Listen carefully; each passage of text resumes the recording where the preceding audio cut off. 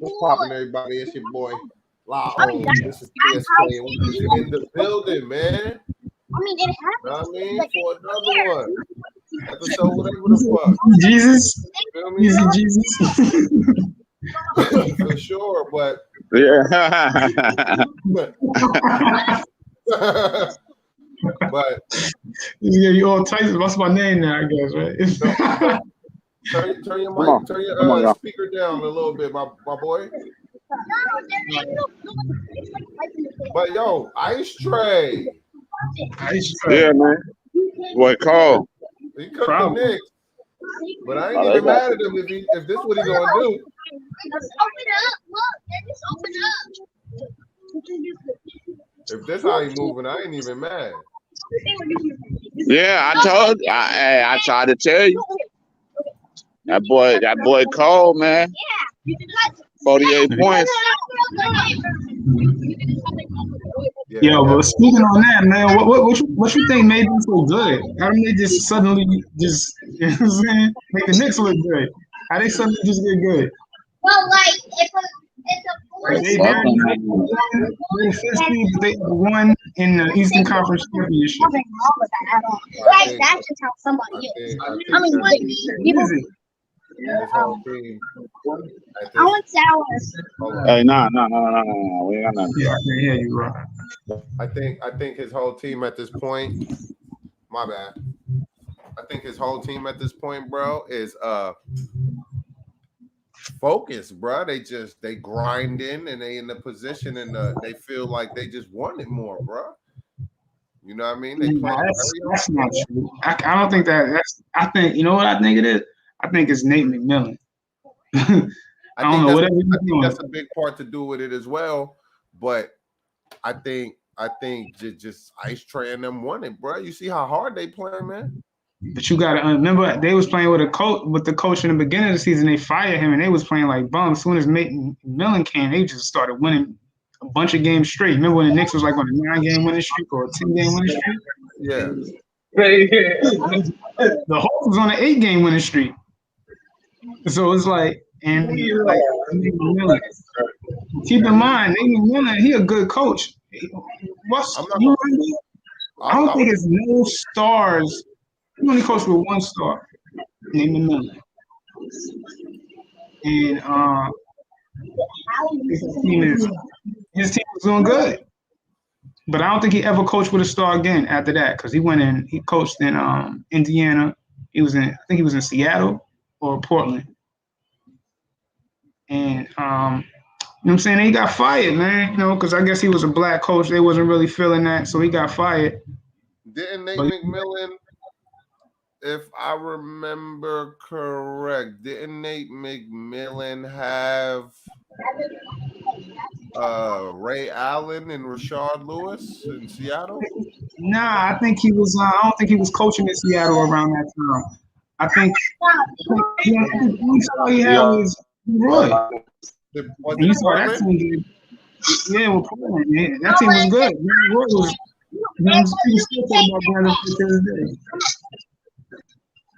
But now he got Trae. We got Trae, and look at his team now. Give him a star, and he just. You said why? Yo, Cali. So what you think about Trae performance tonight? Legendary. Everybody keep telling him, he ain't good enough, or that the Hawks ain't good enough. That's legendary, bro. Let me get the same off. Let me get the Southern Conference and it's legendary, bro. It's legendary. When you keep putting up numbers like he doing, you're going to keep winning how he doing. You know what I'm saying? He's shocking the world. You can't sleep on nobody. Everybody hurt in the Southern Conference. Everybody hurt. Everybody's going through something. But 48 points, bro. I'm impressed. That's true. Great point right there. Would they beat it? Everybody wasn't. I like the underdog role. You know who he remind me of? He remind me of Steph Curry in 2015-16. You know what I'm saying? Or 2014-15, that season when they won the first chip. He remind me of that, man. He playing with some action, bro. his whole game reminded me of Steph. And that's what Come on, Steph y'all. be doing. But now he in a system now. Yeah. They got him like Bogdanovich or whatever his name is. He's the Curry. I mean the Clay. Right. And they got other little pieces all around them. Yeah. John I think Trae Young just need a true Robin. If he can get a true Robin, then he's winning. Trae Young get a true Robin, he's winning. But if he can't, then Trae Young gonna be trying to. If Trae Young can't get a true Robin out there in Atlanta, I think that Trae Young could be. This might be the deepest he go in the playoffs ever.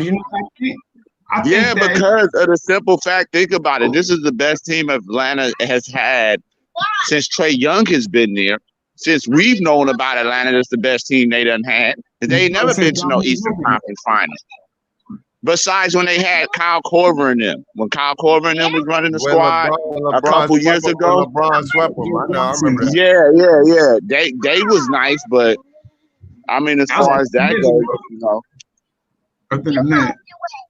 Hell yeah, nigga. That was like 8 years ago. But yeah, like that's the best. You know, these are two of the best teams they've had, and they got swept with the best team they had, which is the team that LeBron swept.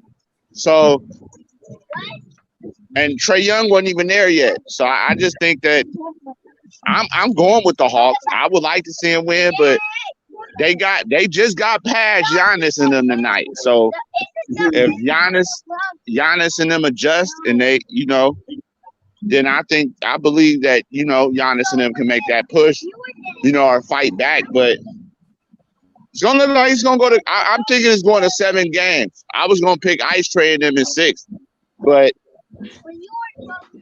I'm gonna give them that 7 because I feel like Giannis and them got that fight. They gonna fight. They gonna get a couple of them games. Like, okay, for sure. Let me see what he think.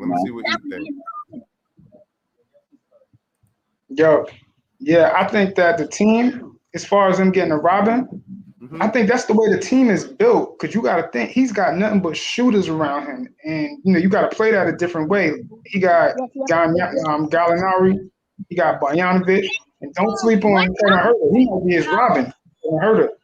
So the way that team is built, they have some, you know, little what do they call them now? Rough Riders or whatever you want to call, like Anthony Masons and Charles Oakley's. They got Capella, they got the young, they got on the hill, they got the other young dudes.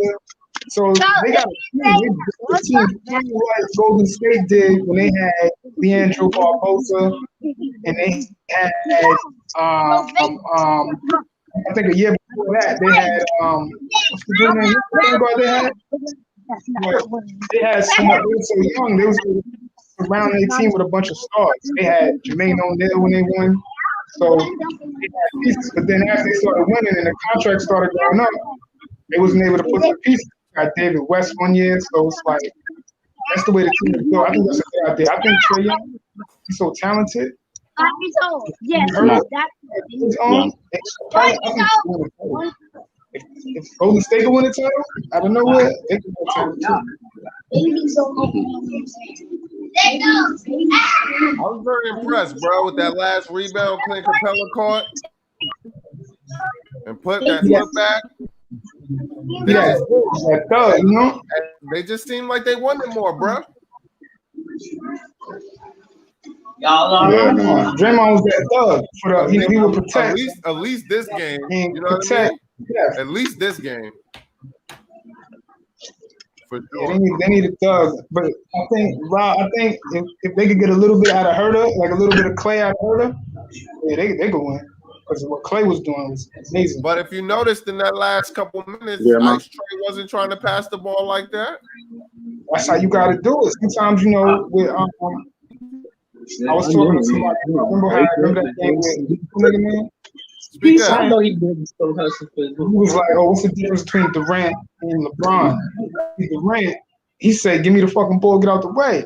On the last shot, LeBron will make the right play. So he got that mentality, that Mamba killer mentality, you know, that killer in him. Word. Clay got, what's the nigga name? Trae got that killer in him.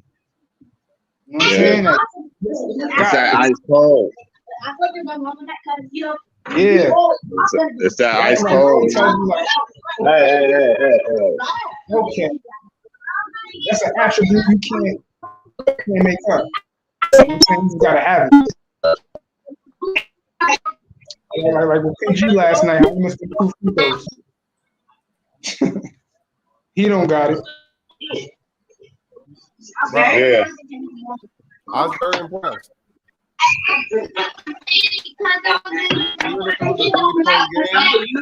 That boy playing out of his mind right now. Right? Yeah, man. Yeah, man. I heard them calling him a superstar. I was like, damn. I must be missing something. 48. Callie said he looked like. Hold on.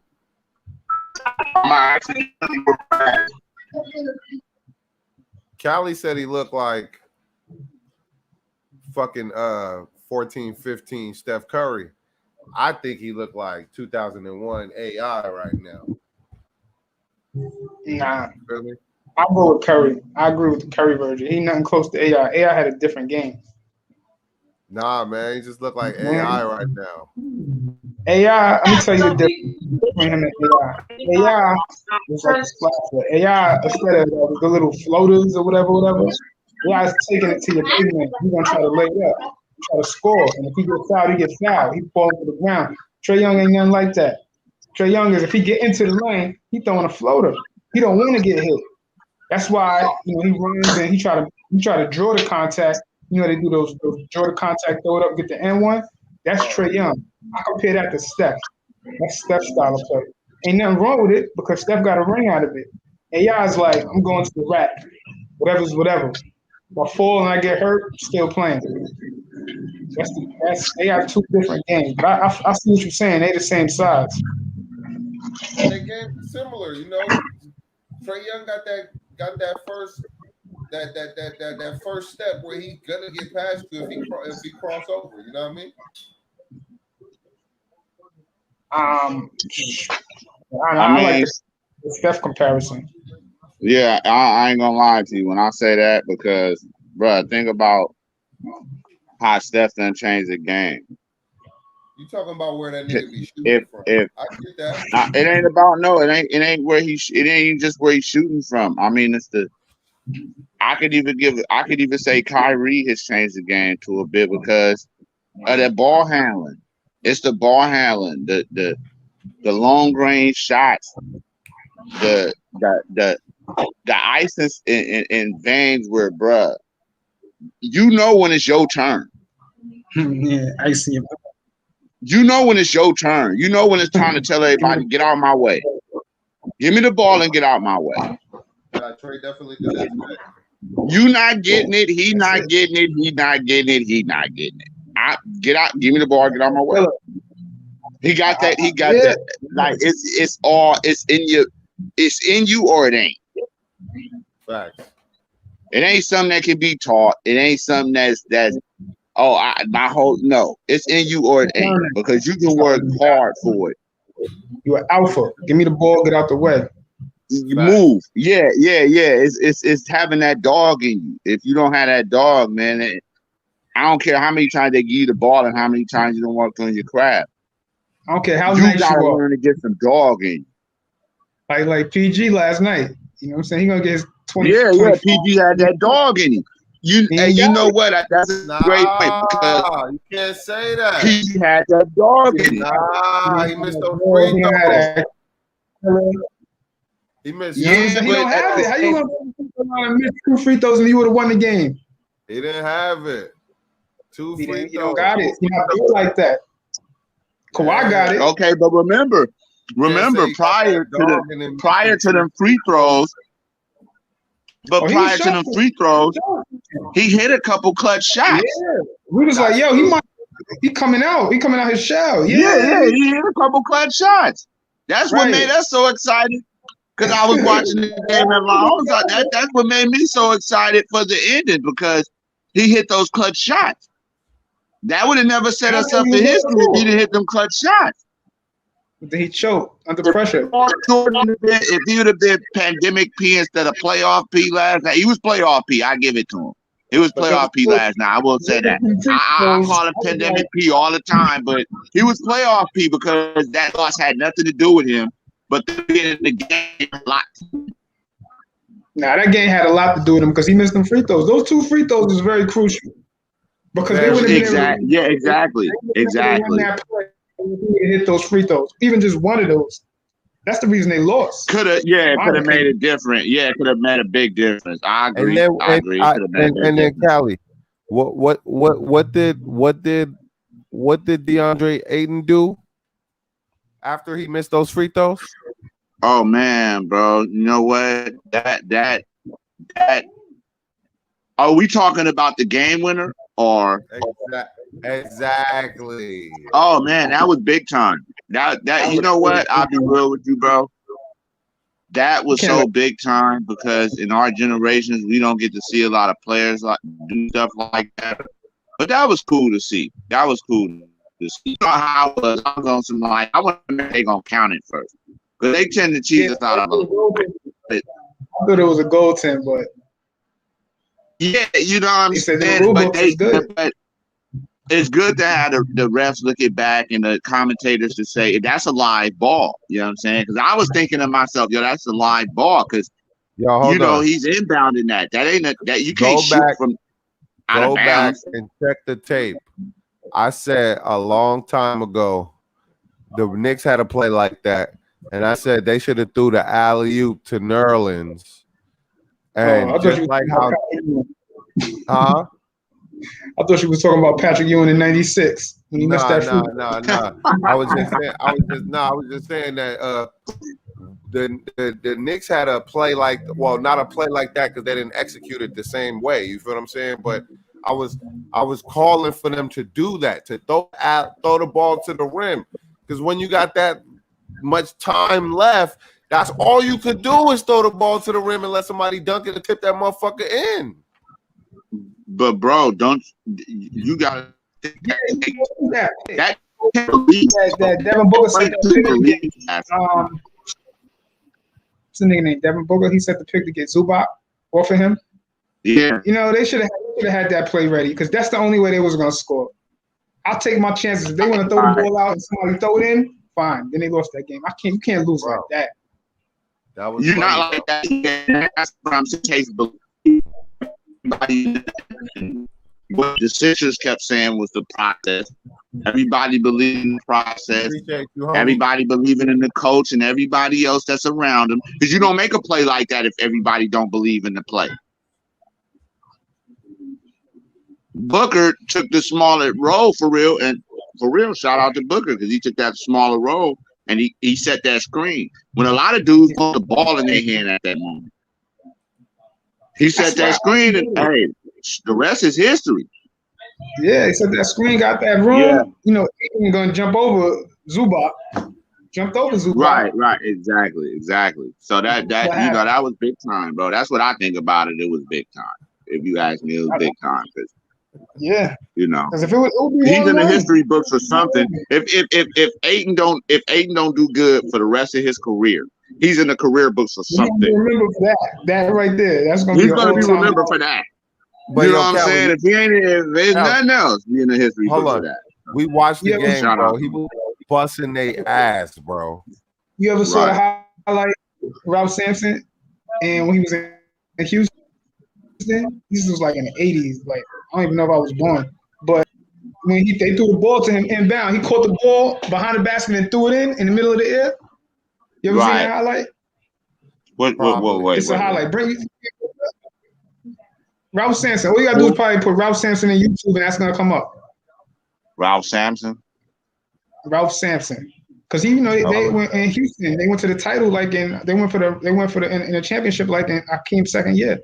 They had a triple twin tower. It was Ralph Sampson and Akeem Olajuwon, and he did that. I think it was a game winner.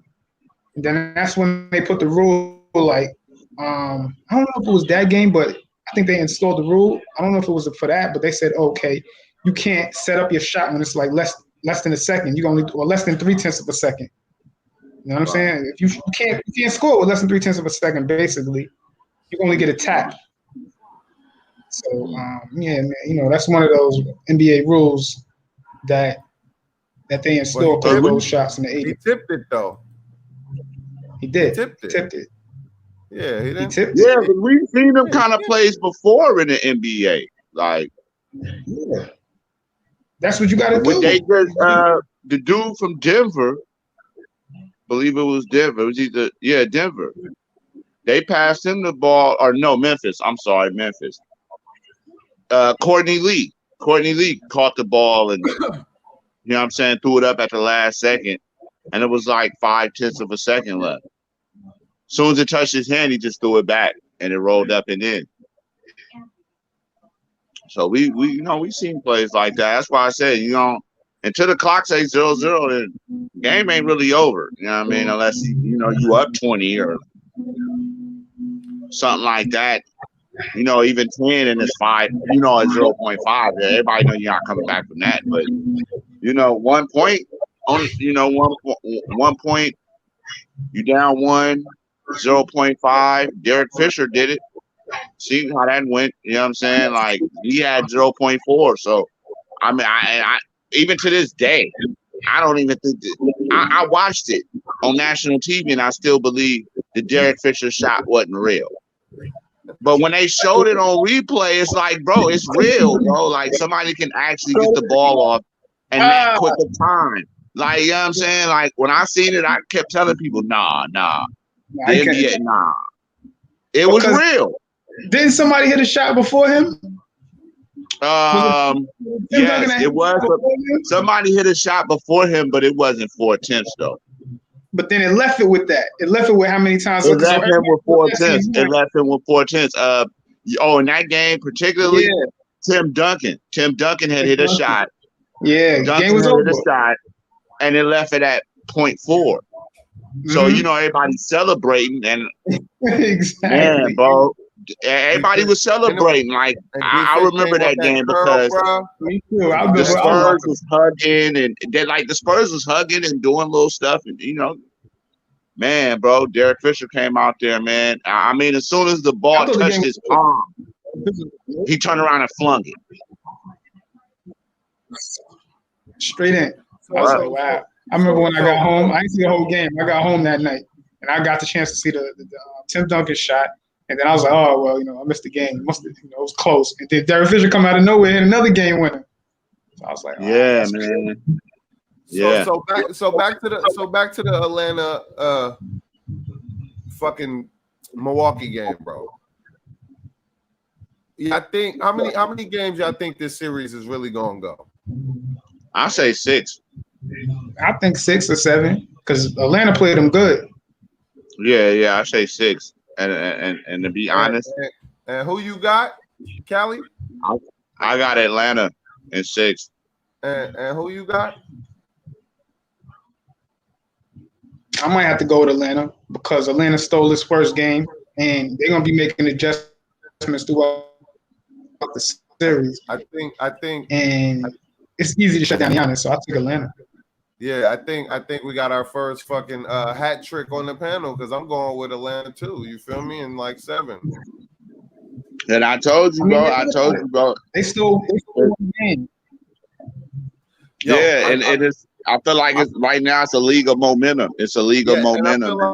I feel like if they was good enough to beat us, I want to see them do a lot. You feel me? That takes some pressure off the Knicks, right? Like they would have won if they didn't run for it. I was like, we didn't lose to no run-of-the-mill team. We lost to a championship team. You feel me? Like, yeah, y'all didn't see the ice cold coming. We got a lot of work to do. We definitely got a lot of work to do. You didn't see that coming. We could have had that boy Mikal Bridges instead of Kevin Knox. I mean, but shit, bro. You know what though? Well, Atlanta been hot all season. They've been hot all season. They've been hot all season. If you think about it, they should have got Michael Porter. Now it was hot. They was hot the second half of the season. Yeah, I don't think they think about Atlanta like that because Atlanta's been out of it for so long. But if Atlanta made it where they made it to, in the time that Atlanta played just as many games as everybody else did. So at the end of the day, we got to tip the hat to Atlanta because Atlanta, bruh. If I were to ask one of y'all, you think Atlanta gonna make it further than the Warriors? Would you have? You would have said no, right? Because they got Curry and they got Trae. You know, sleeper team though. The sleeper teams never wake you up though. You feel me? Like, nah, they got one of them 2K teams that everybody will pick on 2K, but they had a squad. I was waiting for I just think it's I would say it's star way. Like, yeah. I think they getting so much out of her that it takes them to another level. And if Herder don't show up, then the other dude, Bogdan or whatever I don't even know. It's like two of them. And Gallinari, he hitting three here and there, and they got them thugs in the middle. John Collins, don't sleep on John Collins because John Collins, he be getting you like 20 points a game, and you don't even realize it. Yeah, he's nice. So they got a squad, deep roster. Like anybody could start in that rotation. And I don't know. I was thinking yo, the Knicks might want to try to get John Collins. Only thing is, they got so many damn people that are powerful, they can't get him because you always need a hustler, a dude that's gonna hustle and outwork the next guy. You know what I mean? Like I think that's the heart of a team. He could be a heart of a team. John Collins, right. That's the importance. That's the importance in it. Is being the heart of the team. If you ain't got no heart to a certain team, then you know what's really going on, type of thing. You know what I mean? Because you need somebody that's gonna tell you, this is wrong, this is wrong. A, B, and C. You go here, I switch there. You need a vocal leader. Yeah, you need a vocal leader. A vocal leader at this point, I think that what I'm saying is you need a nigga that say, yo, I got this guy. I'm gonna go out the best player. And you need a nigga that's gonna jump in the crowd for a loose ball. That's who I think John Collins is. That heart, that savage, that I wanna win. That hustler, that straight up getting dirty, doing what he gonna get gritty and grimy. He gonna get in there and get dirty. Yeah, exactly. That's what I mean. Draymond style. They need every team. I think when a team. Look at the Bulls back in the day. They had Dennis Rodman. He was the dude ready to guard the best players. He was in the crowd, in the rebounds. You need that. To where if you get suspended, it's no really knock to the team because we still got our offensive weapons. But it goes on the defensive end because you're the defensive man. You know what I'm saying? So Joakim Noah. He was on the Bulls. He was the best player on the Bulls, but he was ready to get anybody face, grab all the rebounds, block the shots, just you know what I'm saying? Do the dirty work. Players like that trying to win. Every team need a player like that, bro. So let's switch over real quick. Like no, we definitely do. We need a couple players like that. But let's just switch over to the Phoenix fucking Clippers game again. And my man been calling Suns in 4. Like yes, sir. Suns in 4. He been calling it like Suns the white boy that beat up that Mexican dude, that said that he get beat up. I always do this. They ain't ruled Kawhi out yet. But if they get Kawhi back, how many times the Clippers been down 0-2 this year? I don't but Kawhi. I think Kawhi. I think I ain't no professional, but I think Kawhi done, bro. I don't think he even messing with it. I ain't even gonna lie to you because Kawhi is smart. Kawhi got this. He know. I ain't gonna mess up one season for the rest of my career. On the line, man. I'm about to get a lot of money. You know what I'm saying? I'm taking the gentleman's sweep though. I'm taking the Suns in 5. In 4, I'll be impressed, but I'm taking the Suns in 5. I think 5. You know what? Let's calm it down for a second. You want to talk about that series? The Clippers didn't get blown out. They never got blown out. Think about last night. They lost on a tip. They almost won both of those games. And yeah, Chris Paul coming back. Chris Paul going to do a lot of good things for the team. But keep in mind, Cameron Payne, his replacement, he had like 29 points or 27 points last night. He was doing Chris Paul. He's a dog. Some. And the Clippers only lost. He's a dog. Yeah. And the Clippers are only losing about 1 point in these games. So you can't just say they're going to sweep them. Right. The Clippers is going home. And they've been down 0-2 before. And Kawhi, if Kawhi come back, 0-2 Kawhi is a thing. You know what I mean? He done that before. He got a nickname. So let's say take Kawhi out of the equation. I think they could win some games, especially at home. They could win these 2 games at home. It's a tie series. And then it's a whole new game now. What you gonna do? You know what I mean? They proved they could win that's true. at home. And they play them close. Even though those games was close, fam, they just don't look like they match up with the Suns that much. Because they're not used to playing with Kawhi. If Kawhi would have played, they'd be up. Come on, we all know that. They only lost by like 1 point each game. Are you saying if they had Kawhi, they would be up right now? Yeah. On Phoenix? I think so. Hell yeah. Without a doubt. I know that because I was analyzing the games while I was watching them. I was like, wow, they need Kawhi. This is the time they need Kawhi, especially in them close games when these dudes is getting off. Who's playing good? Like Donovan, Booker. You saw how Booker was on Sunday. He was doing his thing, 18 points. So they were on his ass to shut that down. You know what I'm saying? So he's the best. He's like the best. He's one of the best offensive player, but he's the best defensive player. And people gotta, you know what I'm saying? They gotta put that in. That's like, that's a problem. He's a problem. And I think they could have won. Them games is 1 point games. They should have won those games going back home. I think the Clippers got. So you saying Kawhi could have been really used on the defensive end? Yeah. As far as those games could have went. That's what it came down to. I agree with that. I agree with that for sure. Like because Patrick Beverly was borderline hacking last night. He damn near broke my man's nose with his forehead.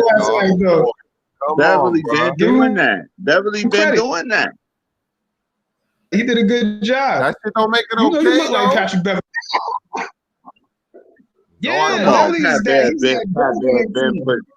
That's the guy that's ready to get him. Pat Beverly can't where it ain't, bro. Nah, he was hacking like Pat Beverly, he's gonna do the dirty work for you. And that's why every winning team needs a player like that. Facts. And this is you know what though? That thug, you know what I mean? Let me say this. Me and you talked about this earlier. This is what I was talking about with you earlier, Lon. Pat Bev is the dude. It's just like we was talking about with the rappers. The rappers all need to get a dirty work man. If I'm the man making all the hits, I need somebody that's gonna take the pills that I'm finna get arrested for. Go handle that, and I'm gonna get you. You know what I'm saying? Because I'm the money maker. I got good lawyers. We're gonna get you out. We're gonna get you right. We got good coaches. We're gonna get you all right. But I need you to take that fall from me, baby. Hey, look, if I'm feeling like I don't want to take a hack because I'm frustrated, I need Pat Bev to do that for me. Pat Bev is in your ear too. He was talking like, yo, you a bitch, nigga. And you read his lips. You know what I'm saying? Same shit he talking about. God damn. These dudes want to snuff him, but they know if they snuff him, they get the technical. Facts. Nah, definitely, man. Like, Pat Bev is that dog. He got that dog. Pat Bev ain't giving up nothing. But if he can help it. All right, it's okay to be a dog. But he almost broke that nigga nose. It's basketball, fam.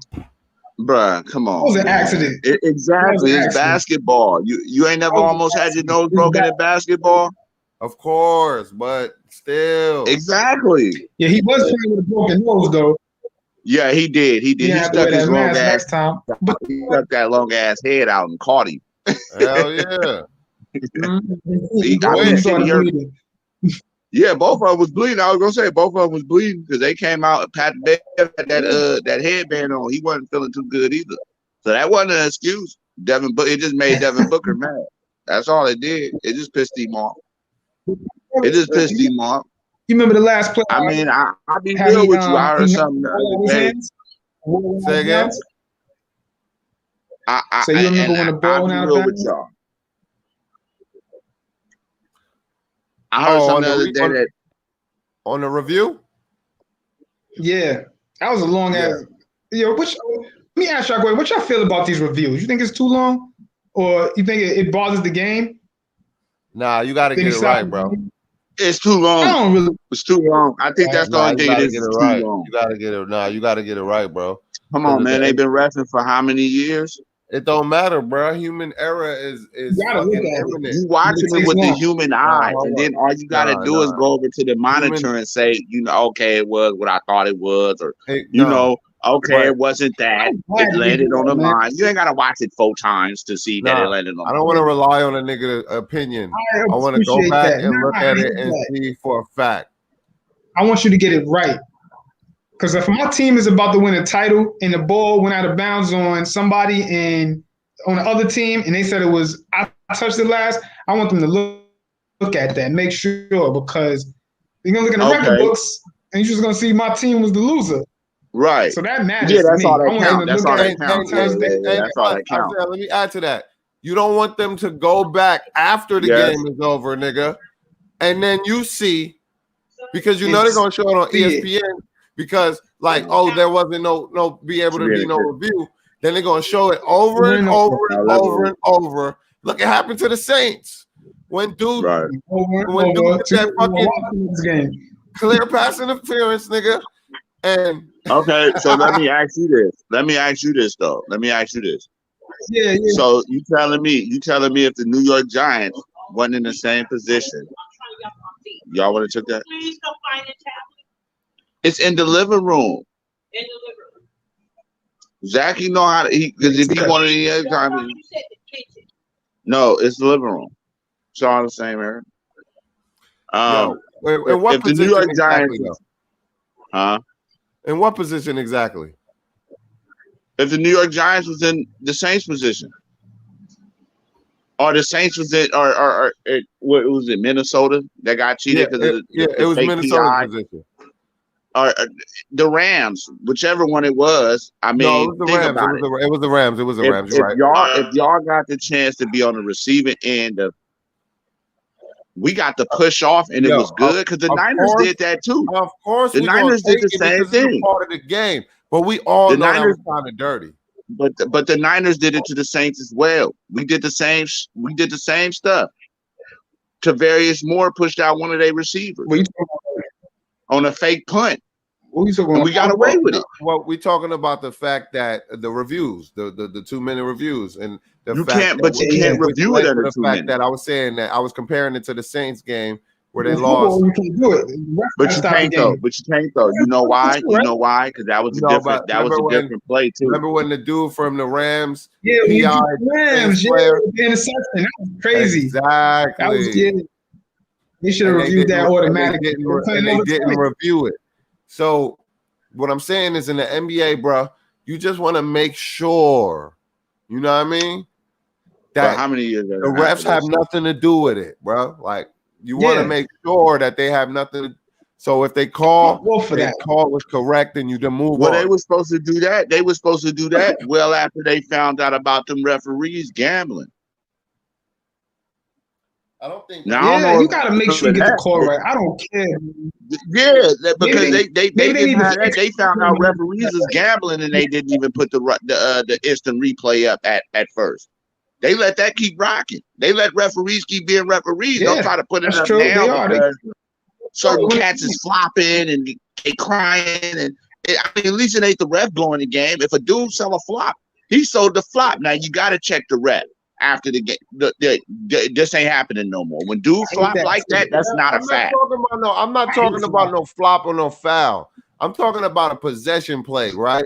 Where we trying to see who it hits, when it went out of bounds, who touched it last. Those are possession plays. A foul is a That's foul, cool. right? No, that's cool too. That's cool foul too. is a That's foul. cool too. But Definitely. we want to make you did. sure that possession is ours, period. And if it's not, then and they said it I was, agree with that. I agree with that. I agree right? with that. Listen, and if it's not ours and they said it was, yeah, I'm gonna be a little disappointed that it's not our ball, but we just sticking to the truth. The truth is we touched it last, so we don't deserve the ball. That's the game. Anybody would agree to that. Some people wouldn't. They'd be mad that they'd be like, "Oh, if your team clearly touched the ball, and it's showing on instant replay, and they reviewing it, you ain't a fan of the game if you mad at that. Like, I mean, you could be disappointed in your team and the people that you're rooting for, but if you're a fan of the game, you got to know, well, that's game right there. We lost. Because I've dealt with that plenty of times. Being a fan of just the game, you like, bro, they lost. What would you have done? Say that again. Yo, did y'all see the game? Y'all both saw the game last night. Y'all both saw the game last night. Yeah. So if you did you see that possession? It was like it was probably like under a minute. Remember when Boga had the ball, he was dribbling, Pat Beverly came, knocked the ball out of his hands? Yeah. So now they said, no, we want to review it. So in any other day, any other quarter, that game would have happened like in the second quarter, they would have just said, oh, he knocked it out of his hand. Booker's ball. But when you look at the review, you can see that he hit the ball, but the last hand was on the ball was Devin Booker's. So they was like, all right, we got to make this call. We got to make it right. Any other time it would be Booker's ball, but actually Booker had his hand on it last. So we got to overturn this and make it the Clippers ball, which they did. I think they called it jump ball at first. I don't remember. But so they had to get the call. I'm glad they looked at that. And I think that matters. Even though over the top of your head, you're gonna play, yo, he knocked it out of bounds. So it's the Suns' ball. No, but it's not knocking it out of bounds. Right. Who touched it last? Because it's a nigga, it's a nigga reflex to try to save it sometimes. Yeah. But his hand I agree with what y'all saying with getting it right, because you always want to get it right. I just think it's certain plays that if it speeds the game up a little bit, if we don't have to review everything on every play, you know what I'm saying? And that's cool. Like, we don't want to have to review everything on every play. But, you know, if it come down to it, it come down to it, you know. The KD play, I think that should have been reviewed if it would have been, you know, if that would have went in. I think that should have been reviewed because his toe was on the line and all that. He made that shot. They did review it. Yeah, that's what I'm saying. That should have been reviewed because you don't want to take somebody out the playoffs due to the fact you just didn't care to review it. And the crowd was right. That's true. Nah, I understand that. You gotta look at stuff like that. Yeah. You're putting somebody out because you know the crowd rocking, the energy good, it's positive. You know, you don't know where one of these refs might be from. You don't know. And what a fan of a team they really are. You know what I'm saying? So so you don't know where they from. Yeah, you know what I mean? Like you really don't know. People don't ask. We watch it on television. Yeah, one of the refs might have been for Brooklyn and said, you know what, bomb. We ain't reviewing it. Like, it's a 3-pointer. Remember when they put the interference call in the NFL? Every time it was a blatant pass interference, they would just say, "Oh, no pass interference." They put the rule in there because of what happened with the Saints and the Rams game. But what was they doing? They was anytime anybody threw the flag at, they was just upholding it. They would just kept the call going, keep the call going. Even though it was a blatant pass interference, they didn't want to do it for this game and then do it for this game. Right. So it's complicated. It's complicated, but in the NBA, I'm with it. You got to review it. I don't care how it is. I don't care if it's take a half an hour for. You got to get it right. 1 minute. Well, that's kind of long. Half an hour for 1 minute. They got to use in 2K. But I okay, if we're gonna review stuff, I think it should come within the time limit. Like, last 2 minutes, before halftime or something. Not the whole damn game though. Like, Yeah, but I would they say does. I would They say the last need to like come up with 4 minutes of a basketball game, not the last 2. on it. the last how long? Don't put no restrictions on it. Or matter of fact, the whole fourth Nah, quarter. 2 is fine with me. Because they're gonna be Okay, I trying can to see the no, you four. can't do that. And sometimes you gotta stop because if they do it the whole you gotta think to yourself, bro. Review it. Yeah, No, that's but true. That's why I said. That's why I said last I 2 would say minutes of the it's at the first half ref's and the last 2 discretion. minutes of the second half. I would Because say it it's keeps at the the game ref's going at a speed. It's at the ref's discretion, bro. It's at the ref's discretion. Maybe the last 3 minutes, 2 minutes of the game. But nah, I think about like 4, bro. You need a good time for these niggas to start checking shit. But you know what? If it's 4 minutes, they're gonna say review it every play. You don't. But that's too much. If it's like at 4 minutes and they say review, you gotta let the game go. 2 minutes, I get that. Not if it's at the ref's discretion, though. You put it in the ref's hands, and then you feel like this is reviewable, then they review it. Right. I mean, I can dig that, but that's what the challenge is for. Yeah. I agree with the challenge. I think they should give one challenge a game. A half. You don't get one challenge a half. You get one challenge a game. Yeah, I think so too. I think that's the best way. Like, I see it like this: you get 2 challenges. If you don't use that challenge in the first half, it's a possibility that you could carry it to the second half. But how should I say it? It's possible you could carry it. If you don't use your one in the first half, then you lose it. So it's like it's so many ways they could go with it. But that 2 minute thing, it comes down to it. I would respect one challenge a half each team. Not one a whole game. But if you don't use it, well, listen. If you don't use the one in the first half, you could carry that one to the first half to the second half. So that'd be 2 in the second half. But you only get one a game, though. People might think about it.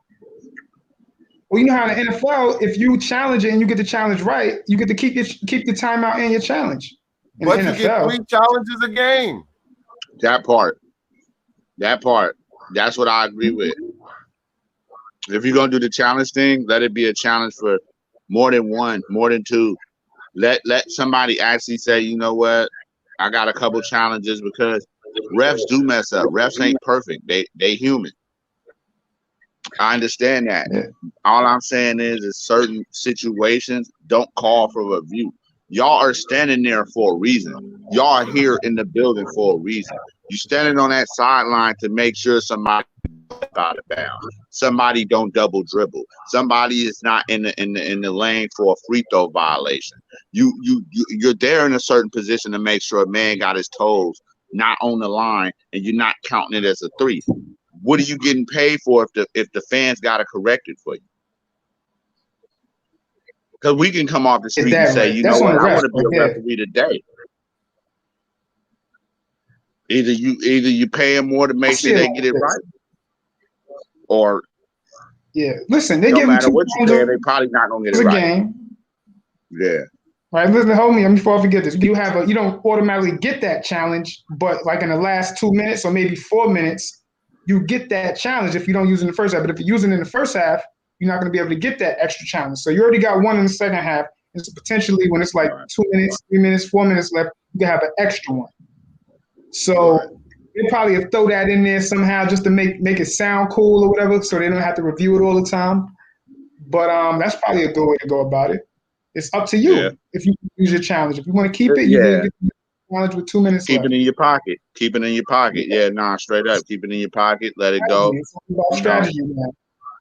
It is. It definitely is, because that's how I've always looked at sports. Like it's about the strategy. I mean, you can have as many challenges and timeouts as you want. When do you learn to use them? When not to use them? When to say, you know what, this is a critical 2 minutes. that play happened, but we're gonna let that play go, and then we're gonna shut them down these next 3, and then we're gonna use our timeouts. You know what I'm saying? I mean, these people, it's crazy because these athletics, man, alone, bro, they get paid so much, but you get these particular situations where people act like they just don't know what to do. You know what I'm saying? I mean, you know, and even with referees, they get paid. You know what I'm saying? And that's my thing. You get paid. We shouldn't need all these instant replays and all that. You get paid for this. This is what you do. So if you're not woke from the night before, that ain't our fault. Get woke and pay attention to me tiptoeing my feet on these sidelines before I go out of bounds. You know what I'm saying? Pay attention to me catching one hand, which is, I mean, you got to practice. This is a long life of practice.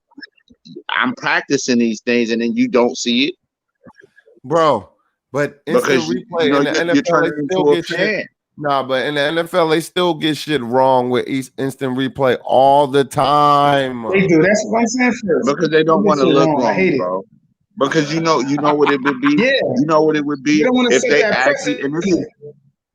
This is real. This is real. You know why? Sometimes when you see these things on instant replay, and you saying to yourself, "Yo, that's overturned," and they keep it. The ruling on the field stands is because they don't want to look bad so much. Yeah. Them replays was put they don't in want to set that position. precedent. Like referees look bad for a long time. They look bad for a long time. Referees will look bad for decades. This stuff is here, so even when we don't. I mean, fans. I mean, shit, they're looking bad now. So some kind of way about the referee. It's on replay. Replay the play and overturn it. It's that simple. If you got replay in position. In the NFL, my nigga, they'll watch the play be opposite and the call right, man. Because they want to go home. It's because they want to go home safely. Ain't nobody about to do that to them over football or basketball. Yeah, that too. But you gotta think. These ain't they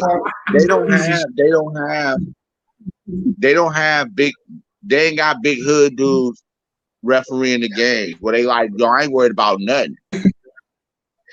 You got these old, fragile, Caucasian men that they want to go home to their wife. They're not trying to be dead over no Cowboys game. They don't want to be dead over no Cowboys game. They just want to go home. They ain't trying to get killed in Philly. They just want to go home, bro. Like they don't want the Giants fans to be like, bro, off with your head tonight. You're not going home because you called the flag. They don't want that. They don't imagine a scared fan at a Raiders game, bro. Come on. They don't want that smoke, bro. They don't want that smoke, bro. They don't want that, bro. That's the last thing they trying to run into is that smoke after a call. They like, bro, the call is the call. We going home, bro. If we was in a third world country, they'd worry about it. They should have. Yeah, because they'd tear the fences off. Like at soccer games, they'd tear the fences off that month. What you say, E? So they ain't got to worry about their life if somebody else make the call somewhere else. Exactly. You know exactly. I was out of bounds. I'm calling a ref. Just pass that message. Yeah. They gotta find a way to do that faster. Yeah. I'm gonna let the booth. Yeah, I'm gonna let the people in New York. I'm gonna let them call that. It's people for that. Like, I'm not calling this call. That's how they gotta do that. You feel me? If they that scared for their life now. When you sign up to be an NFL referee, you know that happens. I would love to be a referee though. You know what I'm saying? I'll call the game right. I don't care. Right. But they don't even the Caucasians anyway. Yeah. When you What's get the odds of that? you get well, I think the refs do the best that they can a lot of the times. Like, they call a lot of ticky-tacky shit sometimes and shit. They do the best they can. You just need some reassurance, and that's replay, bro, ultimately. Right. Yeah, that's all they got. And replay gives us some of the best highlights we get right now, bro. So, you know what I mean? I mean, because you could miss something with the human eye. You can miss a lot of stuff with the human eye. It ain't hard to do, right? and that's why I say it's a good thing that they put replay, but it just every play. Come on, bro. Either somebody need bifocals or I need you know what I'm saying? It just you can't keep sitting up relying on replay to make sure if your season go good or not, because most of these games are going to be stopped due to instant replay. The game won't be delayed. Yeah, they might as well start making football games 3 hours. Bro, instant replay got so bad. Like, challenges. Hold on. Challenges got so bad in fucking football, bro. You would play Madden, call something, and it would clearly be what you think it is, and they still won't overturn it, bro. It's like, yo, what the fuck you even put this shit in the game for? I can't even utilize this shit when I need this shit. Like they mom was made. And you just mocking me, bro. Like, literally, nigga. Some calls, they don't even let you do replay. I'm like, hold up, let me use replay. I can't use it no more. It's like you press replay in the time amount that they gave you. That's mad for you, though. That's real. But I'm a Miami Hurricanes fan. You know, the football Hurricanes. So back like in 2000, probably 2003, 2004, they was the best team in the country, and I just like that team. So I was watching the game. Did you ever hear about the when they was playing against Ohio State? How the Hurricanes won the game a bunch of times, but they kept calling it back. The ref kept throwing flags like it was a pass interference. Ref threw a flag. It was an interception, and he ran it back. Sean Taylor, you know, I heard of Sean Taylor. He intercepted the ball. Ran it all the way back to the. Rest in peace. He ran it all the way back to the. He made an interception, took it back. They called the flag, brought it back, gave Ohio State the ball. So it was a lot of calls. It was going back, and there was another play. It was in the end zone, and he had nothing to do. He just was running. He just threw the ball up, like he just lobbed it up in the air. So then it was a jump ball. They went for the ball. Nobody could catch it. They threw another flag, said pass interference. Now, at this point, the team thought they won. Confetti coming all the way down in the sky and shit. They like, oh, we won the championship. They brought them back, come back on the field, pass interference. You know what I'm saying? And then that right there, that was when they play because they was like, wow, it's even like the and I want to be specific on the play that really kind of started. I mean, it's like the Calvin Johnson rule. Yeah, man. You know, it came down. He had both hands on the ball. Then he sat the ball on the ground, though. You feel me? And they called it an incomplete pass. Come on, bro. Come on, bro. It's Megatron. You know damn well he set that ball down by himself. He snatched that. Like, it wasn't dude didn't have nothing to do with him putting the ball on the ground. Yeah, he called it. It's like you had to hold the ball for a couple millimeters of a second. Like, yeah. Come on, bro. They don't want see that. Yeah, you know they don't want certain teams doing certain things that they feel like it's going to it's going to be detrimental to the league. There's playing against the Packers, and then he caught that pass, and he went like this, pushed the ball out, and they said it was an incompletion. Yep, and that's what started it, though. And it's crazy because that's what really started it. But then when it happened to Calvin Johnson, it became the Calvin Johnson rule. Because Calvin Johnson didn't even get touched. He just set the ball on the ground and got up. Dez Bryant actually got the ball. And that's why they did the Dez thing. You know, both hands, feet on the ground. Was it a catch or wasn't it a catch? Yeah. It was a catch. Those were catches. I was rooting against the Cowboys. That was a catch. Yeah, the Dez Bryant thing was a catch. The Calvin Johnson was a catch. Those were catches. That's a catch. All of that. Like I couldn't get that hate. But the rest said no. I'm a Niner fan. I could never hate. But this is what I'm talking about, right? This is my whole point from the beginning of what I was saying when you brought up the point, Easy. Like, this is why we need replay, because these refs forgot what a catch was for almost a year in football, my nigga. We watched it. They almost forgot what a catch was in the NFL. Mm-hmm. Yeah.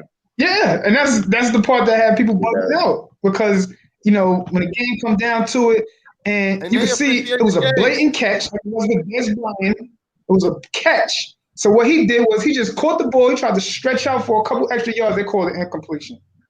Like, wow, that's yeah. I was gonna say I don't even think they forgot. I just think they tried to put their own name on it, what a catch was, because a catch was a catch back in when we was growing up. A catch is a catch. 2 feet in, you caught the ball. Yeah. Whatever the hell happens after that, I don't give a damn. Whether you fall and the ball actually pops out, but you caught it though. To make, I gotta get 2 feet in, grip the ball, and then when I grip the ball and got 2 feet in, I gotta make sure I come up off the ground with the ball. I might be making a difficult catch to where I hit the ground, and the only way I can hit the ground is on my back. Just to catch a ball, yeah, it just don't make no sense to me, man. That's why I can never be a rule to that. A fan to that rule. D, check this out. You love the Giants, so this is perfect for you. Remember when the Giants with David Tyree? Was it David Tyree when he caught the ball on his helmet?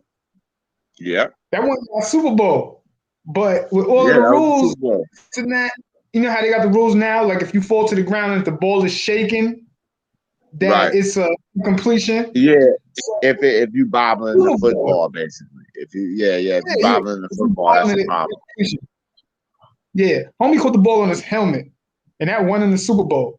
So it's like, what's the question? Like, one year is this way, the next year is this way. What's the qualification for a catch? What's the qualification for a catch now? Because anything can be a non-catch, a catch, and then that's what I don't like about football. Like, you got to actually watch a dude catch the ball, make a football play, tuck the ball, hit the ground without the ball moving, and come on, man, that's way too much.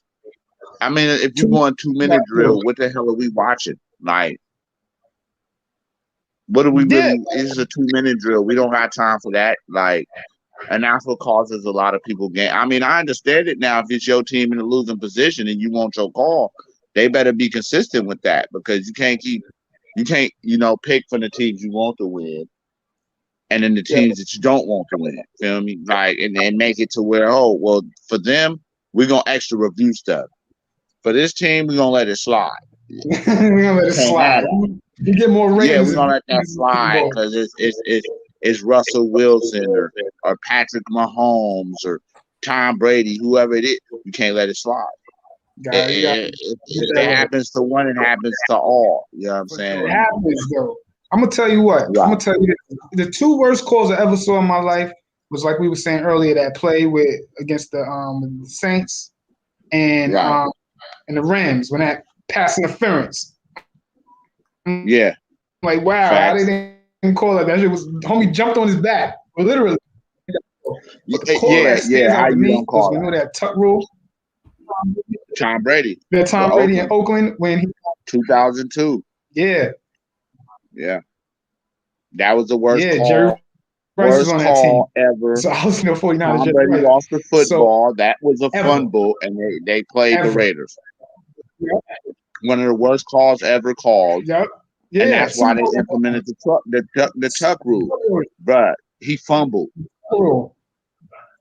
He fumbled the ball. I was like, wow, the game was over. I remember I was watching the game in my father's house. Created rules to protect Tom Brady, bruh. Mm-hmm. He was a golden child. You can no longer dive at a quarterback's knees and legs or wrap them up. It's like what is the defense supposed to do? You got like a little tag him. Look, if you can't stop him, you can't stop him. But one thing you don't do is dive at people's legs. The next thing you don't do is cheat somebody out of a tuck rule. You don't play football. Bruh. It's a lot. You don't record plays. You can't even fall on the quarterback like you used to. It's just like the NBA. You can, if somebody shoot a 3, you cannot. You can't end up under their legs. Even if you don't touch them, you got to let them land. You got to give them enough space to land. You can't go for a real block then. That's hard. That exactly. It's homie on the why do you think, homie bro? on Why you think everybody's scoring 30? Why you think everybody's scoring 30? Because you can't touch him. You know what I'm saying? And they just saying, you know what, we got all this space, we gonna shoot. And they getting them 4-point plays. So it's no more hand checking. You can't hand check a dude. You can't even. How we play in the park right now, me and how we play right now, you can barely stick a forearm in a dude back. You could barely get away with that. James Harden is so hard. We found out in the first quarter the way we play. Exactly. That's why James Harden is so hard to guard. That's exactly why, because you can't. So hard to guard. You can't guard him. Can't touch him. And he's gonna touch you though. You know what I'm saying? He got a jump shot. He's gonna be like this. Foul. Yeah, to be honest, the thing is, a lot of these guards is like that. Steph Curry included. You can't touch them. So a lot of the stuff they do is you touch them once and it's a foul. I would give Klay Thompson the toughness over all these guards right now. Him and Dame Dollar. I give him and Dame Dollar the toughness factor over all of them. Because I think they can go with the best of them and be tough. And other cats, but man, gonna be in the air. He's gonna But see, remember how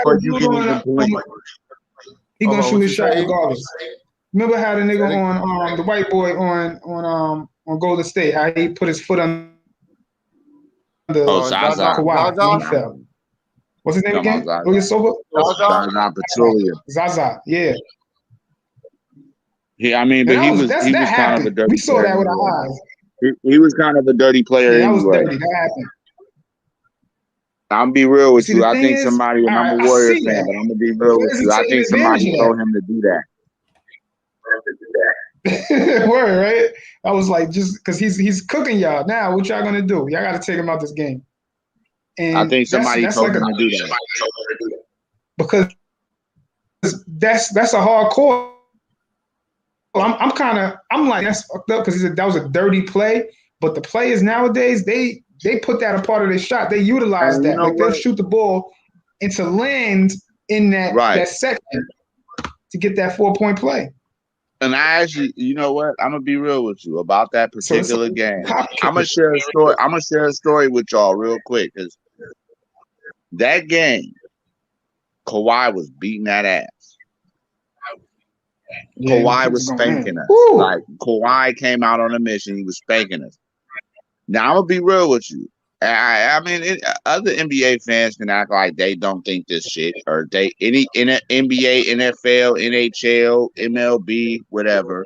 They can say they don't.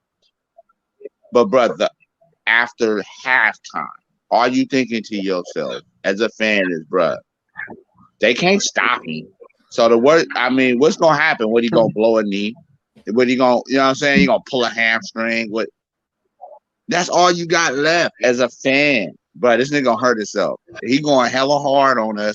He making everything. Something gonna fall. So when he fell on Zaza's ankle, I was like, damn, I don't want to promote it, but it wasn't like I wasn't thinking it. Like, bro, somebody needs to get in his ass. Knock him on the floor. Do something. Like, do something. That was a dirty.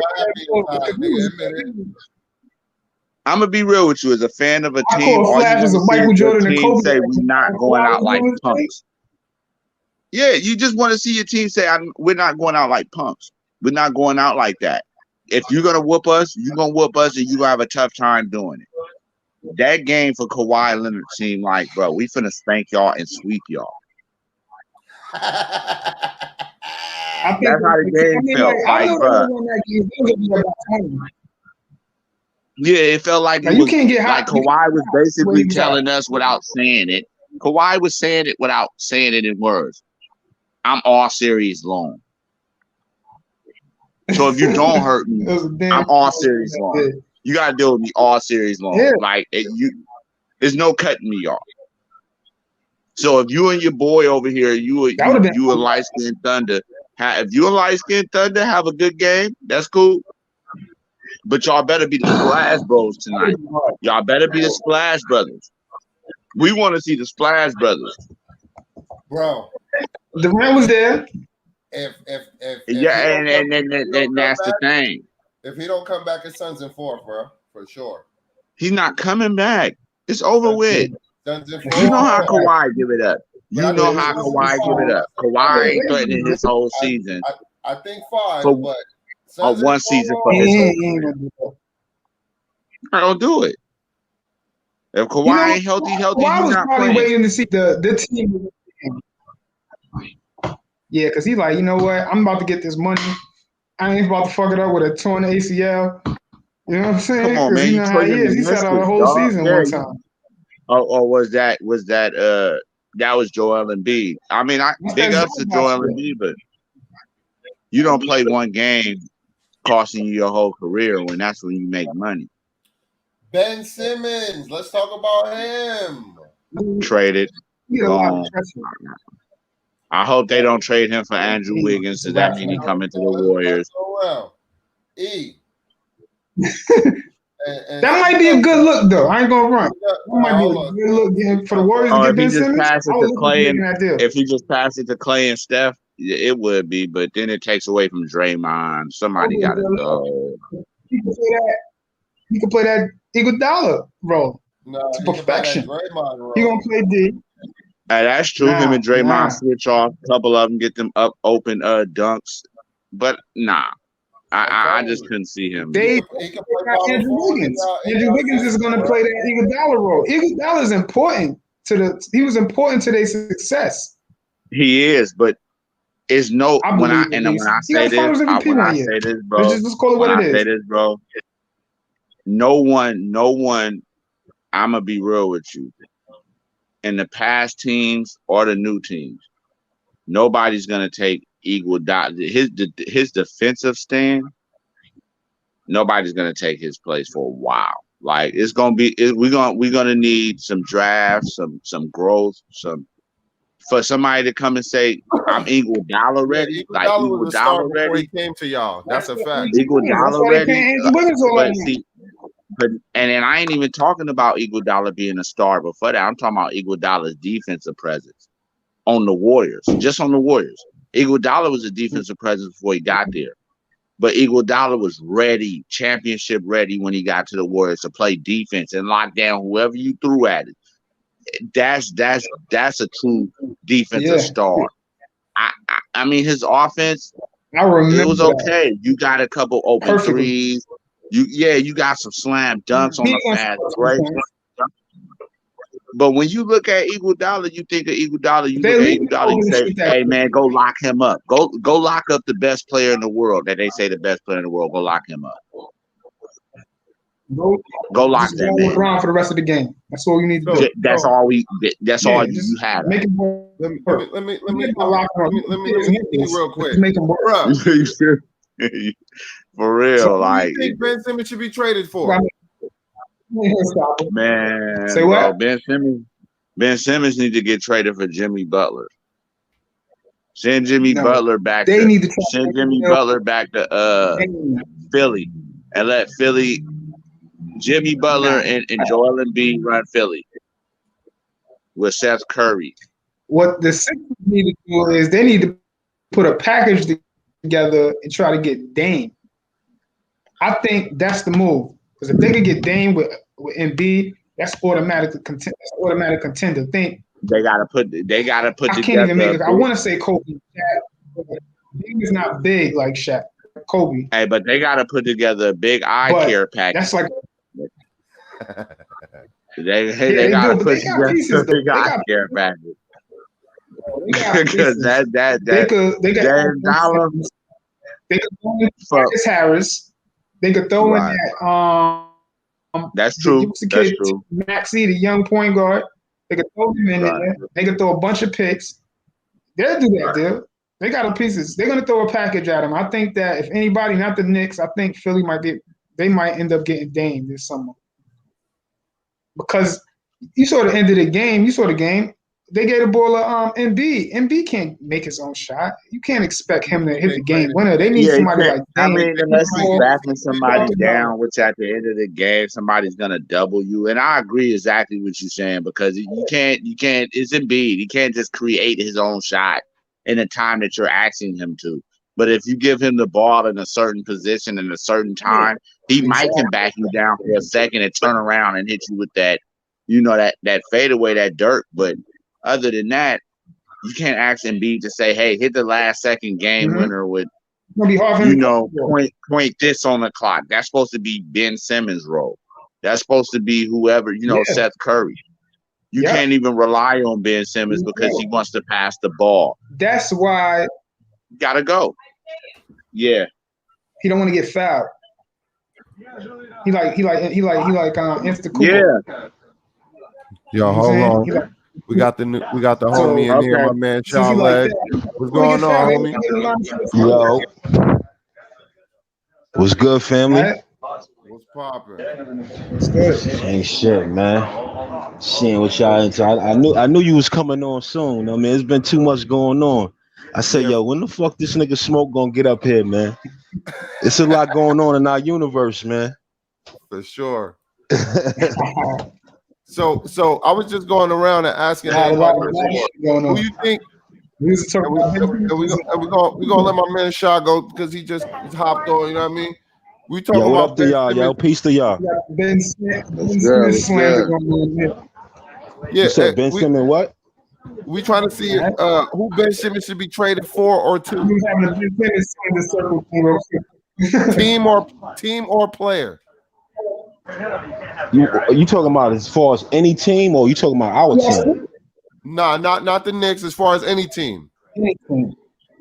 So far, I've been hearing the Portland takes. I've been hearing the Portland and the Golden State. That sound kind of good. You know what I mean? Because in Golden State, like I think who said that? Jay Boogie. He said that he'd be surrounded by them shooters. You know what I mean? Because Clay will be back. Steph is already Steph. He won't be required to do what Philly need him to do, and what a lot of other teams is going to need him to do. You know what I'm saying? It's only certain places you can put certain people. Yeah. Who they trade?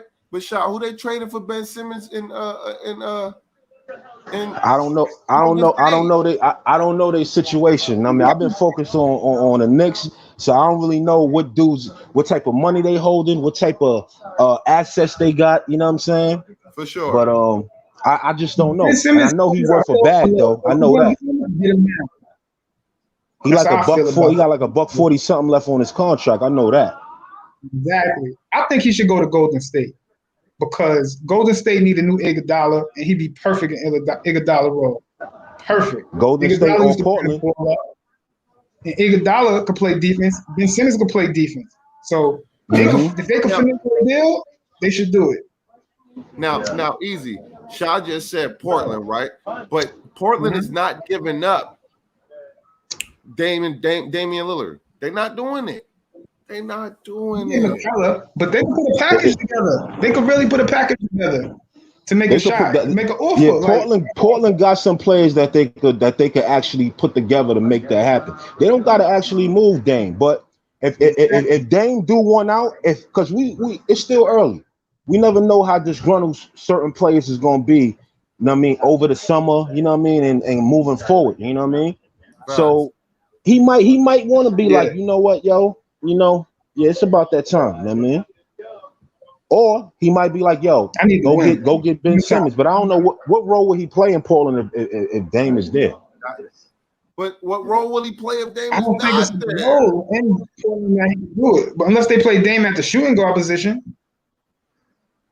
Because somebody got to do that. It's been proven this year. Ben Simmons is a power forward, bro. Yeah.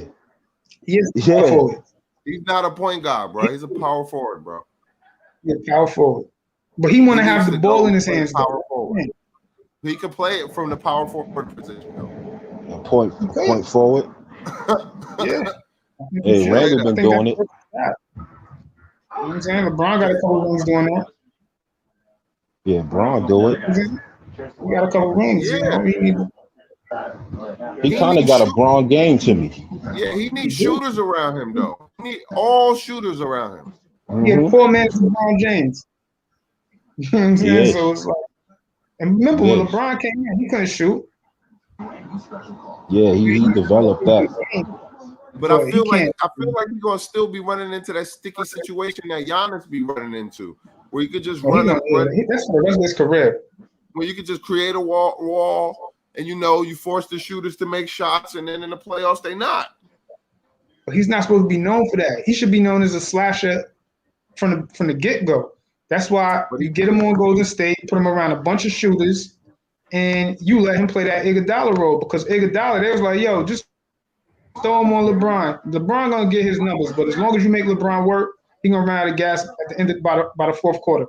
But that's the game plan. See, the thing you forgetting about Iguodala, right, is Iguodala always had an explosive dunk to excite the crowd, right?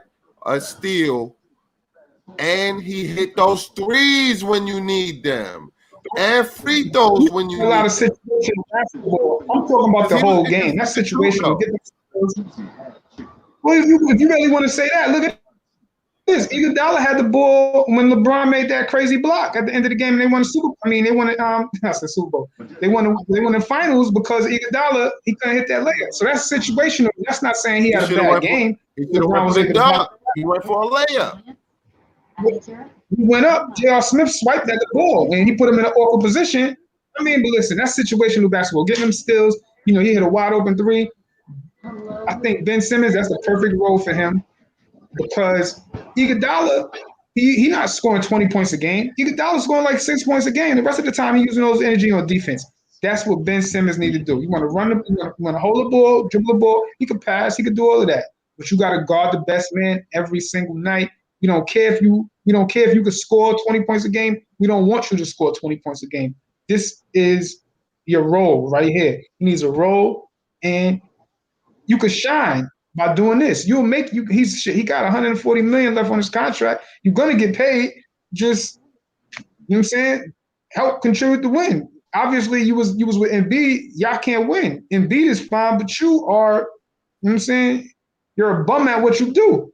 I mean, now that's what people gonna say. He's pretty good, but he can't. Come on, you can't count on him in the fourth quarter. He the East Coast Kyle Kuzma, man. Think about that for a second. These dudes don't take their craft that serious, yo, as much as you think they do. You know what I'm saying? They into the flash, they into the money. They want to date the hottest chicks, you know what I mean? The well-known, the chicks with the name and the rep. That's what they into, you know what I mean? And he put himself in that bag. Yeah. You know what I mean? So I don't even feel sorry for dudes like that, because the NBA, coming from where we come from, it means something to get out, you know what I'm saying, your circumstances that you was in, you know what I mean? You don't play around when you get in the league. They only picking like 450 people. Dog, the whole world want to play in the NBA. Getting all that money, he said he got 140 something left on his contract. So he's like, yo, I'm set for life. Fuck this basketball shit. They can't release me. They're gonna have to pay me regardless. Word. And that's his mentality. He don't want to win. Put him in a smaller role. I got the ultimate respect for, like, just seeing that's what I'm loving though, because watching the way the playoffs is turning out, it took away my pain from my squad getting bumped out in 5. You know what I mean? It eased the pain, because I'm starting to watch a lot of teams is gonna crumble. There's gonna be a lot of changes. They gonna have to. A lot of teams gonna shake things up in the summertime. You know what I'm saying? So I don't really have that worry that I had. You know what I'm saying, when we went down. You know what I mean? Now I'm looking at it like, yo, Philly a part of it now. You know what I'm saying? Everybody that lose, Philly is not supposed to lose to Atlanta, yo. Not at all. They not supposed to lose to Atlanta. So what happened to Tobias Harris, though? Out of here. Tobias, he gone. He gone too. He been evading blame, but he gone too. He gotta go. He's gonna be a second option. He more like a third option, in my opinion. But yo, Shaw, I agree with you with that. They could get a star back. They could get Dame back. Package them. A bunch of draft picks.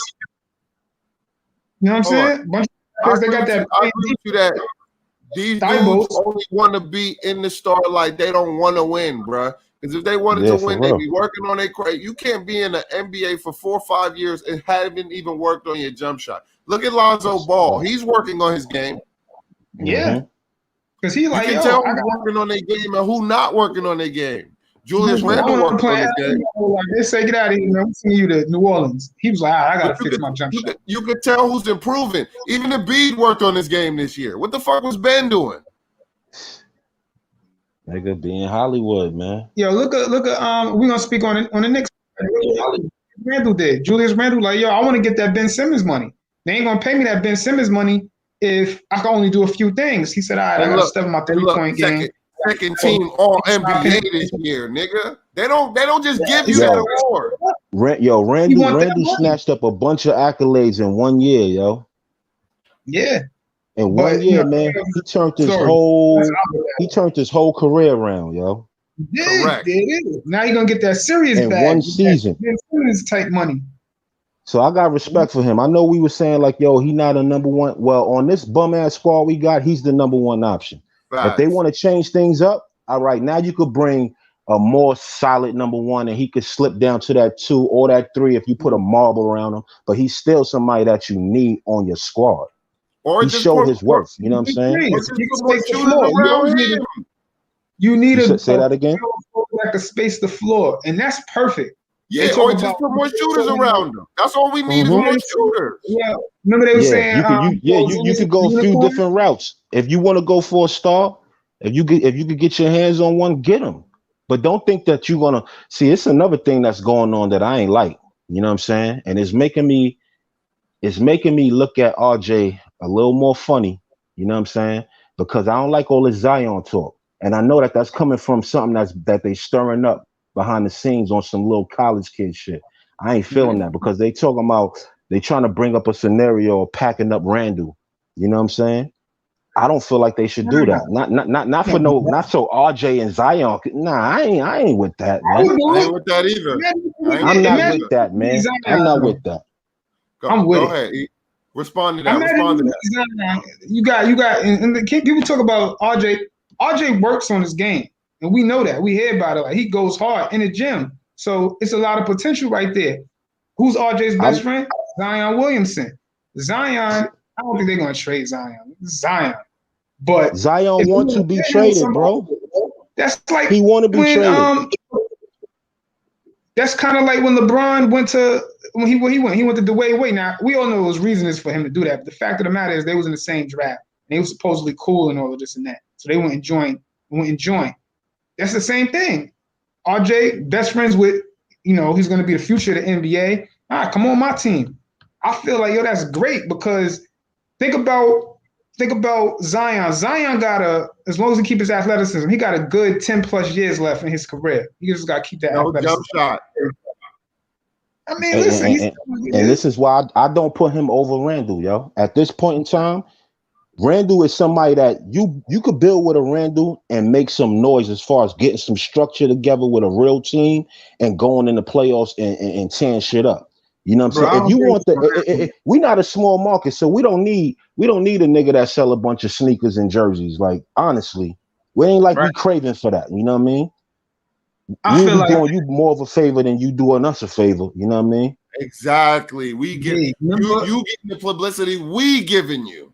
Yeah, I told you a couple months ago. You was like, "Yeah, what the Knicks get?" I said, "You know what the Knicks need, and they can win a title." Or honestly, if they could get Steph Curry, I think they could win a title with Julius Randle because that'll give him like the ultimate mismatch. Julius Randle needs a shooter. Now Steph Curry's like in his 30s though, so I'm saying that's gonna be hard to get. Dame Lillard, that's possible too, but Julius Randle, he's an option, but I don't think he's quite a first option because after the way he performed in the playoffs, he needs to be. But you know what? I want to say something to that too, because because RJ be getting off the hook with that too. Now, we already know that ain't nobody on this team better than Randle. For the whole year, he showed that he's the first option. He held it down every game. Right. Now, we appointing, and this is what the fans is doing. We appointing RJ we appointing him as the second option. Yeah, for sure. He's supposed to be. He never sealed the deal with that. This is why you always saw D Rose coming off the bench and taking over. This is why you see Burks coming off the bench and taking over. You know what I'm saying? Sometimes Bullock too, because that second option was always available to whoever could fill those shoes. Nobody was filling the shoes of the first option but Randall. Easy. I'm not going to let you get away with that. Now y'all go back to the age. He's 20. He's 20. Trae, I don't want to hear he's 20 because I mean he's Trae Young age, man. No, I don't want to hear he's 20 because he asked for the pressure, bro. He asked for the pressure. Trae a little bit older than that. But that's you got to respond to the pressure if you ask for it, though. He wasn't wilding RJ nobody. 21 and Trae is 22. Luka is 22. You know when you got one. You know when you got one on your squad, and you know when you just gotta do more and build more around because you really ain't got that type of player like that. So you gotta fill in a lot of blanks. Those dudes are the ones. You know what I'm saying? Yeah, RJ got a little more to do. He got a lot more. He got a lot longer. You know what I'm saying? A lot more to accomplish. You know what I mean? Before he could be one of them dudes. You know what I mean? For sure. Yeah, I agree with that. He does. I want him to show me something. I'm just not giving up on him because the Knicks finally got a high draft pick that could possibly pan out. Now, if they would have had a chance to get John Morant got drafted before, one spot ahead of him, and that was the Zion draft. So they got a high pick. Only thing we could do is just hope that he actually lives up to what a lot of people are saying. Like, oh, he's 20 years old. What he gonna do? And he's showing some potential compared to last season. They put him out there. They threw him out there last season, and he wasn't ready. He wasn't ready for the spotlight. He seemed like he's showing potential, but he got to finish his breakfast first, though. If you cooking something up to 86, this nigga Randall, so your man could come over here because y'all want to be, you know, I mean, college little whatever y'all. You out of pocket because first of all, your game ain't even like that to be even trying to stir nothing up like that. You know what I'm saying? Let's be real about this. You know what I mean? You not that dude.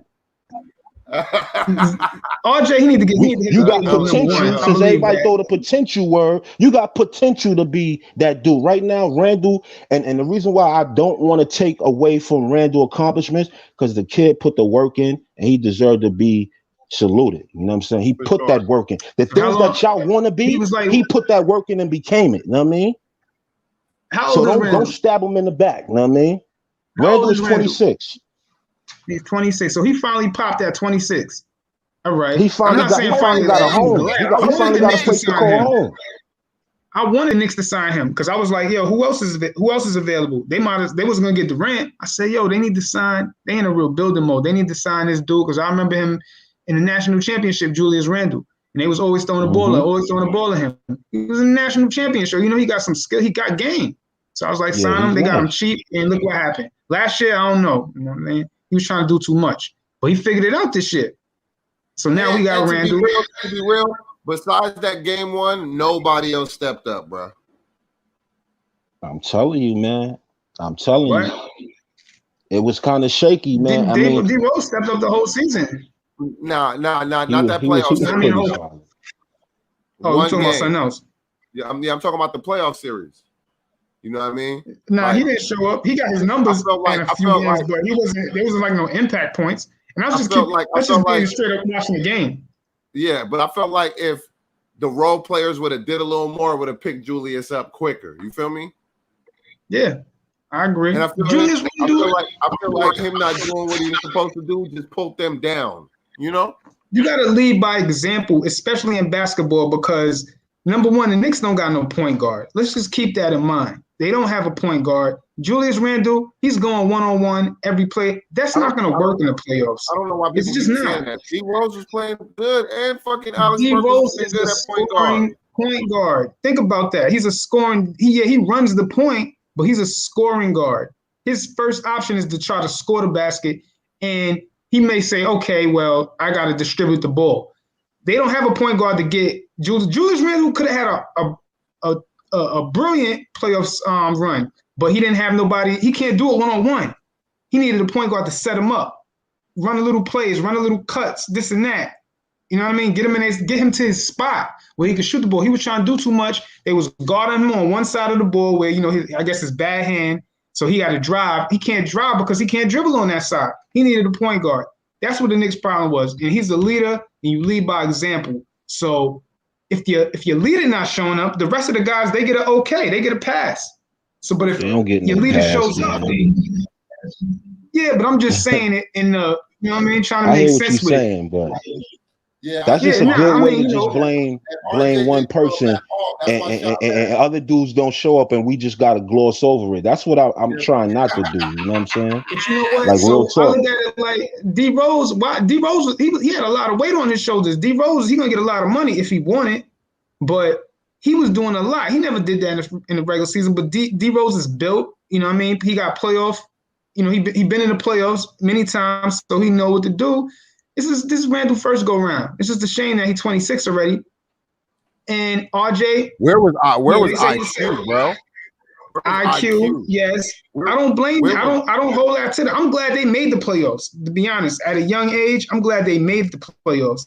That gives them experience. That's more experience than a lot of guys have. Like Bradley Bill, he getting his numbers. Russell Westbrook, he getting his numbers. These dudes can't make the playoffs no more. Obi, what you think about? some What you flashes. think about? Hold on. What you think about how Obi played in the playoffs? He showed some flashes, and that's good. It's just my opinion. You know, he showed some flashes. I mean, I don't have a problem with Obi. You know what I'm saying? I don't have a problem with him, but I've been noticing, like, since this Zion thing came up, I watch a lot of people, and I know why people make excuses why we shouldn't get better, why we shouldn't go and make no trades. They so focused on the young person on this team that they a fanboy of, that they willing to sabotage the growth, because I don't want to see him get traded. I don't want. This is how a lot of people be thinking, yo. They don't be keeping it a buck. But as soon as that Randall thing came up, yo, I watch some of these people that say, oh, they better not trade Obi. Yo, Obi is my guy. Oh, RJ is my. I watch them say, yeah, I'm with a Randall trade. Yeah, we could trade him for. I'm like, oh, what happened to the youth? What happened to the core? What happened to all these things that y'all scream about? You know what I mean? Why we shouldn't get better. Yo, Shaw, the one person I would do that for, bro, was Damian Lillard, bro. I was on here screaming that shit, son. Right, but see, my thing with it is not for Zion, not for Zion though. No, not for Zion. But my thing is, I don't want to see Dame. I don't want to see a team with Dame and RJ with no Randall. No. I mean Dame and Randall. No, you gotta get no RJ. Nah, RJ is not. He's still got a couple years. RJ. I'm just saying, if you're gonna rebuild, you want to give a slow bargaining chip. Way you keep a young piece on your team, and and it would be great because they got picks this year and they got IQ, so they're gonna have a young team. Let's just call it the way it is. They're not gonna be ready to win unless they get a legit star like a Kawhi. So if Kawhi come there, then you gotta say, all right, we need to try our best to bring in Dame. We can put every little chip we got, get Dame, and I'm with that because now you got to win now team. But if you don't got to win now team, why are you trying so hard, putting hard these big ass contracts on the team? Hold on. Let me ask you another question. You don't think we could win with Dame and Julius? Yeah. Anything is possible. But this is what I'm saying. They just can't do it by themselves. That's what I thought the same thing. I didn't think if we could keep RJ, that should be nice. But bro, somebody got to go. A lot of these cats be on some. They've been spitting on the whole Dame trade since Portland lost, and Dame put up all that little stuff on Twitter. He was stressed out about how he exited. You know what I'm saying?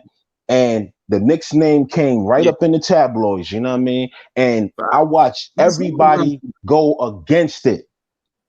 No. We're gonna have to give our core. No, hell no. Let me tell you something, man. We got all we got on our team is young players, bro. Facts. Oh, I was the first. And you can always replace young players with young players, yo. If you got a Trae on your team, that's when you say, oh, hell no. If you got a Luke on your team, that's when if you got almost basic cable ass players, you know what I mean, that just happen to be young. I don't even want to hear that, you know what I'm saying? Yo, fam. Like you can't replace them with another young group. Like, come on, stop. When you talk about the core is Tibbs on his team, man. I was on somebody podcast, and they was talking about who they brought up, bro. They said they brought up like Jonathan Isaac or somebody, bro. And I was spazzing because I'm like, yo, bro, hell no. He's not a You piece. trade the farm for Dame because Dame is a little more clutch than Carmelo was, nigga, and you can rely on him a lot. That's what I was gonna say. I said the Knicks had bad examples or whatever you want to call it. It's not good. I hate like the Carmelo trade. They traded the whole farm to get It's not the Carmelo. same though. We in It's the a off whole season different right situation, now. man. It's a whole No, different it's not. situation. It's the same It's a situation. whole different It's not situation. the same. It's not. Situation. People keep going back to that, and I had to explain How it was to it not? somebody. How was it It's not? not the How was it same, not? bro. I want to hear your thing. How was it not? Because the direction of the team is completely different. The whole offense is completely different. You can have you a star, but what you gonna do with him is the question. And we got These more people that we assets. got, they know what to do. I trust Worldwide West. I trust Leon. I know that they came here to do big shit. They didn't come here to be babysitting no kids. Yes. Yes. And we got assets. You know, I don't describe. I don't trust that whole. I don't trust Dolan. I don't trust him regardless. See, you I don't care worried if about Dolan gonna somebody stay. that We ain't don't know even that. in the picture, bro. Like, and that's the thing, man. This is why I hate I'm ESPN, man. worried about him. I'm worried about him. But that's just the beginning. That's just the beginning. I'm worried about the Knicks saying, okay, remember when they traded away how many? They drafted away like 3 first-round picks. One of them first-round picks was Jamal Murray. And I forgot who the other guys was, and they traded then their whole roster. They traded. But you forget something when you say that, right? You're forgetting something when you say who these players were. You're forgetting the point that you don't know if we would have picked those players that other team picked, bro. But if we would have had a shot, we would have did it. You're not even listening to what I'm saying. No, but these are hypotheticals, right? So all right, when you bring up a hypothetical after shit have happened, I can easily say that. No, they got Melo. Hold on, remember when they got Melo? All right, I do. Now Melo, I thought they should have waited to the offseason. They was never able to build a team for Melo because they had no draft. I thought they had the team. They should have just waited for Melo. But this is what I'm saying right now. We got the team. It's time to bring that nigga in now. They figure, when it's time for us to make our draft pick, we draft niggas like Kevin Knox, man. So you can't say that, you know what I mean? Just because you got the pick, don't mean you're gonna do the right thing with it. Exactly. But it would be good to have the pick because no, it'd be good to trade that pick and get a proven player. You know what the hard part? Listen, that's the word right there, Smoke. Proven players. Proven players. That's the word that I keep on bringing up to people when they talk about potential. It's a difference between potential and somebody that's already a made man. Who? All right. Wow. So you put everything, all the eggs in one basket on trying to build a team with Amari Stoudemire. You put all the eggs in the basket. Say, oh yeah, we're gonna build a team. Yo, they did that to get Carmelo and it worked. No, it didn't work. They should have never signed him. That's why they was never able to use him. Now, if they would have been able to use him, all right, they doing something, they on the right path. But the Knicks, you know what they fucked up? They fucked up when they said, all right, they ended up getting Chauncey Billups back in that deal with Carmelo. As soon as they had a chance, they released Chauncey Billups. Now, Chauncey Billups was at the end of his game. He wasn't really the old Chauncey Billups in Detroit, but the fact is, they needed a point guard. Same season, they ended up getting Jason Kidd. And what Jason Kidd, he was like in his last year, he led them to the playoffs deeper than they ever got. So I'm like, wow, why would you release him? You should just release Amari Stoudemire contract, and then you're gonna have all of that money. They wanted to sign Tyson Chandler, and you're gonna be able to sign somebody else. Let Chauncey Billups. But you're forgetting something now. All right. A lot of those players was a lot older, right? Now listen, a lot of those players you're talking about. A lot of those players that you're talking about was a lot older, right? In the peak, some of them in the middle, some of them at the end of their career, right? We got a lot of players that's pushing to their prime, or we don't got mad vets like that on our team. Who we got? 2-3 vets. That's why they got to rebuild. So we a young team. We need to make a move for 2 or 3 proven players, bruh. Right now, all I'm saying is it don't even got to be Damian Lillard, bruh. Me personally, I don't want no fucking Dennis Schroeder. I don't want no fucking Jonathan Isaac. I want fucking Lonzo. Fucking. I don't really know all the people that's available, but I'm gonna look it up. But I like Lonzo because I think Jason Kidd will see Lonzo because Lonzo is a 3-and-D guy, and you have to overpay for him. Number one, let's just remember that. But I'm with it. They gotta take, just like they took a chance on Julius Randle. It's time for them to take a chance on somebody else. And Lonzo's still young, and if Lonzo don't work out, they could trade him because he's still young. Unfortunately, they have to overpay for him, but I feel this is got the experience. I feel the time is now for us because all these proven NBA stars are getting old and getting knick-knacky injuries all the time. The time is now. Yeah. That's a fact. So come up. I'm watching the Atlanta Milwaukee game. I saw it earlier, but it came on again. I'm watching Atlanta in the Eastern Conference Finals, but my Knicks, my fellow Knicks family is scared to get better. They scared. They scared to get better. They cool if we just make the first round next year again and get bumped out in 4 or 5. Bro. They kind of cool with that. They want them to get a lottery pick. I ain't with that. No, hell no. I'm thinking long term. Some of these term. cats is cool with that. I'm thinking officially get the long term. I didn't want to make the playoffs this year. I said, the Knicks overachieved. That's my thing. The Knicks overachieved because I wanted them to get into the playoffs every year, bro. Come on. What? You want to make the playoffs every year, but it's not just about making the playoffs, bro. Yeah, you want to make real noise. When they made the playoffs, I just said they overachieved. Atlanta is in our fucking position right now, bro. That's we a supposed fact. to be the sleeper team. That's a fact, and that's my problem that I got. I'm watching them right now. It's mine too. That's why I'm rooting for them. Well, the Knicks don't got Trae Young yet. Hopefully they could get something. They can get a Trae Young. If they would have had why we don't got Trae Young? We got RJ. What happened? Well, RJ is only 20 years old. Let's see what happens in his third year. It's his second year. He obviously he made a jump, a good jump, a big jump from that first year. This is what goes back to my point. Make another jump. The reason why I'm cool with busting some type of trade, some type of move, is because we don't got no fucking Trae Young on this team that you got to hold and say, hell no, nobody can have him. We don't have that. For sure. So if we got to bust a move, goodbye to whoever it is, yo. All right. Like real talk. Because we only busting a move to get better. We not busting a move to get worse. So should we package all our picks for Dame or getting a higher draft pick? You asking me? I'm asking both of y'all, but we'll start with you, Easy, and then we'll go to Shaw after you're done. Ask me the question again.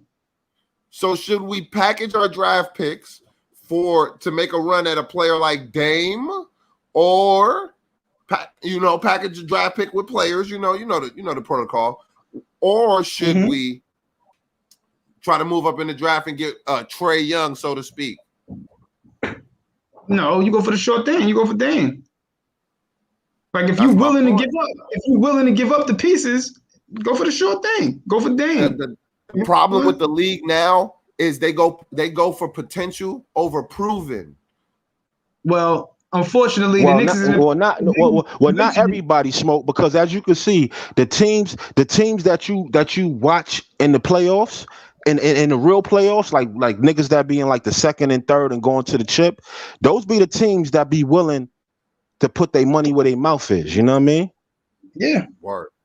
Those be those teams. So when you sitting at home and you not going nowhere in the playoffs, but you talking about we got money, we got picks, we got and you gonna be sitting on the fucking couch watching the game. You know what I'm saying?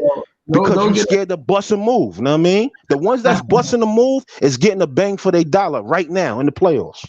Yeah, the Knicks give heart attacks. The Knicks will make you fucking have a heart attack on the spot. So, Shaw, should we package those picks for a player or to move up in the draft? I mean, I kind of trust the front office whichever way they go. You know what I'm saying? I feel like we got a good direction right now. So if they want to go for somebody for a big time player, I'm all the way with it. You know what I mean? And I understand. You know what I'm saying, even if it's somebody that I like on the squad, I understand. I really think that they're not going to disappoint me and just do some dumb shit just to do it. You know what I mean?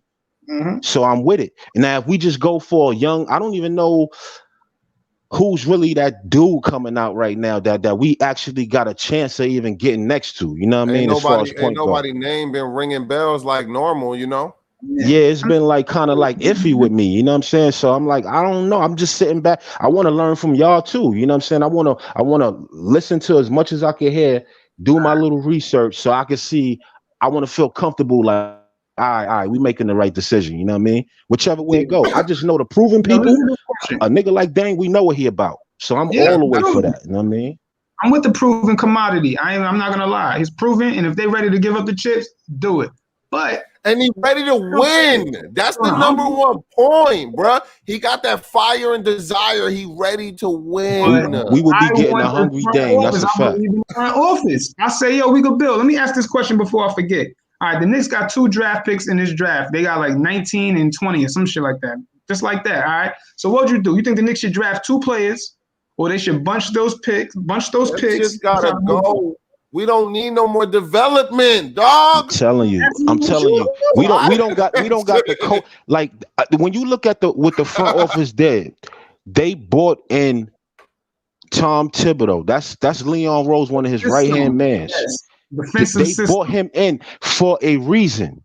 When everybody keep talking this, yo, our core, bruh.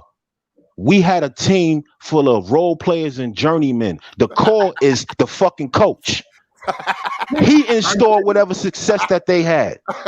You don't think he could do that with another group? We agree on that. You feel me? Of course he could do that with another group. Why y'all holding on to these dudes so much, but they ain't better than the niggas you watching in the playoffs right now that's only 21, 22 years old? All right, let's try this for size. RJ Barrett, I'm going to touch on RJ. RJ Barrett, 20, 21 years old. RJ Barrett shouldn't even be in the playoffs. Trae Young wasn't in the playoffs. Who else is a good dude? This is Trae Young. What? This is Trae Young 3rd year, right? Yeah. This RJ 2nd year. Stop acting like it's a 5-year age gap between them. They both in the same club. You know what I mean? Listen to this. Year apart, though, right? Yeah, they're a year apart, 21 and 22. Every single season. RJ Barrett's not our savior. I know he's not our savior, but he's the best thing we got. So since he's the future, he's the future of the franchise. He don't have to live up. He could be a bust he could hurt his leg, whatever. He's still our future. And people they restrict these free agents when you draft them. You can say, okay, listen, after your 4 years is up, nobody can sign you except the team that drafted you. That's the only team that can sign you. I'm like, yo, RJ Barrett, he's one of those guys right there. You want to re-sign him, you want to keep him on his team because you know once he hits 24, 25, he's going to be a valuable asset. He will be averaging over 20 points. He will be I would suspect he averaging 5 boards, 5 rebounds, 25 and 5. That's what you're going to get. You're not going to get him at 20, 21 or 20 because he's not that type of player. There's other things he could do. RJ Barrett got the body to play defense, a two-way player. It's not about, okay, he only averaged 17 points this season. No, it's a lot that come with it. You got Trae Young. Trae Young he's 6'1", but you can't count on Trae Young to guard your best point guard. You don't want him guarding the best point guard. You wouldn't mind putting RJ Barrett on that, guarding the best player, because he got the body. He don't have the strength yet. Hold on. I got to stop you right there. I watch RJ get cooked by every nice nigga in the league this year. But he playing D. And I like that. He's still playing D. He's in their face. He's playing the D. He's doing it. He's doing the hard work. You can only get better. And you got those players that can never do nothing. Like I got love for Bradley Beal. Bradley Beal don't play defense. Russell Westbrook. Offense speaks for itself. A lot of the offensive dudes don't play defense. Trae Young don't play no defense. Yo, to be honest, I don't want Bradley Beal though. If you playing in John Thibodeau's system, you better be able to play defense. Look what Tom Thibodeau did with Jimmy Butler. Jimmy Butler was like the last pick in the draft. He said, nah, work. Play defense. They noticed him for his defense. He stepped his defense up. Okay, he was on the court. You know, if you play defense, you're going to be on the court. He said, all right, I'm going to step my offense up. Same thing with Kawhi Leonard. Kawhi Leonard came to the league. Nobody said nothing. He kind of just like RJ. Same numbers, same averages as RJ. But you know what? He hung his hat on defense. So I'm gonna play this defense. I'm gonna figure this defensive shit out. Fuck around. When in the second year, I don't know, the second or third year, he went to the finals. He was a very important piece because remember I said make players work. He made LeBron work. LeBron started getting cramps. They won the title.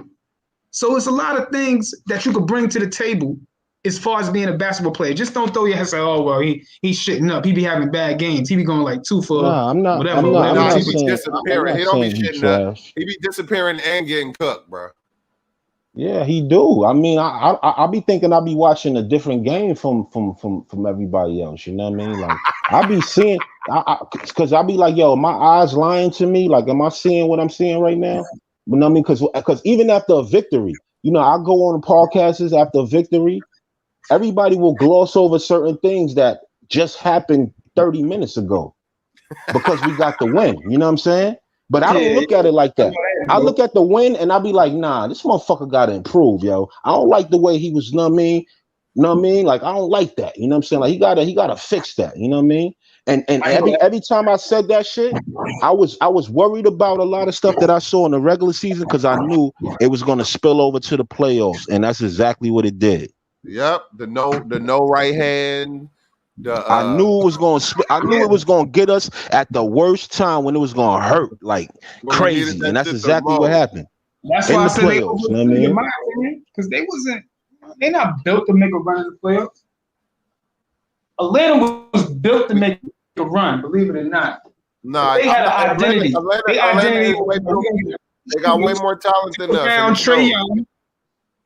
And that's my thing. They got way more talent, but you got people that want us to run this team back next year.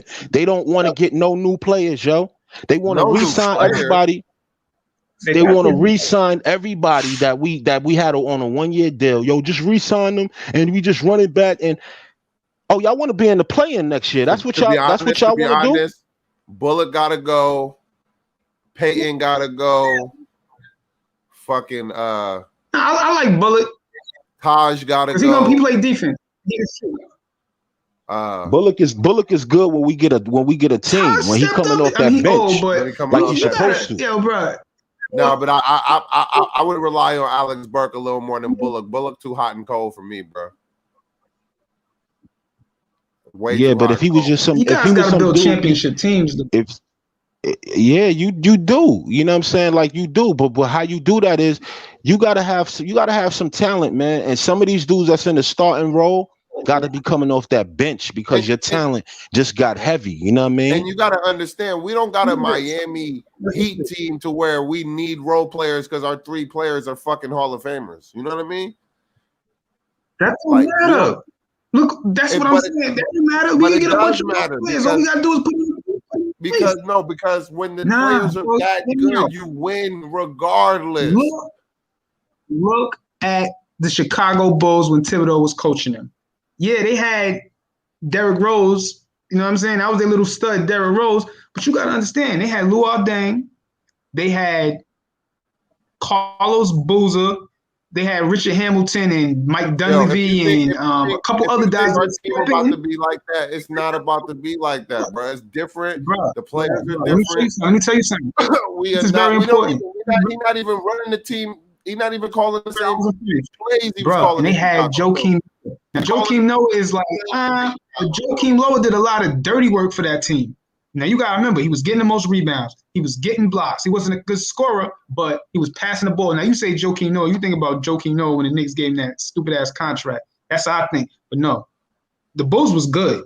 They were like, you see Atlanta, what Atlanta doing? That's what the Bulls was doing. They was making it to the conference championship playing against Kurt Heinrich, Luol Deng, and fucking, I remember, bro. Yes. Kurt Heinrich running the point guard when what's his name was hurt. They still was making runs. So I'm like, I'm not even worried about the Knicks right now. They just got to make the right signings, put the pieces in place. When you say Reggie Bullock, I'm like, all right, they had Kyle Korver. Reggie Bullock, he's not as good as a shooter as Kyle Korver, but he can shoot. And you need somebody like Luol Deng. He was that shutdown defender. So I'm saying, okay, Luol Deng, they got to find a Luol Deng. Remember how I was telling you, no, I wasn't even talking to you. I was like, oh, don't draft, don't draft Obi Toppins, draft that dude that went to Cleveland, but he got picked. I said, all right, well, you know what then? I know Tibbs could do something with the dude that went to Sacramento because he's a big. Obi showed me something in his playoffs. He was one of the very few players on our team that showed up in every game. They could get a Carlos Boozer. You said it before. It's not just about points. It's about attitude, wanting it, and playing hard. They got Julius Randle. So imagine if they could get another a guard. You know what I'm saying? Like a point guard. And I say the Knicks need a point guard. Now imagine the Knicks get a good point guard. They to move up or Trae and to make a run for Dame. Because if I was them and I knew I couldn't get Dame, I'm trying to move up into that top 10. Why not? That's why I said I wouldn't do it off top, but if they willing to give away a package for some players, I say, well, you got 19. What you got? 19 and 21. Somebody will take that nigga with a player. Yeah, I mean, if you got a chance to get Dame, but think about it, they still need another piece. They still need that thug that's ready to go out there and do the dirty work when the ball is going, jump in the crowd. You need that. I thought Noel was that guy for us. He was showing signs of it, but he get hurt too easy. Hopefully, the same thing with Mitch. He get hurt too easy. But I believe Mitch, he an athletic center. He could be that Joe Noah that the Knicks need. Thibodeau could groom him into being that player. So it's a lot at Thibodeau that he didn't even let that nigga play one game. Well, I don't know, man. I can't talk. You know, Mitch is too gentle anyway. You know what I'm saying? But he was ready. I don't know what you're gonna get out. He was ready. He got a high field goal percentage. And then we needed a guard, and you're not gonna play Bulldozer either. Come on, bro. You feel like me? I said, Bullock come off the bench. They could find somebody to fill in that spot, like to get a shooter, because they need more shooting. Bullock come off the bench, give him a little spot, keep Alex Burke. So it's little things you could do with your roster to put them in contention. Like, okay, you got to do that. The center, he's not correct. He's not the right type of guy you got, but he can hold that spot. You gonna try to upgrade.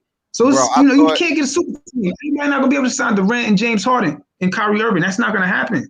Nah, bro. I thought we was gonna bring the nigga from Argentina and let him be our little sleeper, and then bring him in, for 5 minutes here, 5 minutes there.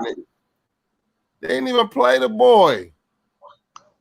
I don't know what that's about. I don't know. That's a little bit. How you gonna get a secret weapon before the playoffs and not use it, bro? What type of shit is that?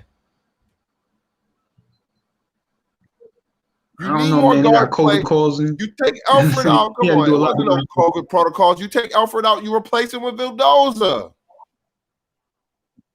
It ain't rocket science. The niggas do need a point guard. I'm not saying you're wrong for that. You can't. Nah, because they need a point guard, and if he's the point guard, D Rose need rest. D Rose, we all know he ain't the player he used to be. Everybody keeps bringing it up, but we know he can play 30 minutes, but he can't play 35, 38, 40. He's a scoring point guard. He don't pass. He's not. He doesn't want. He does. That's not his game. To pass the ball. You know what I'm saying? You put him in a point guard in any other position, any other team or whatever. I just felt like two. If the games I was watching, I just felt like Tom Thibodeau did a bad coaching job, son. In the playoffs, I mean, not during the season. Nah, he ain't doing. He ain't do nothing bad. He just got. And the way he got out coached, I didn't feel like he earned Coach of the Year no more. Like he got out coached. Too much pressure on Julius. Think about that. Julius had a lot of pressure. Julius Randle. He could shoot that jumper, how they was getting Carlos Boozer into his spots. He wasn't trying to do too much. Game one. He puts Frank in with 5 seconds. Frank ain't played all game. He got cold legs. Yeah, that was bad. I ain't like that. He got cold legs. And you bring that boy in there on one play. You ain't let the boy play all series. He should have been guarding Trae Young the whole series. Yep. Yeah, that's true. But I see what his thinking process was. I don't necessarily agree with it now that I look at it. Dumb, you know what I'm saying? Honestly, I'm like, that wasn't right. But that was dumb. I saw at least bring him in with 2 minutes on the clock or something. I think Frank should have been getting more playing time during the season. That's just my opinion. Because if they was gonna make the playoffs, they knew that was gonna happen. And Alfred wasn't shit. Let's just call it what it is, bro. And Frank earned that Alfred playing wasn't time. gonna When he do came back from his injury, he was balling. And when Alfred was out, he was balling. And Alfred came back and they gave it back. I was like, yo, what the fuck is wrong with him? That's why his system worked. Thibodeau, because I think Thibodeau's like, yo, if you don't play like I want you to play, you're not gonna get no minutes. I think look what happened with Austin Rivers. I ain't gonna lie. Like, yo, if you I want you to play. I think those are flaws, bro. I ain't gonna lie. I think those are flaws, my nigga. Like, those are flaws. If a dude is Thibodeau got flaws, you don't reward him with the bench, my dude. You reward him with more playing time. Bro. Alfred clearly wasn't. No, I'm not even gonna take that. I mean, is Tibbs running the show, or is that some calls that's being done from up above? Like, nah, Tibbs did that. That's Tibbs. I'm all for Tibbs. I mean, you know, the Knicks need. You can't just blame Frank those two things I on thought him, Frank man. had his best season this year. who? Frank. Yeah, but he need to lose his confidence up. He's not confident. But he didn't play enough. You know what I mean? He ain't gonna show up every night. He too erratic, right? I thought he was consistent this year, the Knicks, bro. man, they just need. When we needed a big like, three from him, he hit that big three. When we needed a big stop or a big steal, he was getting it. Like, you can't bring that nigga in with 5 seconds. Nah. That's dumb. You cool with them signing Spencer Dinwiddie? That's the move you said you wanted to make. I told you about it. That's the move you want to make, Spencer Dinwiddie. I'm cool with that. Yeah, I don't really got a problem with Spence. I'm cool with that. Solid. I mean, they gotta make an upgrade, or they could sign Mike Conley. Who you gonna sign? I'll take Dinwiddie younger. You gonna take Dinwiddie? He younger, but you know Dinwiddie. Yeah, I love Dinwiddie, but Dinwiddie is not a first option. Now Dinwiddie get his numbers. Let's just call it. You've seen his numbers. He coming up a leg injury. I don't really hold that nowadays too much. If you had a torn ACL, but Dinwiddie, he gonna get his numbers. Now I don't really know if Dinwiddie. I seen games. You know, I got the Yes Network up here in New York, so I see the games. And Spencer Dinwiddie, when Kyrie went down last year, Spencer Dinwiddie, he showed up at the point guard position. He was getting his assists. He was getting his points. But Spencer Dinwiddie, he's not a first option. And it would be our second option. Or it would be the second option because Julius Randle is really a third option, bro. He's a second option. Now, he's a solid second option, Julius Randle. So solid third. I think that with the defense, now if you get a good center, you get a couple 3-and-D dude, we're gonna need a lot out of RJ. But if you could build that identity, they got a system, but if you could build that identity, you could win with a slasher and have a sidekick like Julius Randle. You can do that. I truly believe you can do that. Because now it's like, all right, we know what we could do. You need some shooters. You definitely need the points. We need to stretch the floor. The way we played, we need Julius driving and kicking that ball to shooters. And then if it's not in the corner, we swing to the other corner. That should be our game all year, bro. Hell no. You can't rely on putting the ball in what's the name's hands, man, every play. I mean, sometimes here and there he can bring the ball up, but you need a floor general. Somebody that's gonna say, all right, I got the rock. Let me look up. I know what our identity is. We got a defensive identity team. Point guard in this draft. As long as you can get some efficient scoring out of the rest of your guys, that's key. The rest of your guys, they put Kyle Korver, they got Richard Hamilton, they got guys. All of these guys were shooters. Luol Deng, he was that 3-and-D guy. He was a shooter, but he could do his thing. He could score at the same time. But he had an identity. Joakim Noah was shutting shit down. Carlos Boozer wasn't the best defender, but he had a position on the team, and it made it easier. He wasn't the number one, but when you have a Derrick Rose or somebody else like that, they can't concentrate on you. They're going to let you get yours because they rather him kill you rather than let a D Rose kill you with 50 points. So they're gonna let you work. So I like the Dinwiddie because he gonna be able to get inside the defense. He gonna put pressure on the defense, and I think that's very key. If you can get in the lane, the defense they gotta slide. They gotta get off of their guys, and they gotta okay, we can't let this nigga get this layup or whatever. He can get to the lane. I like that, especially in the defensive identity system. So listen. The number one player in the draft is a guard, Cade Cunningham. Yeah. 6'8" point guard. Number 2 is a forward/center, Evan Mobley. 3 is Jalen Green, guard. Then Jalen Suggs, and then Jonathan Kuminga. Scotty Barnes. There wasn't Jonathan Kuminga in the G League? If they can move up and get Scotty Barnes, that's a good look for the Knicks. Scotty Barnes. I don't know who that is. I'm just being honest, bro. Scotty Barnes, yeah. Oh. He tall, he got long arms, and they say that he got Deion Johnson, guard, Jalen Johnson, forward, Franz Wagner, Michigan. So we need one of them guards in the top 10. How we gonna do that? We trade those picks and move up if we can't get Dame. Because we got to get Dame by draft night. Realistically, though, what's Scotty Barnes gonna go? What they slated him to go? What? What'd you say? Where's Scotty Barnes listed? Scotty Barnes listed. Yeah, where he's supposed to go? What number? On a big boy. What number he's supposed to go?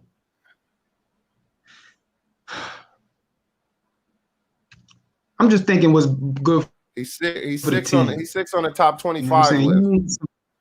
He's 6 on the top 25 list. I'm not looking at the NBA. I'm not looking at the draft projections. You want me to look at the draft projections? Yeah. I like Evan Mobley too. He could definitely play that role in the center. I hope the Knicks don't do no dumbass shit like honestly. They got him going forward, bro. We always doing dumb shit like grabbing players we don't need, bro. Yeah. I mean, have mad guards and go get fucking Emmanuel Mudiay.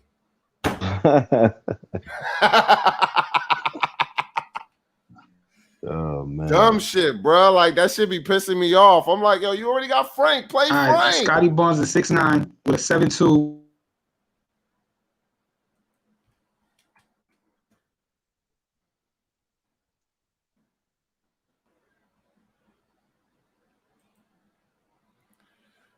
All right, so I think the Pistons getting number 1. So somebody about to hate life for a couple years, about 8 years of their life. Mm-hmm. It's about to be my man Cade. So the top, it says Cade Cunningham is projected to be first, 6'8" point guard. Damn, that's what we need. Is he nice though? From what I saw, I ain't been following him like that, but I seen some highlights on him. Everybody been talking about it. His name been kind of ringing this year. Was you impressed? I mean, I wasn't paying too much attention because I knew we was gonna be too good to get a draft pick, so I ain't really even care, really. You know what I mean? So I know we not getting him. I know we not getting nothing like that. You know what I mean? He nice, but that's the penalty of being a good team and going to the playoffs. You know what I'm saying? Yep. You're not supposed to have those worries. You know what I mean? It says the Knicks are projected to grab another forward, Isaiah Jackson.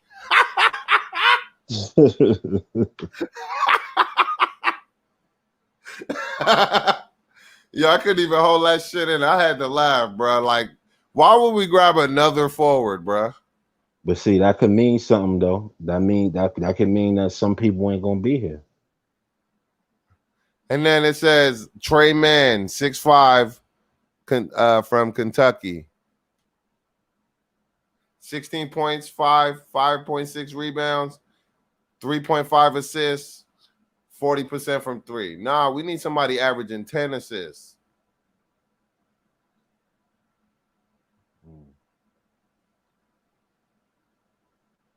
How is Cade Cunningham number one when he only averaged 3 assists a game? Because he's 6'8"? Yes, I don't know.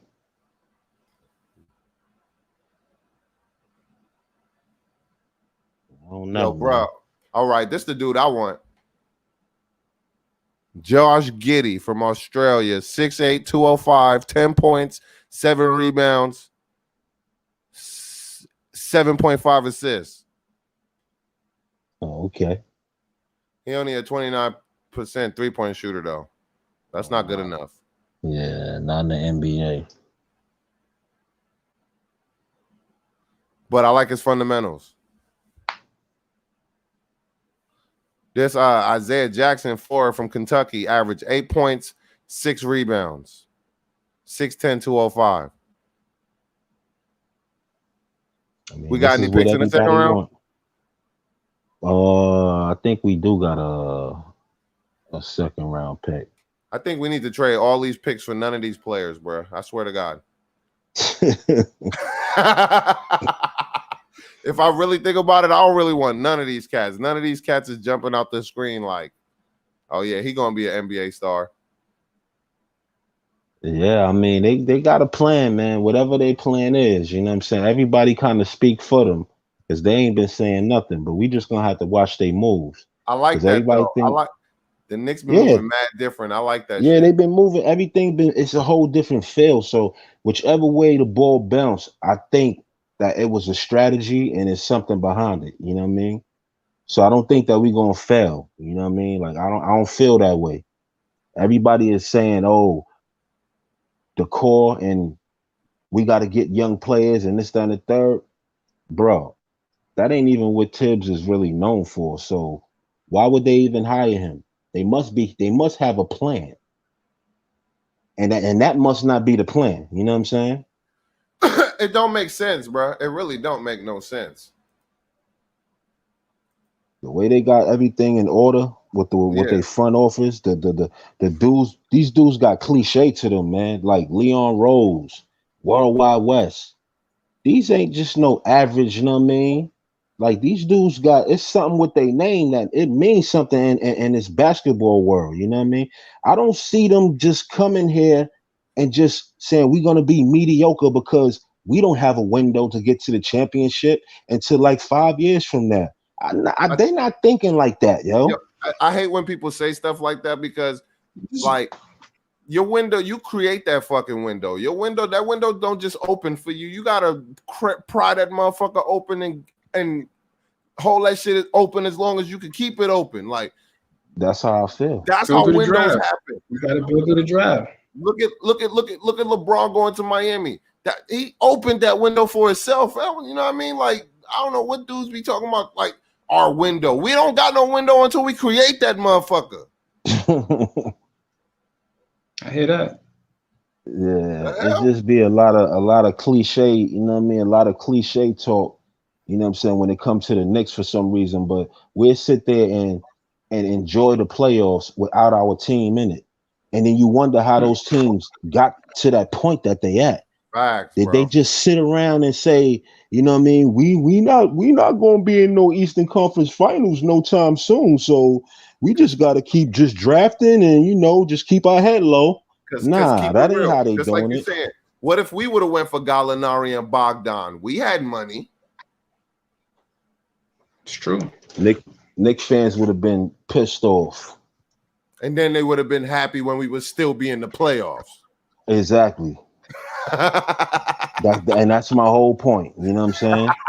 That's my whole point. That's my whole point. I wanted Bogdan. Y'all think the Knicks could win next year? Y'all think Knicks could win next year? We need improvements, bro. At least out of the 15 players we have, At least 5 of them motherfuckers need to change. The object of the game. That's what I'm saying. So give me an improvement.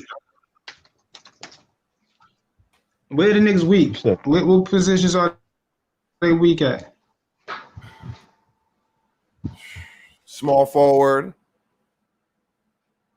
We need a backup small forward because Kevin Knox give us nothing. Fucking and I think until fucking Mitch could be 100% healthy all the time, you know what I mean? Like, I feel like center.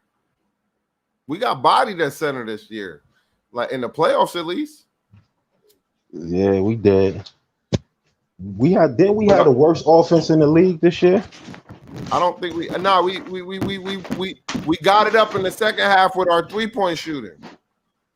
No, I think they said we had the worst like 17 for something. Let me look it up. I think we was like 26 or something like that. I think we was the last in pace or some shit.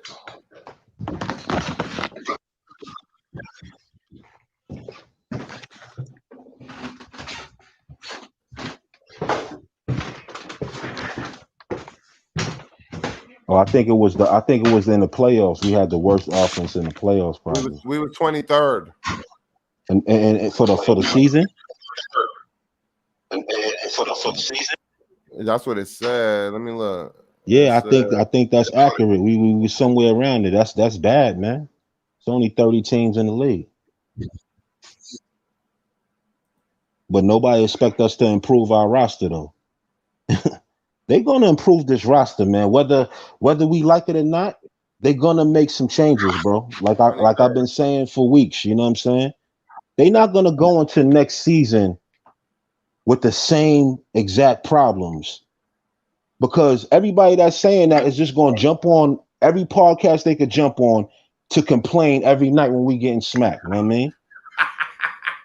It's like you might as well just eat that because that's kind of what you want, right? You know what I'm saying? Like, I got a lot of. They might as well just eat it. I'm gonna try to get on some they of the might as well podcasts. just say, yo, it ain't our window, it ain't our time. You know, maybe in like another 6 years. You know, they might as well just run with that. You know what I mean? Because talking that talk, bro, it's disgusting. Yo, I don't understand. What team? I don't care if you're a trash team. You're not going into the season with a mentality like I'm gonna be trash. You know what I'm saying? I think everybody's trying to do something. You know what I mean? I think if Ben Simmons became available, would you think the Knicks should go for him? I don't want Ben Simmons, but if they put the right pieces in play, I'm with it. Yes. You feel me? Because now you're making it make sense. You know what I mean? It's the same thing with Dame, yo. Dame is like my favorite player in the league. But if y'all make it make sense and y'all put the right pieces in play, that's when you should do it. You know what I'm saying? I don't want to just do it just to do it. Like I said, we don't need no names to make our tickets sell. We already good, man. So it got to make sense. I like Lonzo because he played defense. The goal got to be winning though, and winning now. Yeah, it's all wrapped around winning, yo. It's all for me. It's all about winning. It's all about we was the 4th seed. I don't want to go backwards and be in the play-in. You know what I mean? I don't want to do that. We should be the 4th seed next year. If we get better, we should be the 3rd. You know what I mean? Like that's my mentality. Because we kind of put ourselves on that floor now. We can't go back. It ain't no turning back. Talking about well, 5 years, you know, it's none of that, man. It's none of that. We can't make no excuses. Ain't got 5 years. We already waited 8. I want to see improvement. So I expect the jump from RJ Barrett because if they want to improve, he got to make that leap. That's what we're waiting for. So we can get a leap out of that. Move up. I don't see a reason why we shouldn't. Now, okay, even so, he 26. Julius is still getting better. He hasn't even reached his prime. Usually when you hit your prime, you're like 28, 29, 30. You know what I mean? That's like when you at the best. So this team got a lot of growing to do, but we got young pieces too. So we haven't seen RJ Barrett. We never even been talking about Quickly. Because I see a lot of potential in quickly. I see a mix of Lou Will and Steph Curry. People were so hype about quickly, and I liked them too, but his decision making is terrible, and I didn't like it. He got better with that. I could see that. He got a little better with that. He got a hell of he used potential to just though. come in and just chuck shit up, and then after sitting on that bench, because remember, out of nowhere, it's like you ain't see quickly like that. I mean, during the season, like Tibbs kind of like kept that nigga on the bench, like yo. But when he did put him back in, he started making better decisions. So I saw that quickly is quickly learning. You know what I mean? Like he's learning because he's a kid that want to play. He's not scared of the moment. You know what I mean? He want to be out there. So when he's on punishment, he's actually fucking learning something. You know what I mean? He's learning. And I saw him get a little different when he got back in. You know what I mean? D Rose is a scoring point guard. Quickly, you can all see he's a scoring point guard, and that's good. I think it's great that you learn under a veteran. Quickly gonna be something. I think quickly he'll probably come off the bench, being at his size like a Lou Will. Lou Will, he came off the bench and he got his numbers. That's good. Knicks need points, and I'm all for that. But we need a point guard too. And quickly's not the answer. He's the answer on the team. He's not the answer. He was 23 in offense. Lonzo, I'll take a shot at Lonzo. He was 23. He was 23 in offense, man. What do y'all think they're gonna do? Do y'all really think that they just gonna sit there and eat that 23 and say, let's just run it back? Nah, they not gonna do that, man. They not gonna do that. You're gonna see some unfamiliar faces on this roster. So let me ask you a question. The percentage is gonna be weak. What's your rating gonna be? Nobody. If Alfred come back, bro, I'm blowing something up, bro. I ain't gonna lie. If we sign Alfred come back, then it's gonna be the pandemic again. Nobody coming to the Garden. So let me ask you a question. If Alfred back, that's a fact. But fucking people that eat that like Shaw saying, like they eat everything else. Like, oh, he'll be gone next year. We don't have a window to win anyway, so it don't make a difference. Fuck. But yo, who you think not gonna be on the team next year? It's the harsh realities, man. Harsh realities is. Let me look at the contract. Harsh realities is the Knicks really got 2 draft picks, and those are the only assets we now. If somebody become available, probably not Dame. But like somebody get frustrated, like who's the top? We got 5 first rounds in the next 2 years. Mm-hmm. That's what we working with. Think about the OKC situation. Bro, they gave up 7 draft picks, and that only be 3 years for us. They's like, yeah, we know we gonna. OKC like we gonna get good. We'll take him. We'll take Kemba Walker, but you got to give us a pick for him. They got a pick. You're telling me you're not giving up 6 firsts for Dame right now? Hell no.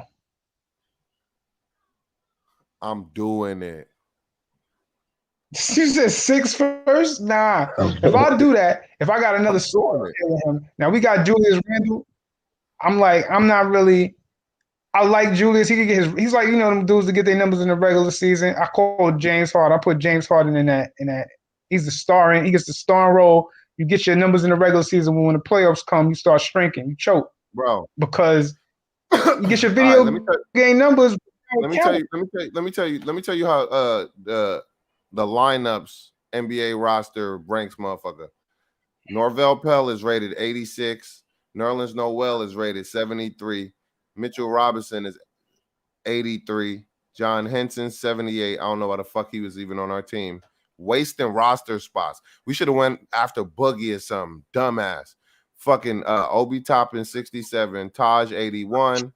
Randall, 88. Randall, 84. Nigga, that's a joke. Kevin Knox. They said that's his rating. He's not even that good. Is 84. Good, Yeah, that's his rating. That's what they rated him. Fucking Kevin Knox, 75. Number one. Hold on. Nah, his overall rating. Fucking What's RJ rating? I'm going up.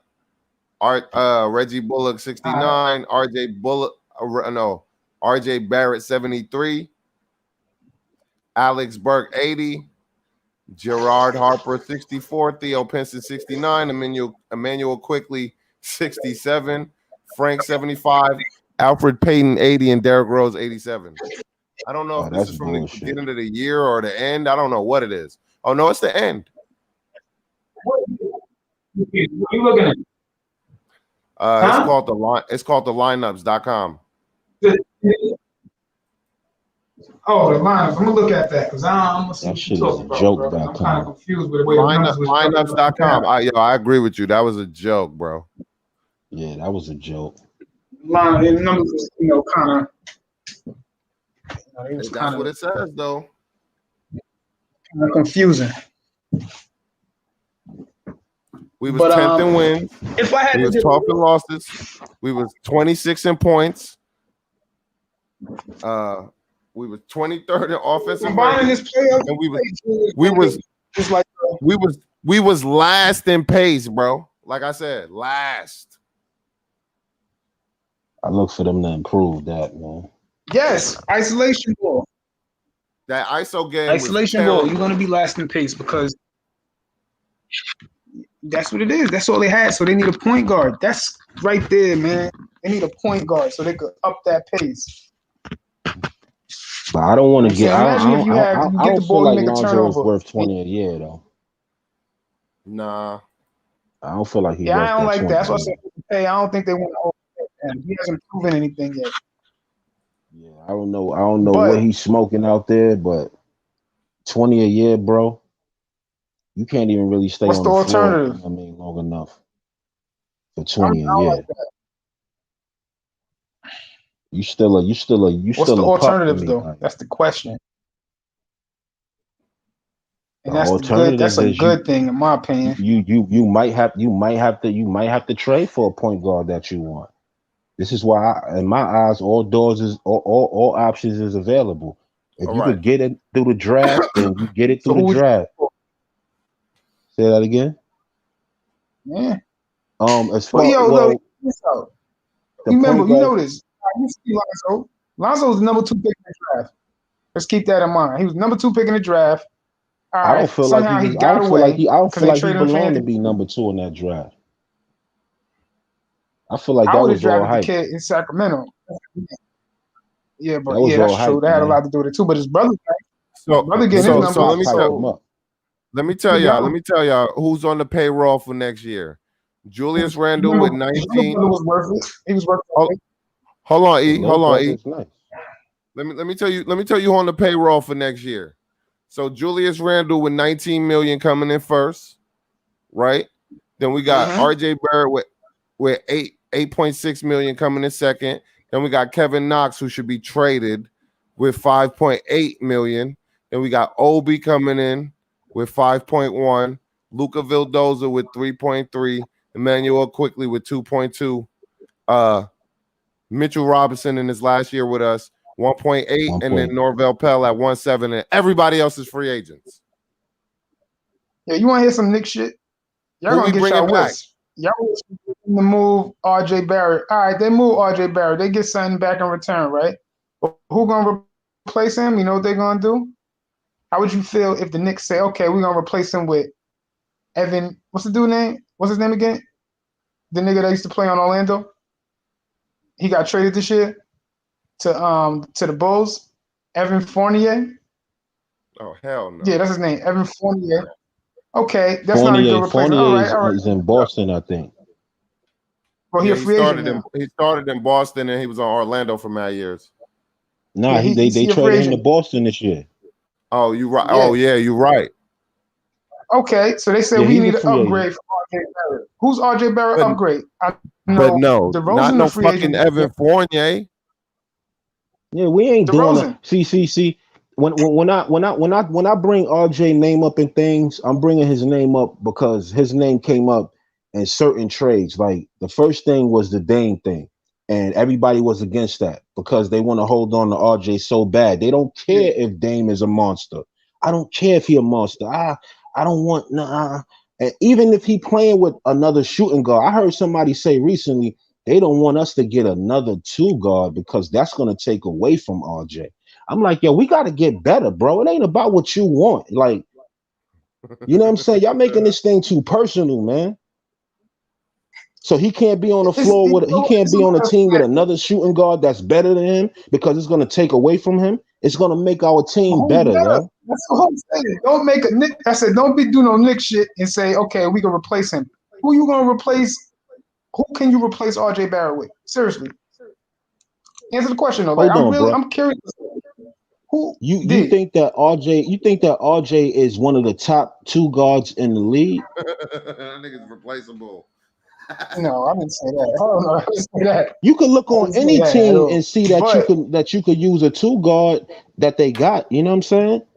I don't think RJ is that dude that you could. It's blasphemy if you bring his name up and anything if you're not praising him. I don't think he that type of dude. And I'm not saying just give him away for anything him at all. I look at things in this game. Like he's basically a project, in my opinion. But that's the best thing the Knicks we got too many projects, man. I'll trade RJ for CJ McCollum right now. Yo, hell no. They would stone you, Smoke. They would throw stones at you, bro. You know what I'm saying? Even though your point percentage is gonna go up crazy, you're not gonna be 23 and scoring. You know what I'm saying? Yep. They ain't with it, yo. They not with it. They not with it, yo. They don't care if they don't care what our record is, yo. They not with it. In reality, RJ Barrett is not gonna get you Damian Lillard. In reality. You know what I'm saying? So you figure like, yo, you know what? He could get you Let's take our shot with this kid. He could get you CJ. CJ? McCollum. Well, we don't want CJ. So, we'll take him. If he could get a CJ and 3 other first round draft picks, oh yeah, all right, whatever. Let's do it, bro. See what happens. Bro. But no, I'm not doing that. Nah, let me ask you a question, bro. No, fucking being young, bro. Do you and this is fucking being all that. Do you got because I don't see RJ being a star unless he works on that right hand. And I don't know how much desire them niggas have to work on his right hand. Or him and Randall. Randall been in the league for 8 years and still ain't worked on his right hand. Till this year. Last year, RJ couldn't even shoot a free throw. Now RJ he's shooting what 45% from the 3-point line. And I got something to say to that because I heard Cats was talking about how Randall, he probably only had a good year because there was no fans, and as soon as the fans came back, he went back into the old Randall. So what happened to RJ? Facts. This year he stepped his free throws up, right? In a quiet gym, right? Yeah. In a quiet gym. This year he stepped his 3-point shooting up in a quiet gym. But we know RJ can't shoot. we know he's not known to be a shooter. For sure. So next year when I ain't gonna lie. That quiet gym shit is a great point because they play way better in a quiet gym.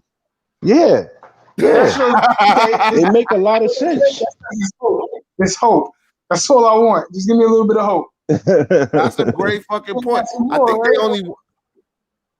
I think they was winning games with 2,000 fans, but you know what I mean? They was winning games in a quiet gym, though. They was winning in a quiet gym, though. We got a little So what's going to happen next year when them gyms is packed? We back to 20. We back to 20. You can't go backwards. There's no going back. You know what I'm saying? This is why we trying to improve. We're talking about improving. This is why I want to improve, yo. This is why I want to improve, yo. Word, real, this is the conversation we have, and that's why it changed into improving the team. I asked you who the Knicks is gonna sign to improve. You just gotta have who the Knicks is gonna sign to improve. Like I just told you we can trade RJ for CJ McCollum. I just told you we could trade RJ for CJ McCollum. Nobody's acknowledging that. CJ McCollum ain't better than RJ. Like seriously, that's not acknowledged. That's not out of the realm, nigga. No, I wouldn't do that because then you're sending your franchise backwards. What? Right? You want to see these good, right? CJ is better than RJ. What are you talking about? Nah, they don't think so, yo. I'm telling you. People crazy. People do not think that there's too many shooting guards out here that's better than RJ, yo. I'm being real with you. They really feel like I can't stop laughing because I'm befuddled by the bullshit, bro. Hell no. I can't afford to talk bad about RJ because like he's our future. No, he is not the franchise. Yo, I'm not lying when I say that. I think I'm telling the truth. Hell no. He wasn't even, he's not even Porzingis when we had him, bro. You gotta relax with he's that friend. He's not the franchise. For the next 10 years, who's the face of the franchise? Not RJ. So who is it? It's Randall right now, fam. That's a For the next 10 years, Randall's the face of the franchise. Yo, in the next 10 years, Randall will just be ready to he'll be about to leave at about 36, 37 years old in 10 years. For the next 5 years, Julius Randle gonna be the face of the Knicks unless we get somebody better than him. That's a fact. Okay.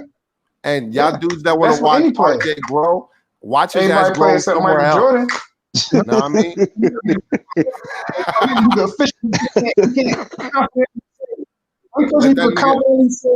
Let that nigga be the son you wish you raised 34 years ago. You feel me? Let that nigga grow somewhere else while we get a player that's grown. And buy some clothes because RJ Barrett gonna be around for a long time. Getting passed over for potential when you could potentially see this nigga's a bum. Like, know what I mean?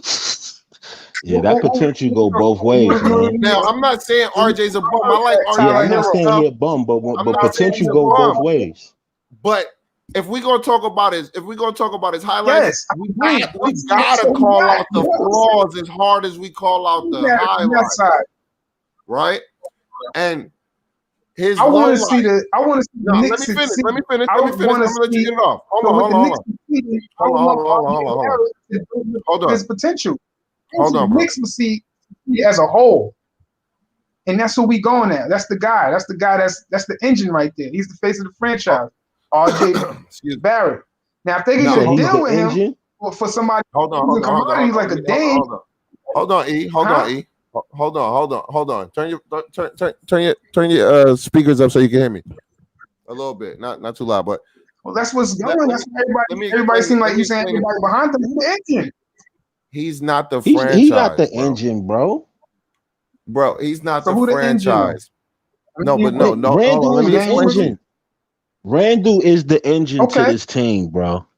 RJ is one of the tires, bro. But you always keep a spare when that joint blow out. You know what I mean?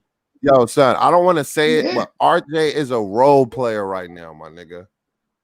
I don't want to make it seem like, but he is. That's just how his game adds up to me. You know what I'm saying?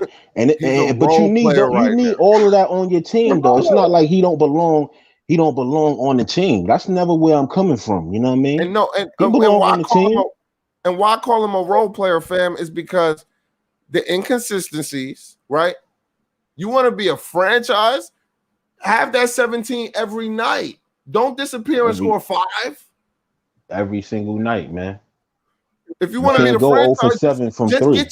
Just get your average in wins or losses, and niggas will respect you. You can't be completely disappearing and scoring 5, and then want to be the second option, bro. We need somebody that's. What about the games when he be going off? But for what? 40, 50? How many 30-point games did he have? Like 2 or 1 or 2. Come on, bro. Like, is he really going off?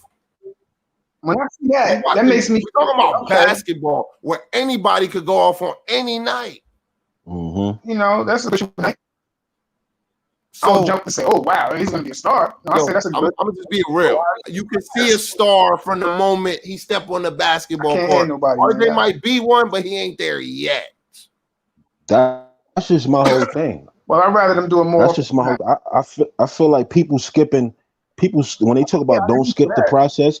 Y'all already skipped the process when y'all put RJ as a number 2 option. I think that's putting too much on him. I think that's one of the biggest problems that he might have, because in his mind he believe in this shit that people were saying on these podcasts. You know what I mean?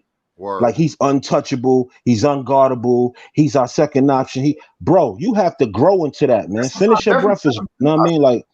And that might be putting too much on him when people say things like that. He really comes out there with that mentality. He not really growing into it. He think he can come out and just take it. And then a nigga be 0 for 7 and be looking crazy on the court. And that's why he could take that game winner shot, right? When he's supposed to pass it to Randall. He know he's supposed to, and then somebody gonna say, "Oh no, I talked to you that night, Easy." And you was like, "Yo, that's Kobe-ish." No, it's not, my nigga. Because nigga, Kobe would not have hit the side of the backboard. Kobe would have made this shot, nigga. So if you going to take it and you feel like you that way, at least hit the fucking rim. I just think he need to finish his breakfast, man, and don't get caught up in the hype. And that's exactly what I mean, right? We putting him up there a little too soon, and then we think we got the cushion to say, when he fell, we got the cushion to say, well, he's only 20. Well, him being only 20 should be the reason why he should finish his breakfast first. You know what I mean? Because you only 20. You know what I mean? Let's make that work both ways. You know what I mean? Word. Not when you fell, because you poking your chest out like this is your team. You know what I mean? You got your man ruffling feathers in a press conference. Oh, yeah, I love the Knicks. I know y'all talking about that. Y'all best friends, man. Zion can't stop running his mouth. He done said already, because I said, yeah, me and RJ always talk about playing together. Yeah, y'all talk about this all the time. And y'all going to try that over here in New York and push Randall out. That's what y'all little divine plan is? Like, he'll probably get traded. He'll probably get traded before that happens. Because he's not even better than Porzingis. And we got him in the same number. The kid got an upside. But right now, I'm still watching Trae Young on my screen, man. He's a baby. I'm watching a baby kill grown men. So when y'all say he's only 20, he just turned 21 a few days ago. I'm watching babies out here balling, you know what I mean? Yep. So, like, let's be for real. So, being that he's only 20, let's just call Trae Young one of the best niggas in the league right now. Because at his young age, he shouldn't be in these fucking playoffs scorching niggas for almost 50. He shouldn't have bumped motherfucking Philly at this little tender age of 22. You know what I mean? Yeah, he's supposed to fall and bump his head. Yeah, like RJ. We just gotta, we just gotta have some balance with this. You know what I mean? Still different, bro. Some players we gotta have some balance. We don't got them players that we think we got. You know what I'm saying? Like we don't have them, man. Some players is built different, and those players that's built different, we don't got them, and we never seem to get them. Yeah, that's like a curse or something. Like, and I just always say that to myself, like, yo, why we can't never just luck up with a Luka, man? Why we can't get a Trae? And we were so close to getting a Ja, you know what I mean? That's how we got RJ though. we love RJ, bro. But I ain't gonna lie, bro. I wanted Ja hella bad, bro. Yeah, I wanted Ja. I ain't gonna hold you. A lot of people wanted Ja. I wanted that. I knew we was gonna get Ja. I knew that when the draft thing came. Nigga, that would be a hell of a piece right there, man. Ja and Randall right now with this bullshit little journeyman squad, yo. We'd have been tearing the fucking playoffs up, man. Hell yeah. We'd have been tearing that shit up, man. Bro, I ain't gonna lie, right? Yo, son. I was like, it had to be some fucking type of conspiracy. How the Pelicans lose Anthony Davis and all of a sudden they get the first pick in the draft? It's rigged, bro. We all know that. Nigga, what happened to the lottery balls, man? Where they go? Where Just a did motherfucker with a suit come out with envelopes in his hand. Should have put some. They don't even show you the lottery. They put a bunch of rocks in a bowl, so it wouldn't come out. They don't even show you the lottery. It's not gonna be the first one to come out. Lottery. If it weigh heavy. There is no lottery, man. Well, they putting these know players what's where good for them. They need to make the the Knicks win like they did in Patrick Ewing. I told my brother that the other day. The Knicks is about. Let me tell y'all something. I got this thing that I always tell. Me and my brother always said for years. I always said, "Yo, we know the NBA is rigged. I just want to know when they gonna rig it for the Knicks." You know what I mean? Like that's simple. You know what I'm saying? I'm not even gonna put my emotions that deep in it. We know y'all rigging this shit. When y'all gonna rig it for the Knicks? Now I tell you one thing that I told my brother earlier. I said, "Yo, ain't it don't it feel a little strange lately? A little different this year?" Yo, they gave us like 5 accolades, my nigga. 5. When do they give the Knicks anything? Nothing. Julius Randle, first time becoming an All-Star. Julius Randle, Player of the Month. Julius Randle, Most Improved Player. Julius Randle, first time playing in the playoffs. Coach Thibodeau, second All NBA. Don't forget that second Julius team All Randle, NBA. Second team All.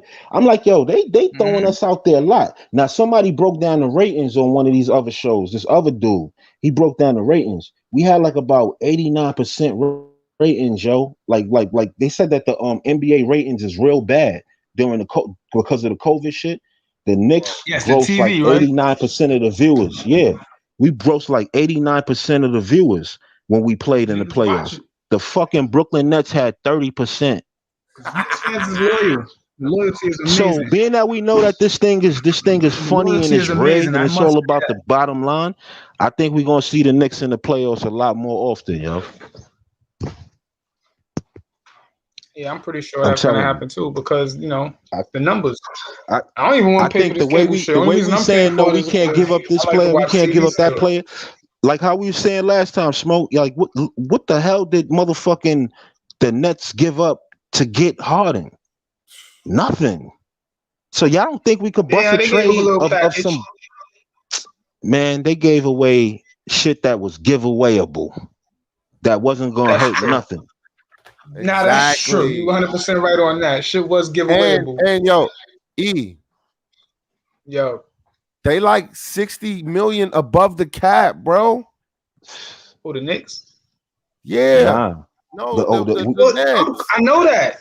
But the Knicks is gonna do some stupid shit and sign a nigga for 5 years and fucking $60 million just so they could get him. I'm like, bro, that's a long contract. I don't care if you sign him for 1 year and give him 20 mil, but don't sign a dude for a long-term deal because if the dude don't pan out, you're gonna be back in the Amari Stoudemire situation. You ain't never gonna win because you eating up a chunk of the cap. I feel about that about that Carmelo deal, man. Amari Stoudemire. I'm not saying they would probably did good because Carmelo was a great player, but he ain't have no sidekick. Yeah. Tyson Chandler wasn't his sidekick. Tyson Chandler was known for playing D, but Amari Stoudemire wasn't healthy, and I'm afraid that's what's going to happen to the Knicks. They're going to see a nigga that's wow, he's available. He's available. Let's get him. But we got to give him this. Like, I want the Knicks, honestly, I would love if the Knicks sign Chris Paul, because Chris Paul going to be a free agent. He gonna opt out his deal, so he can sign long-term. He's staying in Phoenix, though. That's why I want him to sign up, because he's going to want an extra 2 years on the deal. And Chris Paul, you don't know if he's going to, but he's going to opt out, and he's going to re-sign for another 3 years. He getting 44 mil this year. Next, if he play next year. He opting out, and he's saying, yo, I'm going to double that. I'm going to flip that money. Let me counter that. That's wise, because he's playing at a high level. Let me counter that. Because, yes, I would love to have Chris Paul on our team, but he's injured way too much. Mm-hmm. And we need his leadership. We definitely need his leadership, right? Yeah. But is he going to be injured when we need him most is the question. That's true. But you know what the thing is, Paul? Chris Paul, you put Chris Paul, he'll get the best out of Julius Randle. Let's But just that's say his that. MO He'll though. get the best. His MO is to He'll be make hurt when you Julius need him Randle most. look like a #1 option. He will. But Chris Paul does this every year, bro, for the past like 8 years. When you need Yeah, him he most, do. he's hurt, Unfortunately, bro. that's true. You're right. He can't make I'm a not defensive making play. this He's shit too up. have I'm no just going on durability. my eyes. Right. Bro, you're Not, right. not on for This the shit ain't media. get hurt, No. but something happened. I made this because he's always hurt. Literally. He's not meant to win, unfortunately for him. Because he got the corona shit or whatever. You know what I'm saying? So a lot of shit happens to him. And it's bad because he's a good You gotta player. call it like you see it. If it happens more than 3 times, nigga, it's called a habit. He's a fucking great player. He's an all-time player, but he hasn't been able to stay healthy. So, and even with the COVID shit, that shit falls into the not staying Same healthy. thing, nah. Totally right. That's the same shit. So I would love to have a player like Chris Paul, smart, but it's not many players got that IQ. Chris Paul was drafted in like 03, 04, maybe. What? I said this to you, or I said this to my brother. I was like, yo, you know what the Knicks should do? Sign Chris Paul for about a 2-year deal. This is before all that shit. I was hearing about 3-year deal. And I said sign another point guard, a young point guard that got potential, like Alonzo Ball. Let him learn under Chris Paul. And then I'll be cool with, I'll be cool with putting him out there. Because look what the nigga Cameron Payne doing. Cameron Payne was even in the NBA last year. I still Cameron Payne from them. I'll take him. I heard he's a free agent. He is a free agent. I'll take him. Don't let one game. No, I'll take him over fucking. That kid is a Peyton? baller, yo. Saying he had a good game last night. Over Alfred Payton. They got the other kid, Brunson. He available. And you know, at least he goes out buckets sometimes. We don't know that, man. It might be. It's not his buckets, bro. I'd rather a nigga that drops buckets sometimes than a nigga that drops buckets never. Remember, a lot of these players is system players. You know what I'm saying? When you're not in the right system, you ain't gonna produce the way you are. No, bro. Alfred Payton did like this on Orlando, in New Orleans, and on the Knicks, bro. We ain't talking about Alfred Payton, bro. We ain't gonna talk about him because he's already solidified. He's a bum. There's no need to even think of his name. And this was another thing that I didn't like about Thibodeau, right? If he would have let that nigga down easy by taking him out the starting lineup when he got hurt, he wouldn't have had to embarrass him and take him out in the playoffs. All right. Everybody been saying it. He don't contribute like for that. Argument's sake, why did he play? Why do you think he gave Peyton the minutes? Hmm? Obviously, somebody behind him ain't showing him enough. You know what I think? And I had to, of course, I thought about it. I'm like, why is this nigga playing forever? Oh, damn. My bad, bro. Continue. Yeah, that's what I'm saying. They don't guard him. They just let him do whatever the hell he want. But I hate when they leave him open and he'll run to the middle of the lane and throw some stupid shit up. No, but why do you think he left him? Why are they playing him? No, but the question was, why do you think Thibodeau left him in when it was clear he should have been pulled mid-season? Well, he was a placeholder. I think he was just a placeholder. Yeah, I think he was a placeholder. And a lot, you know what else had to do with it? He had the size. The dude was like 6'5". He had the weight. He was strong. So Thibodeau is a defensive-minded coach. We all know that. So he was like, okay, I'm going to play him because he's going to play defense for me. I'm going to start him, and I'm going to put him in at spots. I'll never put him in when it's like in the fourth quarter. He'll never be in the game in the fourth quarter because he's just going to be too stagnant. So, yeah, I see what he was doing. He was just using it for defensive purpose. Look what Thibodeau did his whole career. He was starting Kurt Heinrich. He was starting give me a couple other dudes, right, just for defensive purposes. And that's Thibodeau's. That's the name of his game. That's his style of play, playing defense. And that's why we saw a lot of Alfred Payton. But we didn't see him in the fourth quarter because he wasn't going to bring nothing to the table. He was going to drive the lane and do something stupid. In my opinion, maybe I might think I might know too much, but I seen the Knicks lose a lot, so I look at basketball different because I'm a Knicks fan, and I seen stars. I saw Kobe. I had the league pass, so I saw Kobe succeed. Saw his whole career. I seen LeBron succeed, saw him his whole career.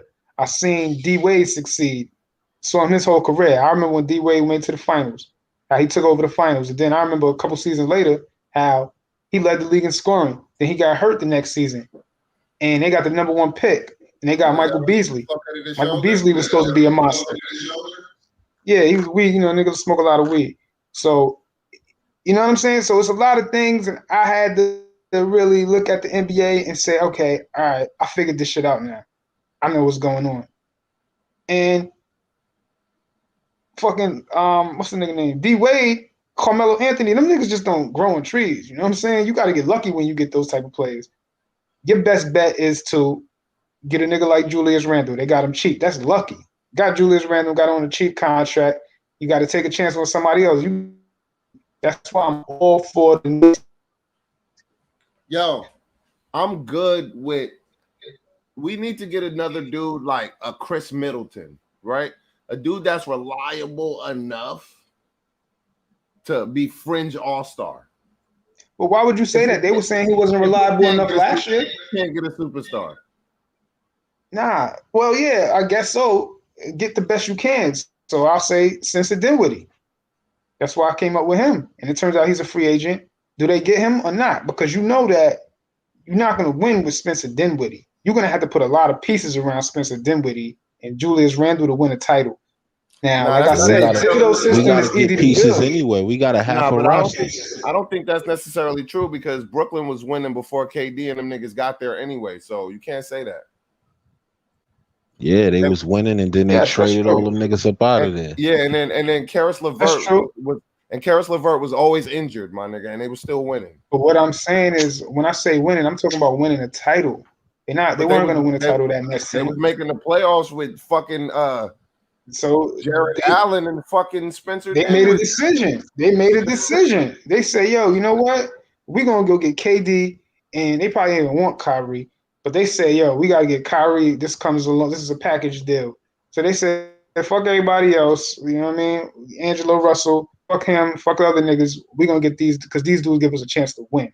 Now, the Knicks, if they get Dinwiddie, if they get Julius Randle, that's not a winning team. But if they get like a nigga like Dame Lillard or Kawhi, Dame Lillard wouldn't even – well, yeah, I guess that could fit. Now, he gets somebody like that actually put them into the elites. That might not even be a good enough team. You know what I'm saying? Like look at the Nets. Look at the way the Nets felt. They had Kyrie and Durant. They said, nah, we gotta go out and get James Harden. So it's like you gotta think bigger. It's either you're gonna build a solid team, use them draft picks the right way, or you're just gonna throw your eggs in one batch and hope you get a fucking James Harden. At this particular time, bro, I feel like we need not to draft no more fucking players. I'm good. We need to use those picks.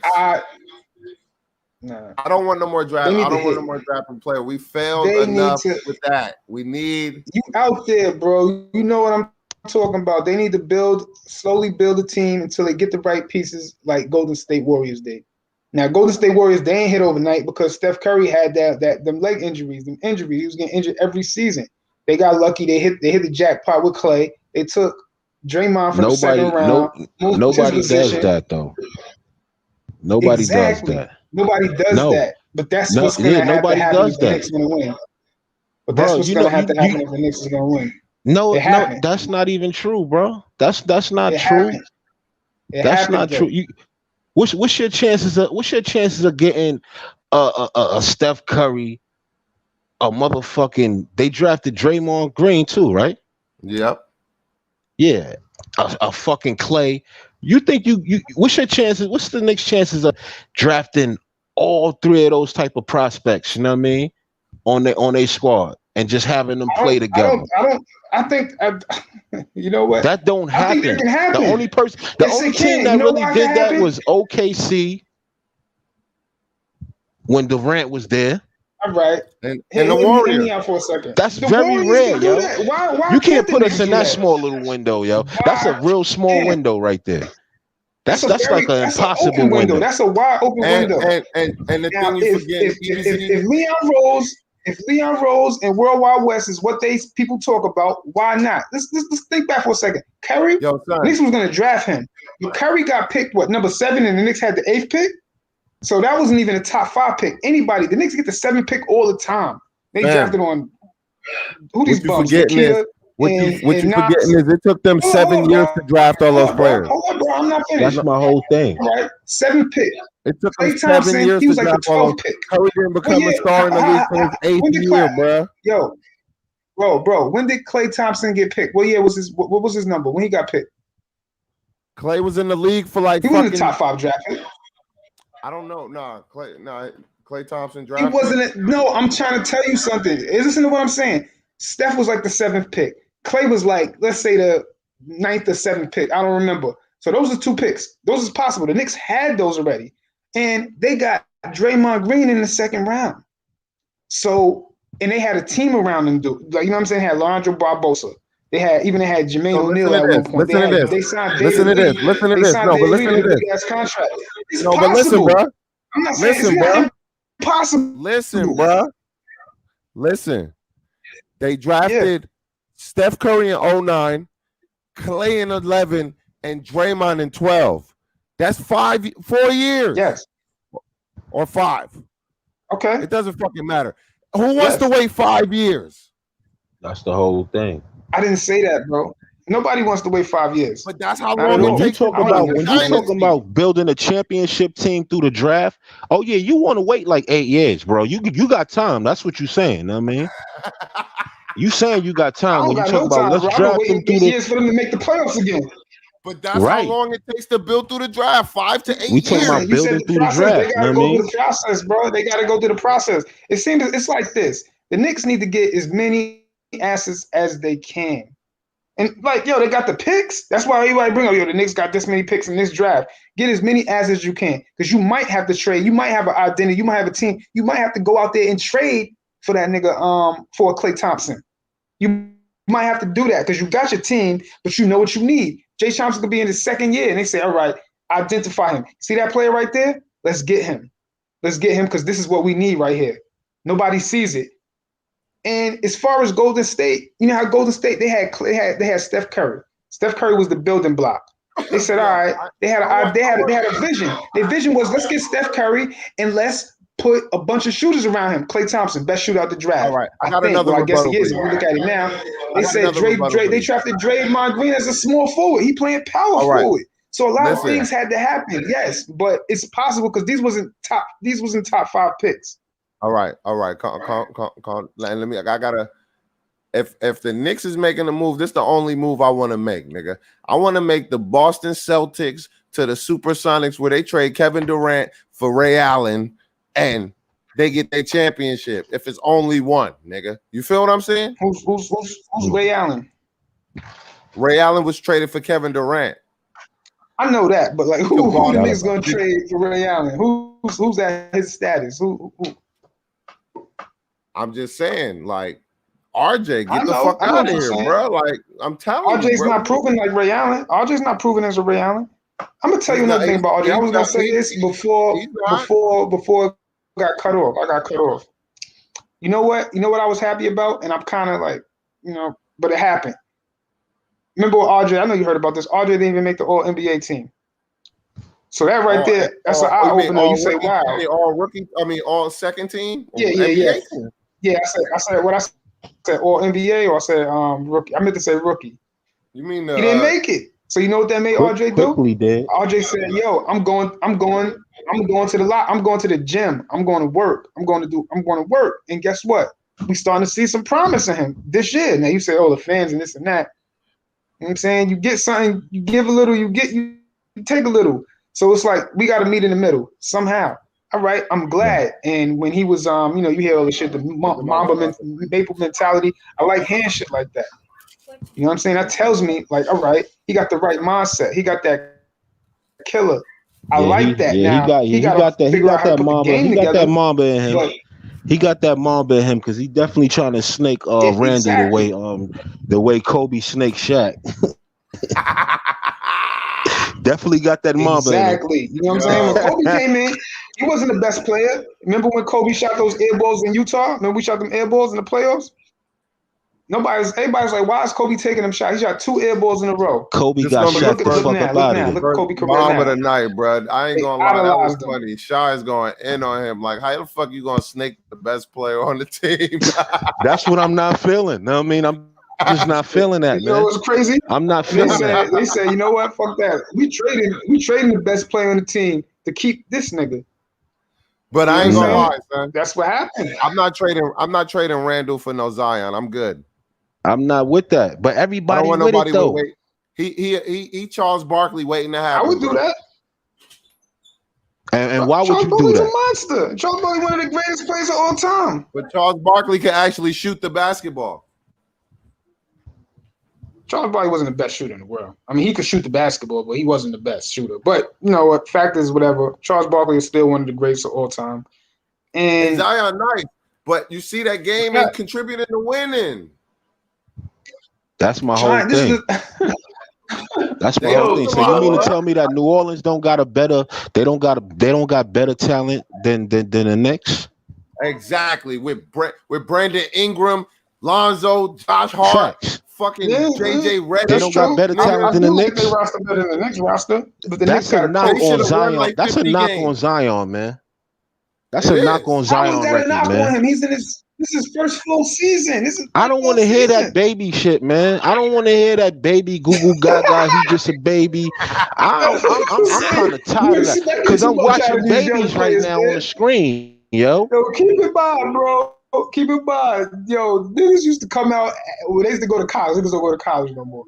Niggas used to be like 22, 23 years old and be rookies. This was like 10 years ago. Well, maybe a little bit more than that.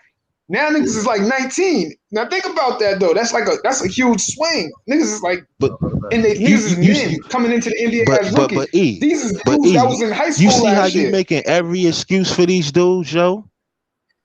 Yo, Zion got a way better team than the Knicks, yo. Yeah.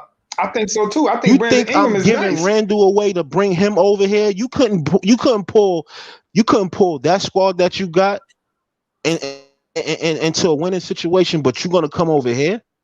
Word. And I'm gonna give away the nigga who got me in the playoffs. Word. For you? Did you ever look at Zion's numbers, bro? Look at Zion's numbers. Yo, bro. It don't matter about the numbers. How much His numbers ain't adding up to nothing. His numbers adding up to sit your ass down when the playoffs start. That's what his numbers is adding up to. Bro. Empty calories, bro. Fuck the numbers. Is it contributing to winning? That's my whole thing. Yo, I've watched a few games this season because you hear the hype about Zion. I want to see what the Zion's doing for real. So I'm watching, and I'm like, yo, Zion is running the fucking point guard. Like, what the fuck? Why is he running the point guard? And I take a closer look, and I'm like, this is what he does. He gets the ball, brings the ball up, and he just goes in. Doesn't spin move, he does his little thing, and this is easy to him. And he's doing this dominantly. Like, I caught flashes of Shaquille O'Neal, but he's not as big as Shaquille O'Neal. You remember when Shaquille O'Neal was just dominating niggas. He ain't got to be that good. He's just straight up trucking niggas, thugging niggas. That's what Zion is doing. Zion's in his second year. He has a lot of growing to do because Zion plays a horrible. He's garbage as far as his mental. You know what I'm saying? I don't want to say it, but once he put the pieces together. I'm just keeping it real with you. Zion too big and heavy, bro. He gonna be doing what he doing for like maybe 6 seasons. Athleticism. Gonna be the same, that's what a lot of people saying. Athleticism. If his athleticism stay intact, that's a risk. lot of people saying that. So athleticism. I don't want to risk on a player that's not gonna be the same. Then when he blew his knee out, he's gonna be 400 pounds, looking like Robert Tractor Trailer. I'm good. All right, bro. I'm just saying, hey, man. Like, you gotta look at it like, yo, how you think they be drafting these players, bro? So they don't draft these players and say, all right, he's gonna win the title next year. Every basketball game is on the man, nigga. And dudes is like, nah, he ain't gonna win a title for me next year. That's what they saying. They say, yo, you want to blow the team up for who you want to blow it up for, yo. I don't want the team to blow up. No, I want them to keep building. If you trade Randall for Zion, you just blew the team up, bro. You just blew the team up, bro. Facts. You took away your best. And another point on top of that, shot. If you trade RJ for somebody better, that's not blowing the team up. That's improving it. Right. That's my whole thing. The difference is you kept your best player and you added a better sidekick to him. Zion Williamson is a legit. He's a bona fide number one option. I don't know if Julius Randle's a bona fide number one option. I'm just saying. You know, you know it so far on this squad because you know that he pulled this basic ass team into the playoffs. So he proved to you that I'm somebody. You know what I mean? And you look at Zion with this. He got a good supporting cast around him. Let's not act like Ingram is trash. Nope. Let's not act like Lonzo is trash. You know what I mean? The problem is Zion is hurting Lonzo and Ingram game. He's not making them better. He's not making them better. Because all three of them dudes need the ball in their hand, and the more he dominates and drives to the fucking hole like a bull, they miss opportunities. Mm-hmm. But Zion Williamson, you know what? I'm gonna say some shit that make y'all gonna get mad when I say this. I think if Zion Williamson was on the Knicks playing for Tom Thibodeau, the Knicks would have a better record than Randle. Oh, come on, bro. I don't feel wrong with saying that. I disagree, bro. Come on, man. I'm just saying, bro. I mean, I'm talking about basketball. Just the 3-point shooting alone from Julius Randle. No, it's unmatchable. Like that's you get a crazy coach though. That know what the fuck he doing. You get a nigga that know he gonna put you in the right spots. Nah, but niggas. Unfortunately, really the Knicks ain't have a point guard this year. And Zion. What feels good? Bro, Zion is the reason they made the play-in game, and they still didn't even get in. That says a lot for a nigga. They made that shit for him. For a nigga that plays for a guy that plays his first full season, and he made the play-in game in the Western Conference. That nigga did not make the play-in game. Come to think about it, they made the play-in game for him to get in, and he did not make it. The Knicks might have had the same record as the Pelicans. Because I switch up. It seems like I lose what's the name. Hold on. You said the Knicks had the Pelicans had the same record as the Knicks? That's what you said? In the Western Conference. Right? They had 31 wins, man. I'm not sure. And how much the Knicks had? 41, bro. 41. All right. I was just asking a question. 10 you know what I'm saying? I ain't know the answer. 10 games above 500. You know what I mean? Yeah. So you kind of hurting your argument, bro. I mean, I'm glad the Knicks showing. I still feel like they overachieved. Maybe that's why I asked the question. Maybe because I still feel like they overachieved. Maybe that's why I asked that question. Keep in mind, they are in the Western Conference. The Western Conference is Randle to have the season that he had. But if one more person would have stepped up and did a little more, we could have overachieved some more. Of course, so we blew a good opportunity, man. RJ averaged 17 points. Who else stepped up? At a point, RJ was getting you 20 points every night. No, I would say he was getting you. You just gotta wait. You know what I'm saying? We gotta wait. We haven't seen the best team of the Knicks. Listen. Nah, this weight shit. Jump the gun. Bro, yeah. You can't jump the gun on this. The only people that feel like we should wait is people who got other teams that they could rely on. I only got one team, bro. I only got the Knicks. You know what I'm saying? I'm not high on none of these other niggas. Players. I watched them, and that's about it. You know what I'm saying? But I don't change my hat up. You know what I'm saying? I don't start switching different hats and all that. You know what I mean? I'm just on my Knicks shit. Bro. You know what I mean? Knicks fan to the core.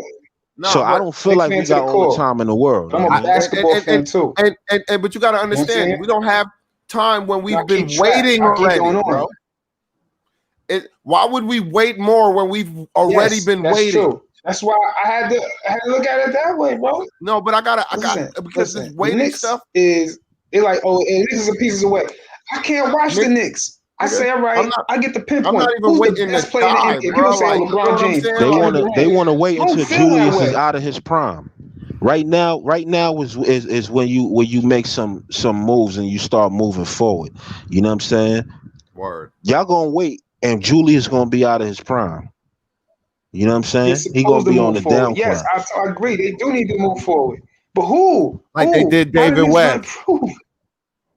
I'm asking you, how they going to improve? Like, I'm not saying it. I'm asking, how can the Knicks improve? How can the 'Cause Knicks improve? The only thing I see is taking chances on players. Now that might be good, that might be bad, but you got to make a strategic move. Improve, bro. I think if we get a CJ McCollum, a Spencer Dinwiddie, You thinking too small, bro. You thinking too small, man. Yo, Sha, tell him he thinking too small when he talk about CJ McCollum, because I think you need to hear that. I mean, I don't like CJ. You know what I'm saying, personally. Yeah. But see, he's another one of those players that you would have to make it make sense. You know what I'm saying? So as long as you forming a squad, all right, CJ is definitely could be on your squad. You know what I mean? If you need shooting, CJ. CJ's a you got to think the big picture. He's not in the big averaging picture. 23 points a game, 4 rebounds, and how much you shooting from the field? I'm about to look it up. Yeah, I'm just asking. He's averaging 4 rebounds, 5 assists, and he's shooting for the season.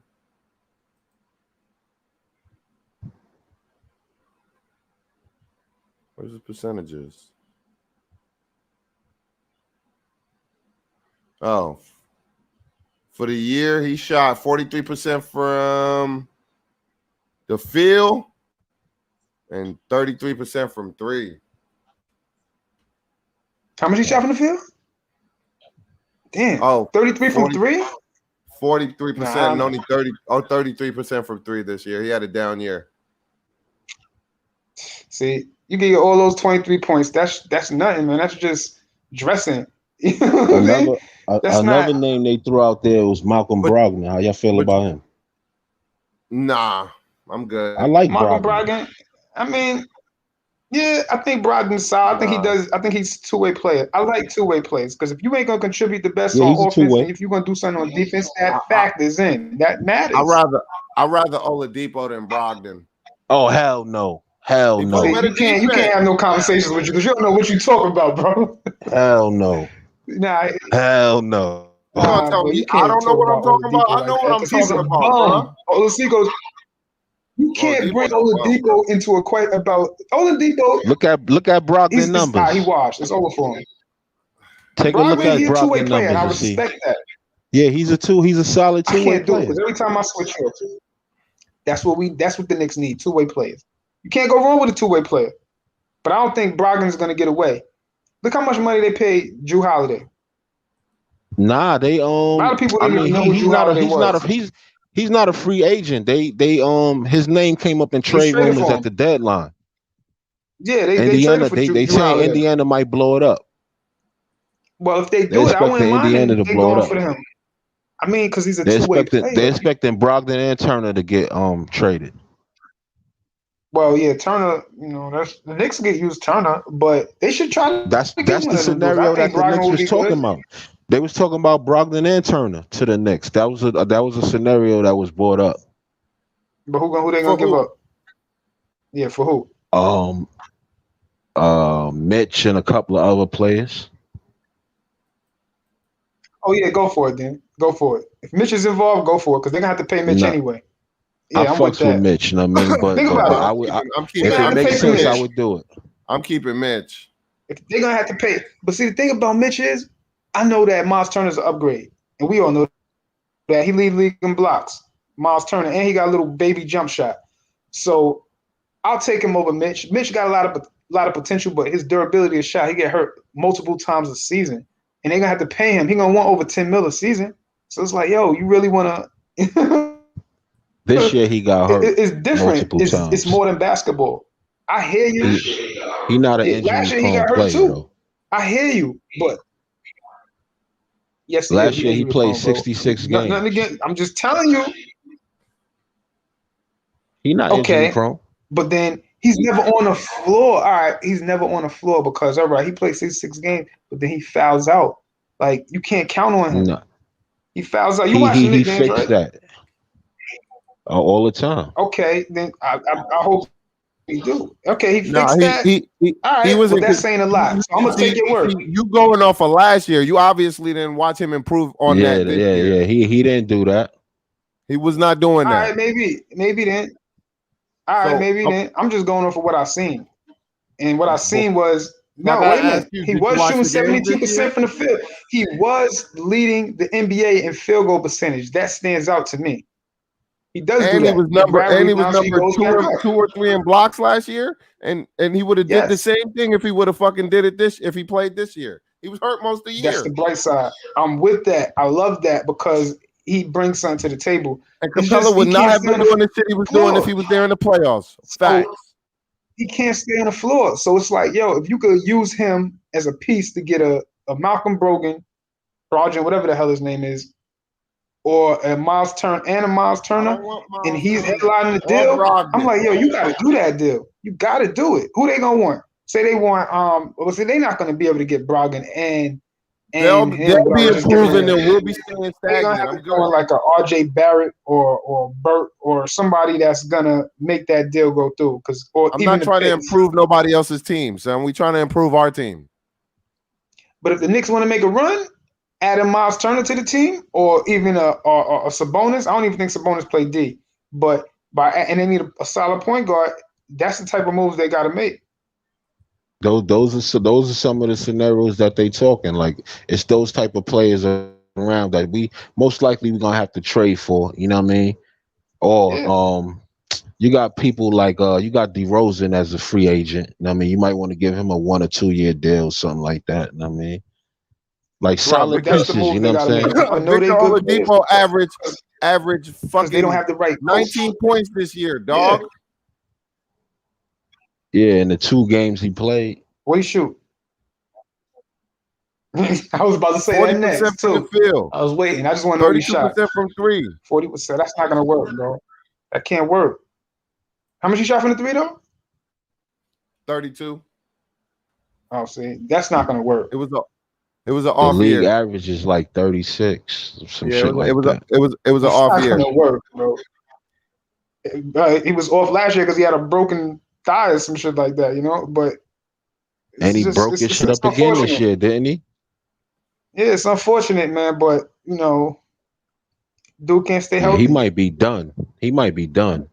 Nah, I would take him in just like Randall revitalizing his career, bro. I ain't gonna lie. Bro, he broke his shit up again as soon as he got to Miami. Can't do it, bro. He broke his shit in Miami?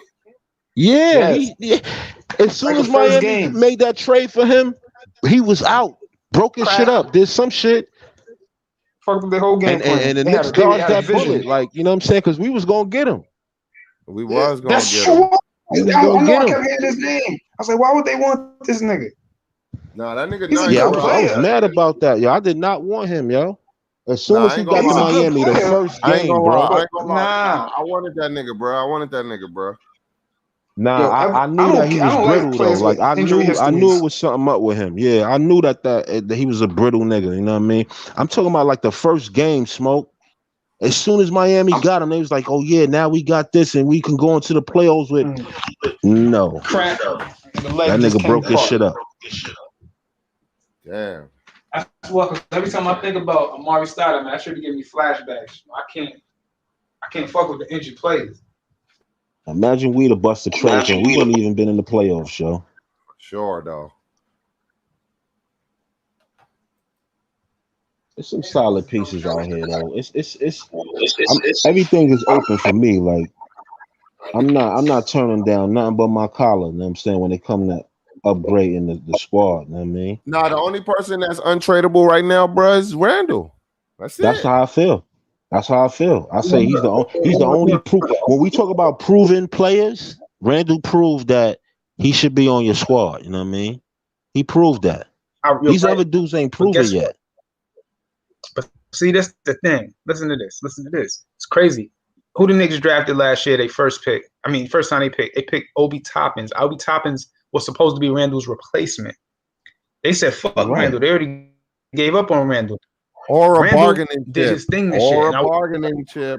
He was a see. That's what it is. He could have been. I remember I was talking to my brother. I was like, "Yo, they need to trade this nigga now." Right in the beginning of the season, because I was like, "Yo, I don't know how long this is gonna last." It's like I don't trust him. I was like, "Yo, he's at his all-time high right now. Trade him now because if they don't trade him now, the next season coming, he gonna want a contract. He want the max. Get rid of him. They could get somebody like a Sabonis or somebody good. You know what I'm saying? They get Carl Anthony Towns. I was like, yo, they could do that for Randall because the situation with Towns is not working. He been playing, it's not working in wherever he at. I was like, yo, they could make a move, they could get somebody. But now I'm looking back at it and I'm like, nah, they did the right thing. They kept Randall.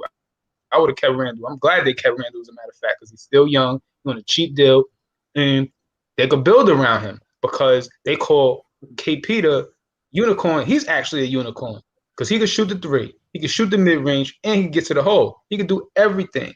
I didn't know that. And if they would have knew that, they wouldn't have drafted Obi Toppins. They would have drafted a win-now player because it was like, what, the 10th or the 9th pick.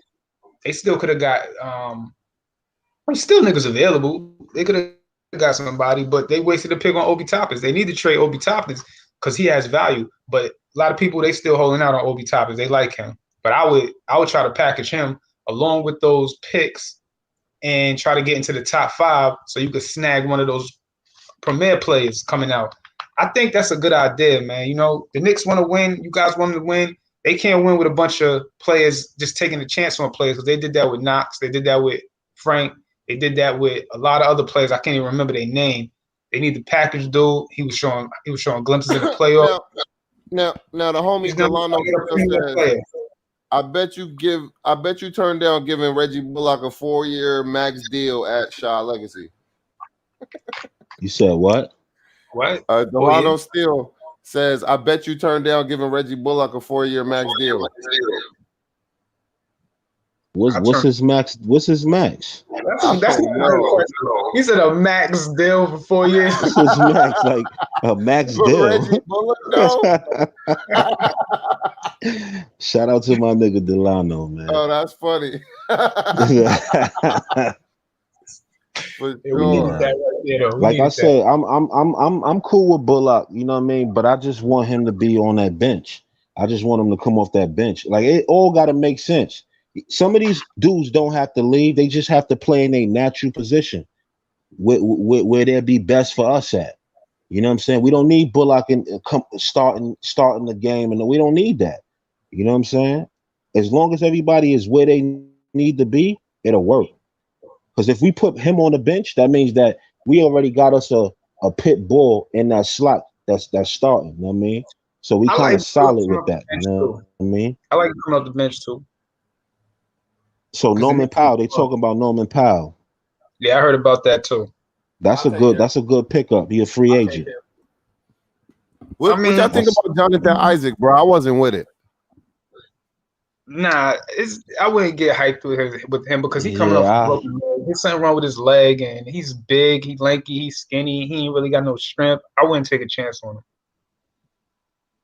Yeah, especially Trae and Mitch for him. I don't know about that. Nah, we ain't gonna do that. All right, so y'all didn't agree with me. No Jonathan Isaac.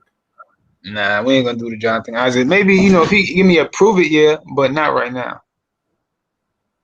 He said, I think Delano's still dropping bars right now. He said, I think we should realistically look at the drafting for need in this draft.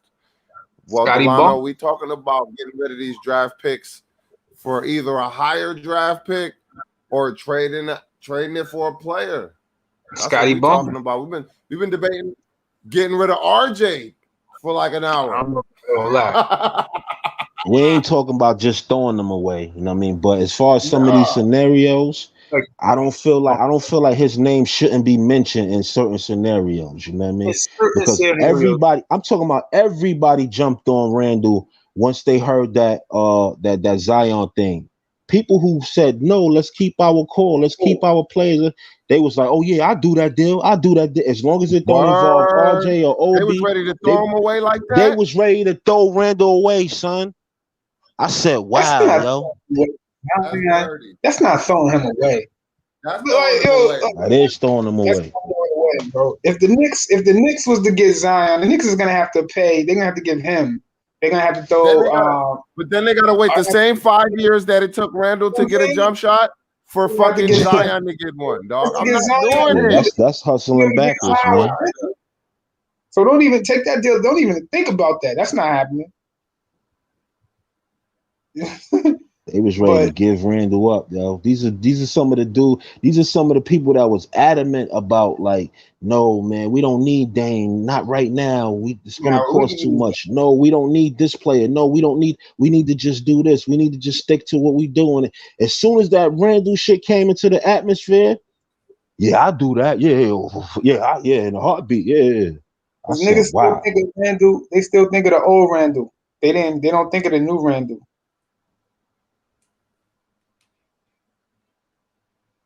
I'm gonna still stick to my guns. I like Scotty Barnes. Scotty, how tall is he? He's like 6'8", 7'2", 7'2" wingspan. So is he a guard? He's a small forward. I think he can play power forward too. He can play small forward and power forward. We need a playmaker. And I think he handles the ball too. You know what I'm saying? But I think that the Knicks need a elite defender. Natural playmaker, not a dude that just handles the ball. I don't want no dude that just only go right or only go left. We're not gonna touch that right now. Why it matters? Because, bro, that's not his position. His position. We need somebody. You saw the defense. See what they had Reggie Bullock doing. We need somebody that's gonna play Reggie Bullock's position. Reggie Bullock is not a true 3-and-D, but they had him playing 3-and-D. So obviously that's a need. They're not going to get Cade Cunningham. You know what I mean? They're not going to get a lot of these dudes. Now, Suggs, I like the dude Jalen Suggs, but I don't think they're going to get him either. So there it is. Scotty Barnes, I think that's the move for them. I've been hearing that name too. He's a shooter, right? Yeah, I think he can shoot too. So that's the move. He gonna bring the best out of Tom Thibodeau's system. Sometimes you got to draft for the system too. That's why I be so many busts in the NBA. But he needs that. He always had. He had Luol Deng. Scotty Barnes got the long enough arms to play the power forward, and in the new NBA he could play the center. And he's athletic. I think he could do wonders for Tom Thibodeau and for the Knicks. Knicks need a point guard though. Yeah. Bro, I ain't gonna lie. I'm looking at Scotty Barnes highlights right now.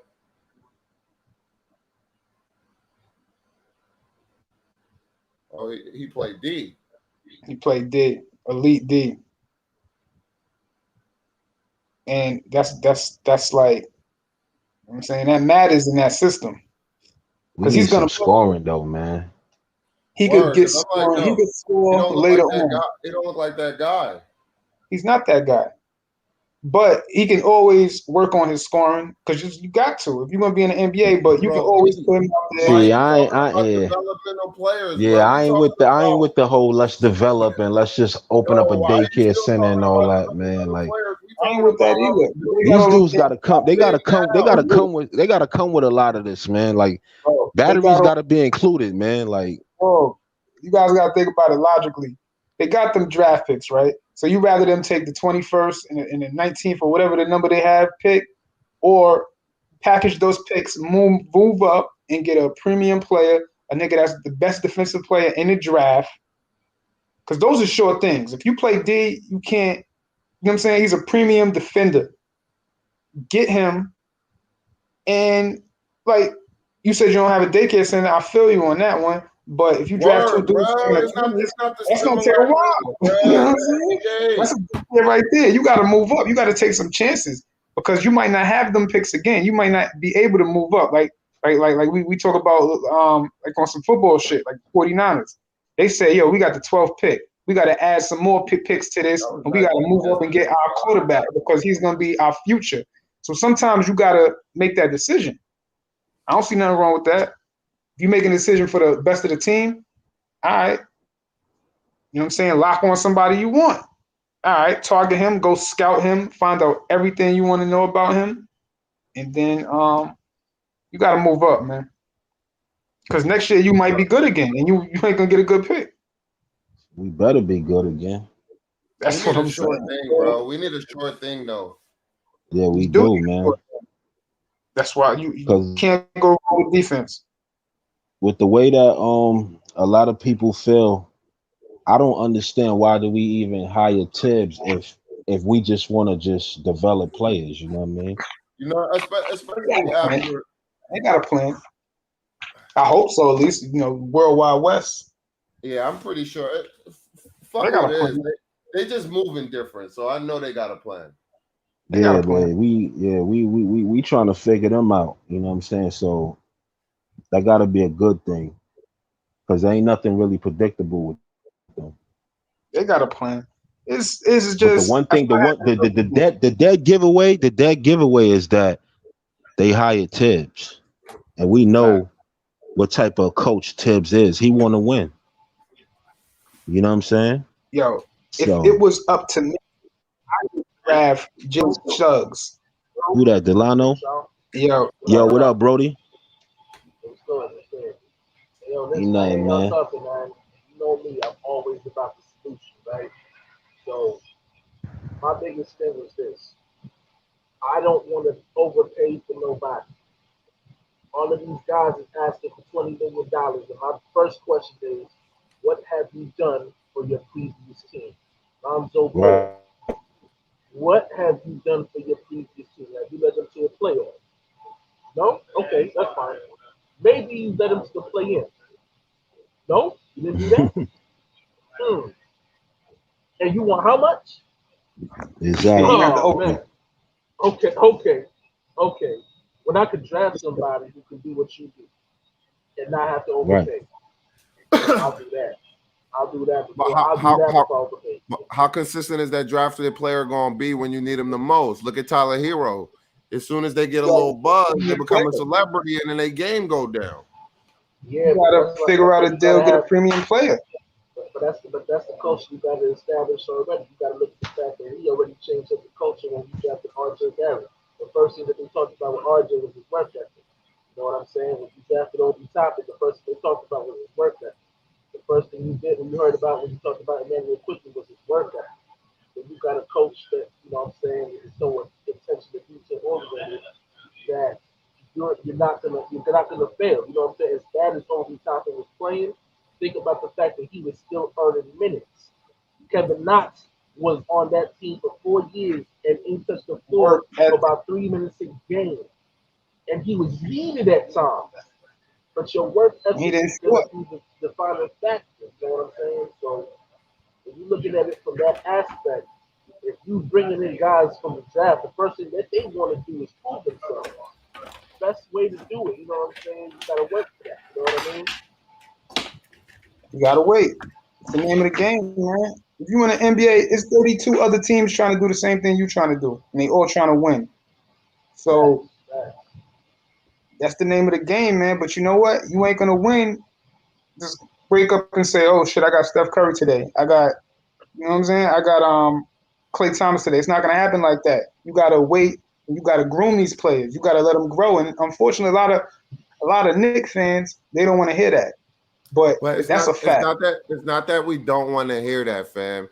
It's the fact that we have been waiting, right? I'm a Knick We have fan. been trying to develop players. We might not have been doing the process right by recycling our coaches, or It's the or same thing not even over and recycling, just by let me finish, by over. incinerating our coaches, right? Throwing them in the dumpster. That's what we've been doing, right? But we've had a lot of these players for like 3-4 years. Who? We've had Alfred Payton for like 3 years. We've had Kevin Nah, we Knox. had Alfred for like 2, right? Is this his second season with us? Yeah, I think so. All right, my Bring bad. Alpha Payton. He's irrelevant at this point. He's Now, still who a we had? player. My point is, right? And yes, we got rid of a lot of players, but like Shaw said earlier, bro, most of our roster is made of like role players that was top first round draft picks. So they had a little spark season. But yeah, if we had one more hitter, fam, like just imagine if they had one more person to take the pressure off of Julius in those moments. Like Dame was coming down in the garden, you feel me, at our logo, shooting it from, shooting it from the Knick sign, got us going crazy. You feel me? Like, come on, just imagine how harder they would have played because you can see they gave up. But Dame is like you need a lot to go. I mean, I don't want Dame by myself. I want to get a Dame. Like I said, and I'm standing on this. 6 first-round draft pick. I just don't want to go to the playoffs. What's the sense of doing that? You're gonna get a bad pick. I want to go for the gusto. You know what I mean? I want to make a run. That's 6 first-round draft picks. 6 first-round draft picks and RJ Barrett for Dame. Remember we was talking about the Brooklyn Nets, how they had D'Angelo Russell, they had Allen, they had LeVert. Now they was like, yo, we making strides, we getting good, we getting to the playoffs. But they said, oh wait, Kevin Durant available? All right, Kevin Durant along with Kyrie, because that's a package deal. Oh hell no, we getting Kevin Durant. We don't even care if he hurt his leg. We getting him, and we're gonna get another superstar. We're gonna make a run at a ring. And they just gave up on their team, their whole building process or whatever. But and I'm not saying the Knicks should do that. The Knicks is not in a position to do that. They're not in a position to do that. Now I feel like they traded away. People was behind Brooklyn when it was Spencer Dinwiddie and them niggas. Notice how as soon as they got Kyrie in there, Knicks is trying to establish the culture.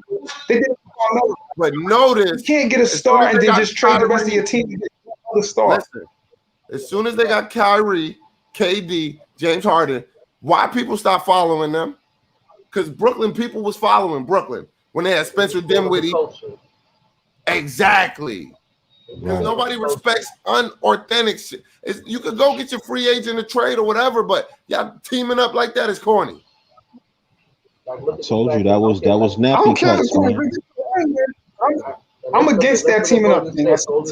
Golden State built, like, you know what I'm saying? Wow. Hold on for a second. Hold on. Thank you. Golden State built from the ground up. The only significant move that they made was getting Andre Iguodala for their first championship, right?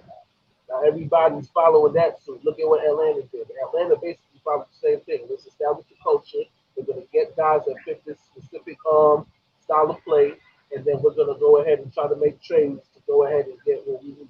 Now the only thing they did of significance of this season was getting 2 guys. They got Bogdanovich and Gallinari to fit their style of play, but it's already a style of play. It's a culture already established. I said that earlier right now. I said that we should have got there earlier. I said that earlier too. What I said Kevin Huerter like the clay for Trae. Right. Exactly. Great point. Thank you. That's what I've been saying. They gotta that culture thing. I totally agree with that. That's they gotta build that. Look at the draft. Identity. Right. But don't look at the best player available. Look at how it affects the team. Yo, let's keep it real there. Kevin Huerter shoot better than RJ, and he play more D. Ooh, that's not. We're not comparing the two at this point. What? I'm just saying. We not. We ain't gonna do it. We not. Nah. And listen to what he's better. Yo, son, I ain't gonna lie. I watch RJ play every game, and I only see him do 2 things. I only see him run in the corner or try to bully somebody, either get blocked or get the layup off. Like, yo, somebody came up with a good stat today. I forgot who said it. They said that they pulled up RJ's stat. I remember I said this a few weeks ago. I said that the Knicks led the league and getting their shots blocked the most. And I didn't have no stats on it. I knew that that's what was said, that they were saying in the NBA. And I knew that the reason was EP and RJ, the 2 that just won't pass. They will try to climb up 2 dudes' chests and get that shit punched out the gym, you know what I mean? On layups, you know what I mean? And then somebody pulled up a stat today. I forgot who did. They said RJ got his shit rejected 86 times this year. I said, yo, that's deep. Yeah. Once again, what that problem is too, when you got a fast break or a transition situation going on, and you're the only one in there, and you got 2 defenders you trying to get by. You can't wait for the other guy to come by when he's like 3 feet behind you and he's not No, shooting. I seen them do it. I seen them do it. And y'all, you're so right, because they'll have a 2-on-1 situation, fam. And then instead of throwing an alley or doing something exotic, these dudes is literally slowing down to do a 1-on-1 move, and then you get punched. It's like, bro, all the time, yo. You got the advantage, fam. Didn't you know that? All the time. I said that's bad, man. We got to change that. Basic basketball, bro. You know what the unfortunate the only way to do that that's the franchise. That's the franchise. Speed up the people on the court. You can't have Elfrid Payton, you know what I'm saying, running like a turtle. You can't have Reggie Bullock running like, you know what I'm saying, like a turtle and expect them to take advantage of mismatches as well. So that's what I'm saying. When I'm looking at the draft, the first thing I'm looking at is, again, you got these guys that are young and they're speed. But D, who we getting at? Who if nobody trades with us, who we getting at 18 that's gonna make an impact? I'm telling you, the guys I mentioned, Trae man, Ayu Dosunmu, you gotta look at the fact that things that they do. Like, okay, imagine if you had D'Angelo Russell who plays defense, right? Because that's a comparison that people can say now, right? So you got a guy that can space the floor if you need to. He's shifty, but he's got a little bit more speed than D'Angelo Russell, right? And he defends. So even if he scores, the first thing he's gonna do is get right back in his man's face, as opposed to trotting back like, okay, I scored that basket. That type of mentality. Then you look at the guys like Scotty Barnes, Jalen Johnson, Zaire Williams, guys I mentioned in small forward. You know what I'm saying? Scotty Barnes is a rim runner. You know what I'm saying?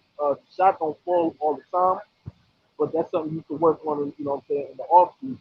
You know what I mean? Something for the draft and all that. Jalen Johnson can already shoot. You know what I'm saying? And he defends. Zaire Williams, same thing.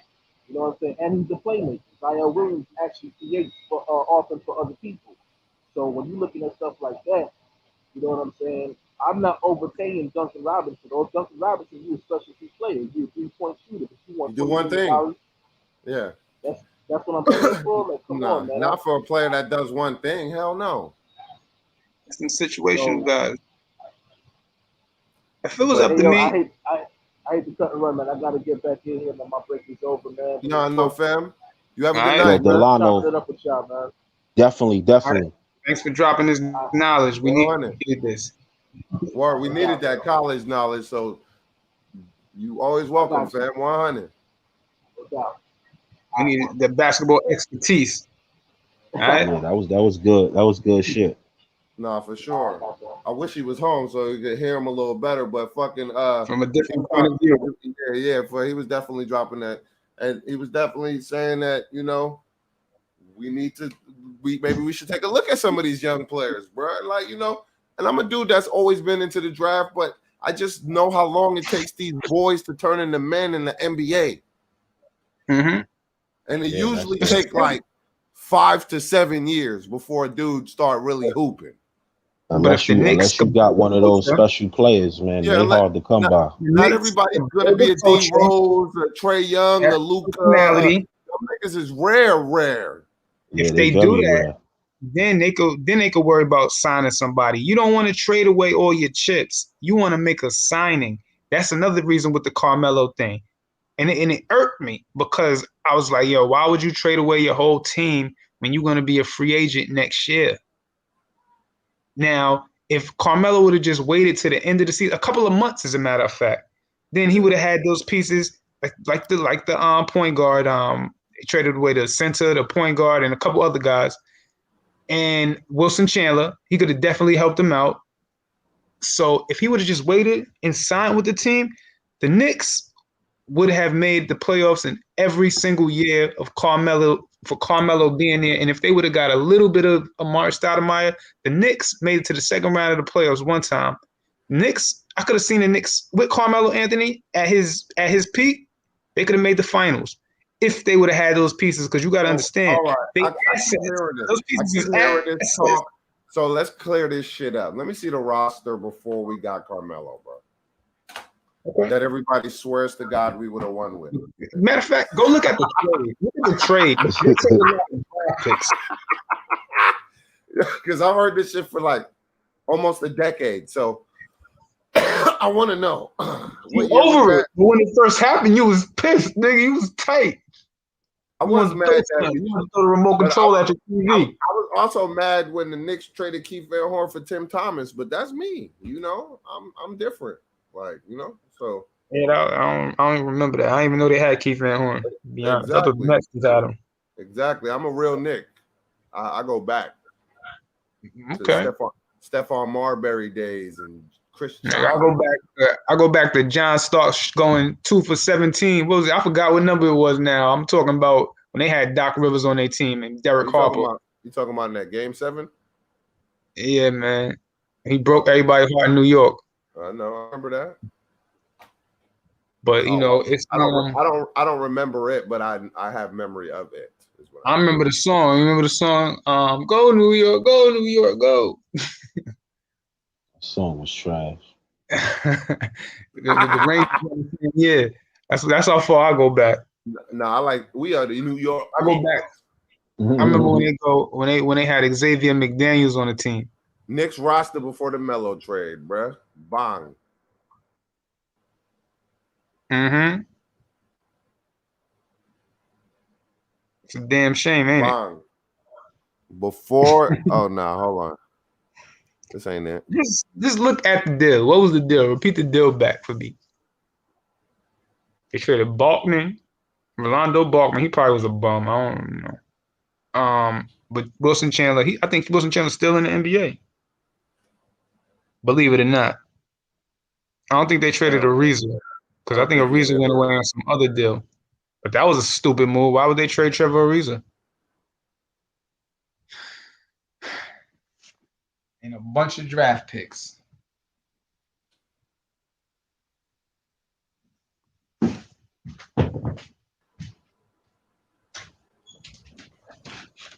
I think it's a different scenario this time around. So the Knicks will send Wilson Chandler, Raymond Felton, Timothy Mavgas.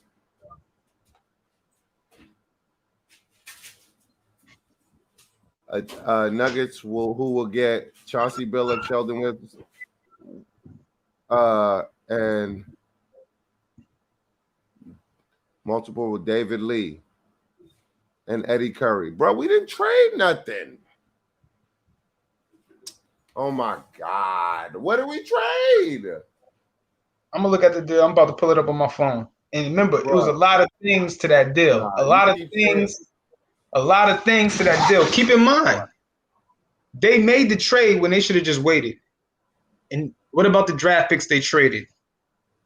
They traded Anthony Rudolph, fucking Eddie Curry, Corey Brewer, Chauncey Billups. We got back Chauncey Billups, Sheldon Williams, Anthony Calder, and Ronaldo Bachman. With Carmelo. Bro, we didn't give away nothing. We gave away Gallinari and Mozgov. And did you like Raymond Felton? Because he was a bum. He was working. He was an asset. He was a bum. He was an asset that the Knicks could use if they wanted to get that extra piece. They could have packaged him with somebody. What my point was is that even though we gave up all those assets, it was the fact that we didn't have the draft picks. It wasn't the players.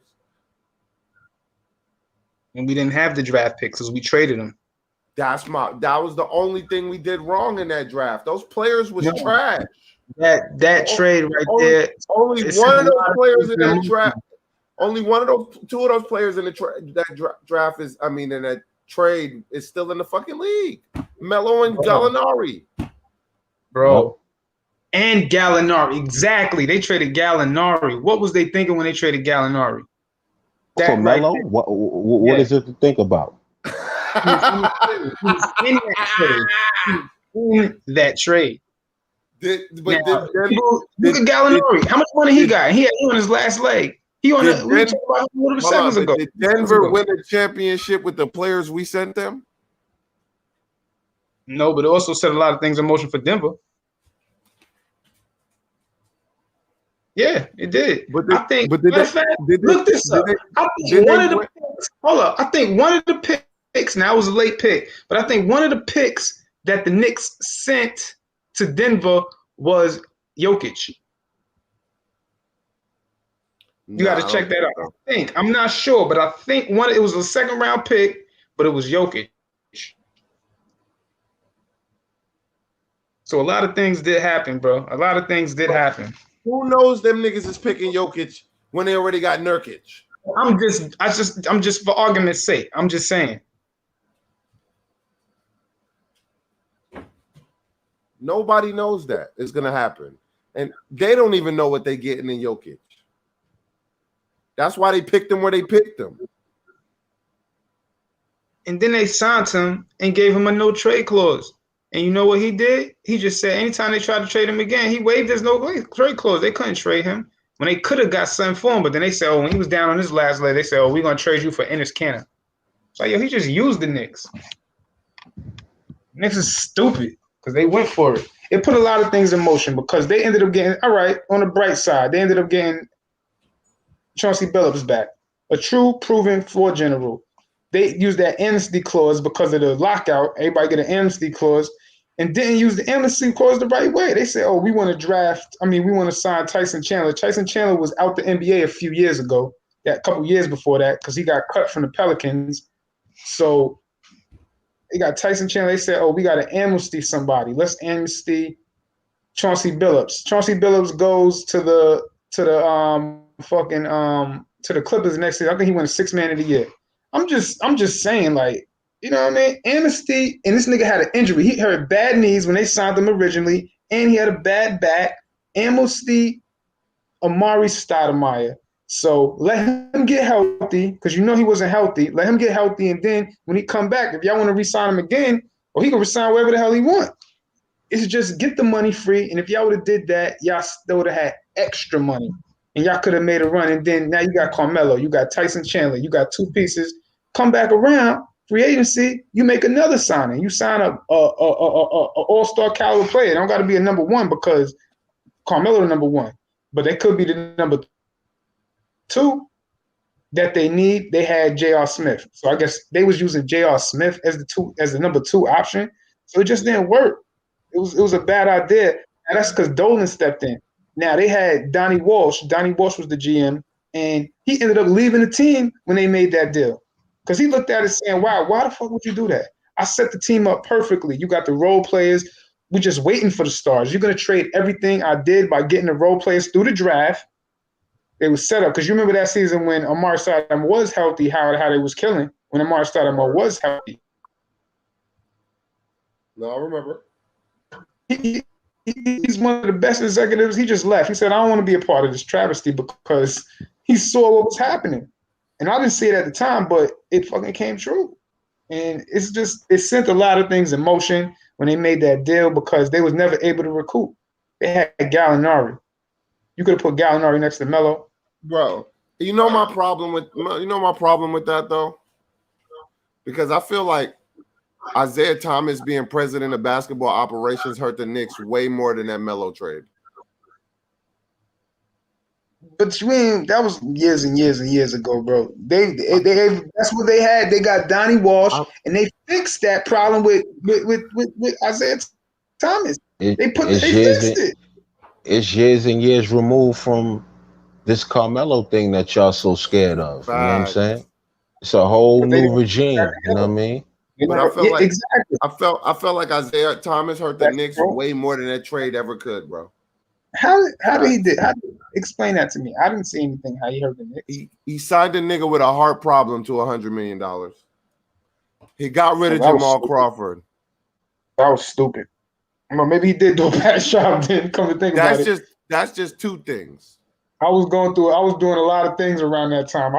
I don't even remember. He traded Keith Van Horn. Curry, right? He traded Keith Van Horn. I just said that. A nigga with a heart problem. Yeah, that's what I mean. Nigga, he traded Keith Van Horn for Tim Thomas. Nigga, come on, bro. You want me to keep going, nigga? I mean, listen, he shouldn't have been an exec anyway. You know what I mean? He's trying to flirt with the other, the lady that worked there, and she filed a sexual harassment. How we gonna have Jamal Crawford and you trade Jamal Crawford? He had Stephon Marbury eating Vaseline, so that just wasn't a good look. He was eating baby powder. I don't know what he was doing. He was doing something that was wrong. I hated that nigga. I hated when Tim Thomas. I mean, I hated when Isaiah had anything to do with the Knicks. So I was like, get far away from this organization and never come back. That was James Dolan's fault, bro. For hiring. But we got a new squad now, man. We not gonna make them same moves that you think we're gonna make, man. It's gonna make sense if they do bust a move. So. Facts. It's gonna make sense. I ain't giving the Knicks no. I'm not giving them the benefit of the doubt no more. But that's why they didn't bust no move at trade deadline, because they know they got we ahead of the game. We got assets, nigga. We got all these old ass players getting off our team right now. If we don't want to bring them back, we don't have to bring them back. We can bring back a whole. Tops did his fucking thing, especially in the play. He was the only one that showed up in the playoffs. Him and Derek. We don't owe them niggas nothing but a thank you for their services, son. They've been paid. All dudes have been rendered. They don't need to draft nobody. We don't want these niggas to get into I'm like, yo, so what you supposed to do with all them draft picks? They got a vision. Yo. They say, yo, we're gonna stack on these draft picks and we're gonna get some guys to groom and we're gonna grow around them. And that's what they do. The Knicks gonna do something to shock niggas this summer. Watch. I'm not gonna be surprised. Yeah, Thomas vision. I'm gonna be cool as my AC. I'm gonna be laid back. Everybody gonna be losing their mind, and I'm gonna be chilling. This is what the Knicks is gonna do. I know exactly what they're gonna do. They're gonna say we need a point guard, right? We can't get Chauncey. I mean, we can't get Chris Paul, but we're gonna get this 33-year-old nigga, Mike Conley. We're gonna sign him to a 4-year deal. Mike Conley, he's 33 years old. Watch the Knicks shit like that. The Knicks ain't gonna do nothing like that, bro. For you even saying that, you can't be watching the Knicks. You can't be watching it. You can't be watching it, bro. Yo, you cannot put it. I'm telling you, man. A lot of the Knicks. You ain't been paying attention, bro. Nah, this nigga thinking old Knicks. He thinks you still stuck on Chauncey Billups. So obviously, you still got the same owner, right? The Knicks ain't doing that, bro. The Knicks ain't doing nothing like what you talking about, Knicks, bro. Nothing. Remember when they had Allen Houston? Allen Houston had that leg injury. He was injured like a whole season. So they said, we're gonna extend for 7 years. That's why I laughed at you when you said, should we get John Wall? My nigga, no, we shouldn't. I said John Wall if he had 1 year left on his contract. No. But he don't have his contract, so that's not the question. I'll take Westbrook. I was going through the distraught of watching. I was going through the memories, and I was so distraught of watching Alfred Payton. I said anybody would be better. I'll take Westbrook. Nah, I don't want Westbrook with all those. I mean, you know what? I can't not Westbrook. Westbrook might be all right because Westbrook still get his numbers. I don't think, he got a long contract left, but I would take Westbrook because he get his numbers. Or for John Wall, for sure. For sure. Yeah, definitely. John Wall. We're not going to talk about John Wall. I don't want John Wall. John Wall got like $90 million on his next 2 years or some shit like that. Exactly. You don't want nothing to do with that. 45 a year? Yeah, some shit like that. His ass, I should say, because Knicks do some. But I got faith in his new office, his front office. So I ain't even gonna. I'm gonna let him get a pass on that one. But they better not get John Wall coming off of those leg injuries.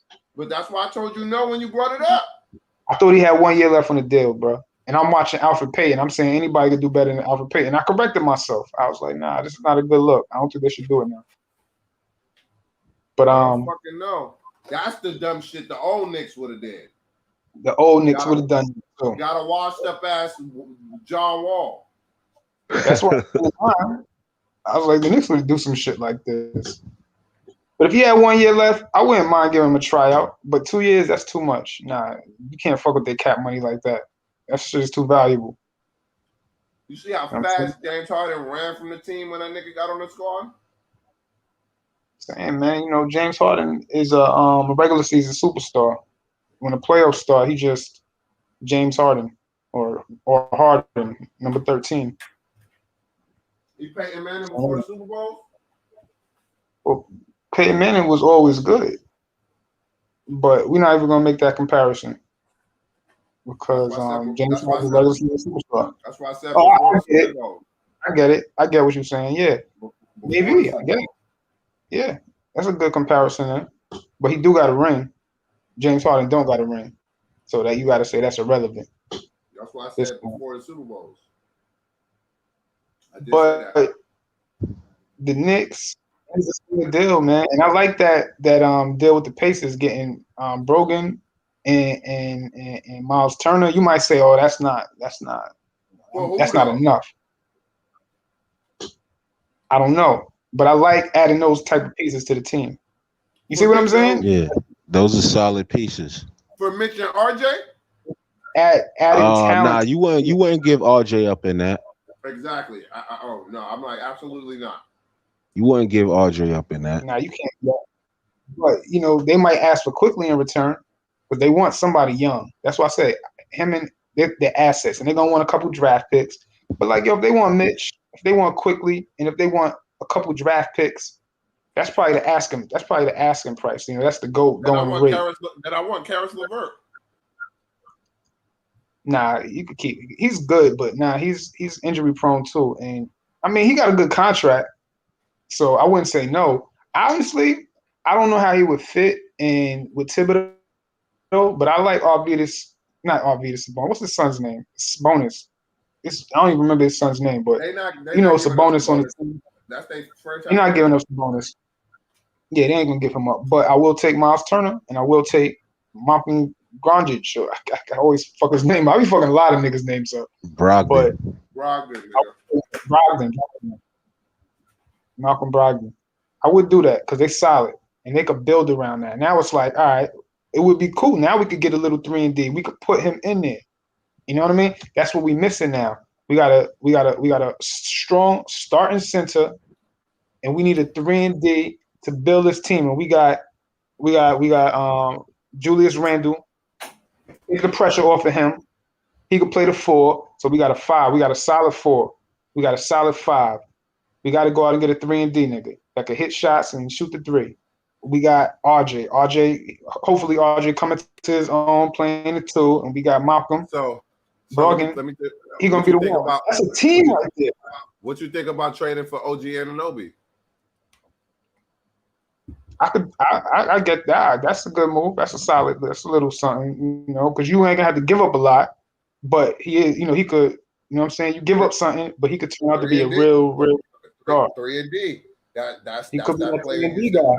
That's that 3-and-D guy you said we needed. They might. It depends on who they draft. It depends on who they draft. Honestly, I want the Knicks to draft. They got Boucher. Nah, Boucher's done. I'll take. That nigga be hooping sometimes in Toronto. Why you think they traded Norman Powell? I mean, yeah, Norman Powell. I don't like the Norman Powell move, but the Knicks might have to do it because that's what they left with. I just don't like them spending the money. You know what I'm saying? If it's like 1 year, he played defense. He got IQ and he could shoot. I don't know. I've seen him play before, but I got to look further into what he could really do. But I like that Brogdon deal. I don't know. I'm just being honest, man. I like that because they're getting better. That's all that matters. Better than what? What they doing this year? Because they can make a run. Like if you got the best, let me ask you a question. And he can get his buckets. Hold on. A solid two-way point guard. Those two niggas are not making the Knicks better than the Knicks already are right now, bro. I'm telling you that. Yeah, that's what they are. You know why? Because of the point guard play. So they automatically gonna be better. Yeah, it's a fact. It's the point guard play. I like Jalen Suggs, but I don't think they're gonna get him. He's gonna be in the top 5. But if they could get him, he won a national championship this year. So I got to watch him. I know he could play.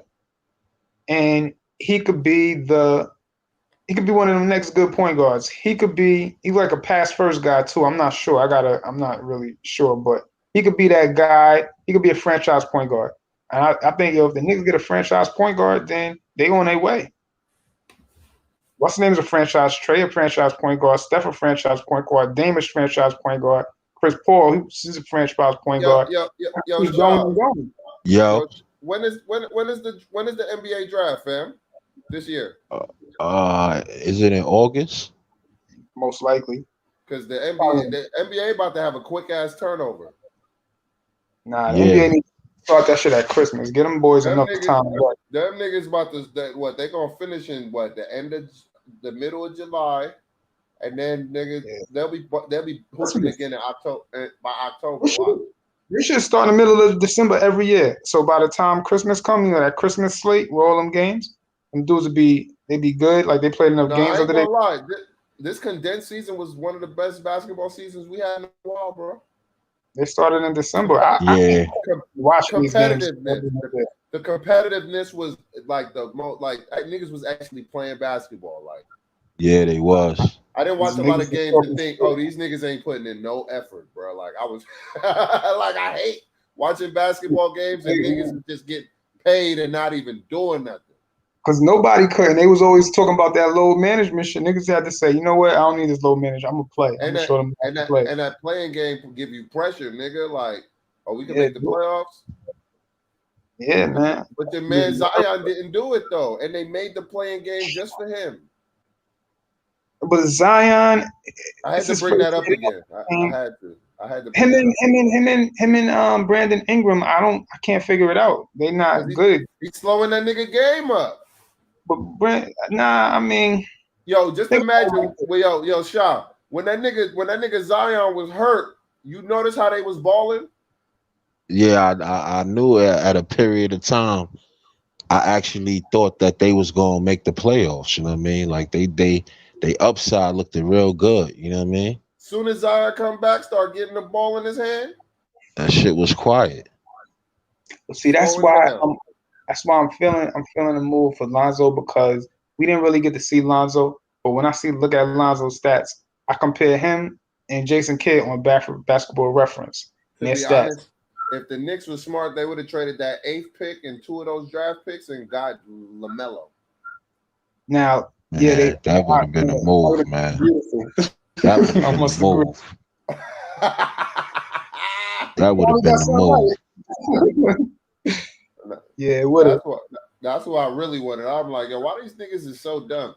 I'd have gave you nigga 3 draft picks, go get LaMelo. He proving right now he can win right now. Who knew that at that time? Nigga, you could see it when he was 13. He had that it factor pulling up from half court when he 4 feet. That's not a good shot. You know what I'm saying? And that's the thing too. If we stay where we at right now, don't think Charlotte is not gonna get better.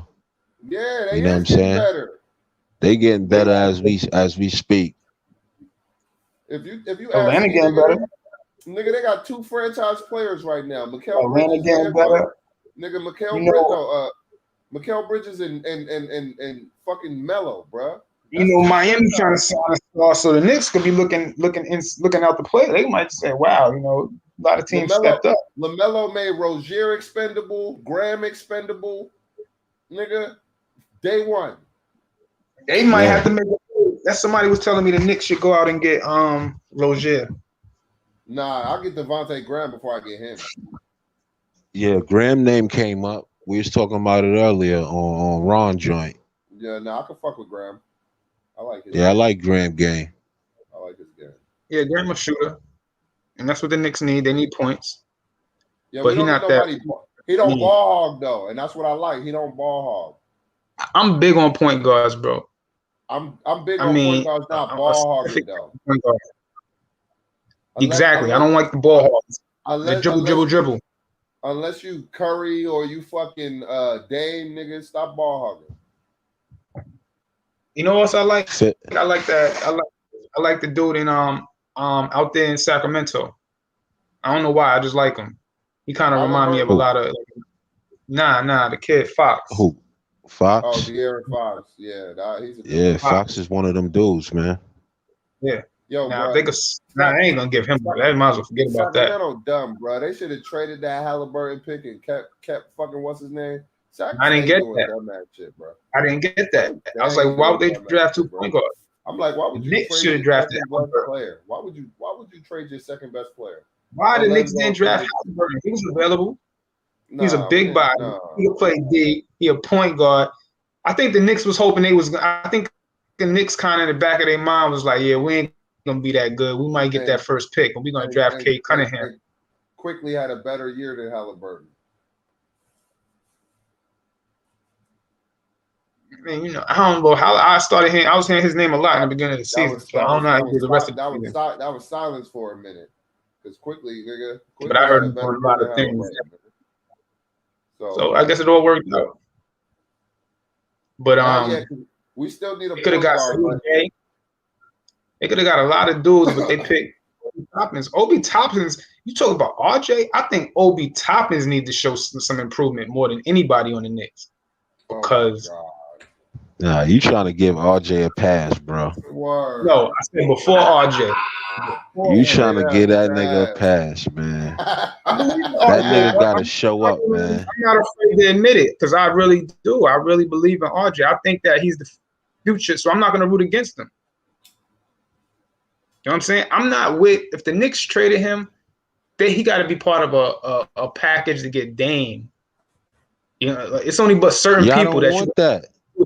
Y'all don't want that. Y'all don't want that. Y'all rather stay the way we are.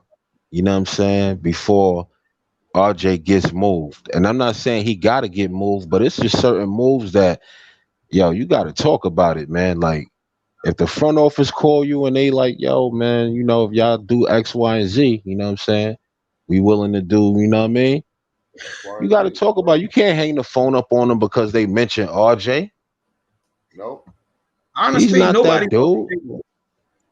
I don't even think Randall's off the table if you're going to get the right piece back.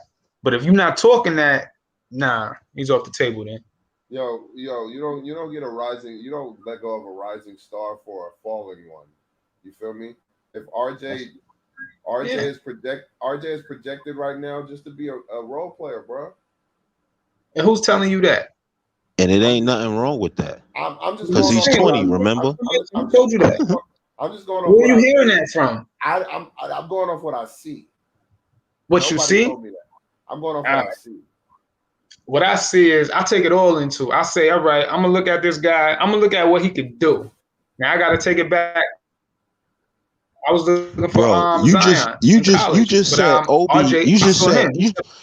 You just said Obi gotta step his shit up more than RJ, but Obi ain't starting for this team. RJ is starting. Well, Obi got to crack the rotation. He got to get in the rotation.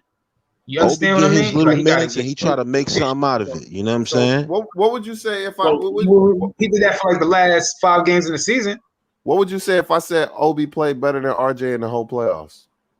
I would say you don't really know what you talk. Well, you know what? I ain't gonna argue that. Playoffs. Obi was definitely more impactful, yo. He was definitely out there. His body language, everything about him was like he looked good in the playoffs. He looked hungry, and I like that. When he looked hungry, he looked like, yo, I want to be on this team. Now he looked like, yo, I want to win. He said, I want to be on this team. Now he got a pill. People look. He was playing like he wanted to win. He was one of the few people we had that play like he wanted to win, bro. Dude is like 24, 25 years old. No, he's not. He's 23. He's not no 20. You want to throw no numbers on him there. He only 23. And him being 23 is a plus because that means we don't got to raise him. He almost there. What you understand is we got to get out of the Similac phase where we want to raise these babies to men and fucking get men. Bro. I'm confused now. That's just my whole thing. Like I don't see us going in that direction. Why you confused? Because you just said that we got like this. We got 2 draft picks in this, and we got this, and we got this. And then you say, yo, I don't want to raise niggas and this and that. So I'm like, I just told you I'd rather get rid of those picks for a player. I keep saying it. Okay. I don't even want to raise RJ, nigga. Oh, he 23. He 23 and 100 and that's still old. 23, 100 oh my God. days. You saying he's old? He said he's old. Look what he did. Look what what's his name did? Look what Julius Randle did. He's like in his 7th, 8th year. I'm not knocking it. I'm just reading what I see. He in his 7th year. Yeah, you know what I'm saying? And he figured it out. This is still his rookie season. It's just the fact of the matter. He's 23 in his rookie season, so maybe he can put it together. Well, it's not going to take Obi 7 So years. You don't see the upside. So you don't see the upside in Obi. Okay. I mean, it's there, but I think it Yeah, makes. you don't see I think it makes. I think it makes. To a certain extent. I don't see him being a superstar, but that's just me. But you see RJ as being a superstar. I think RJ got the potential to really make a difference. Athletic RJ is a superstar, but Obi is not a superstar. Athletic freak. He even shoots better than RJ, bro. Yes, he does. Yes, he does. All right. I'm gonna give you. I watched the game, bro. I'm sorry. I love Obi form, yo. Every time when Obi shoot, I feel very confident in his shot, yo. I will give you an example though. Hear me out on this, right? All right, check it out. Don't say I'm wrong, but look at James Harden when he was playing on the Thunder. Now, James Harden, when he first got there, he wasn't really James Harden. Of course, he wasn't James Harden who we had now. But then eventually, he had the ball handle. James Harden was busting niggas' ass off that bench. And they needed a position for him, so he started handling the ball. So I guess like in his 2nd or 3rd year, that team made the finals. Now, you know what I'm saying? Everybody saw the finals. Everybody saw how he choked up in the finals when he was panicking with the ball. But he wasn't the most athletic player. He's not the fastest player. He got the strength. And I'll say he got the quickness. He got the handle. But he's crafty. Now, Skinny James was better than Fat James. He got the quickness and he got the handle. That's basically crafty. And but when you saw him then, you didn't see what James Harden could be back then. Did you see that? No, James we Harden? saw that. Yes. Okay. See, now you see. You talking about potential, right? You the potential man. You know what I'm saying?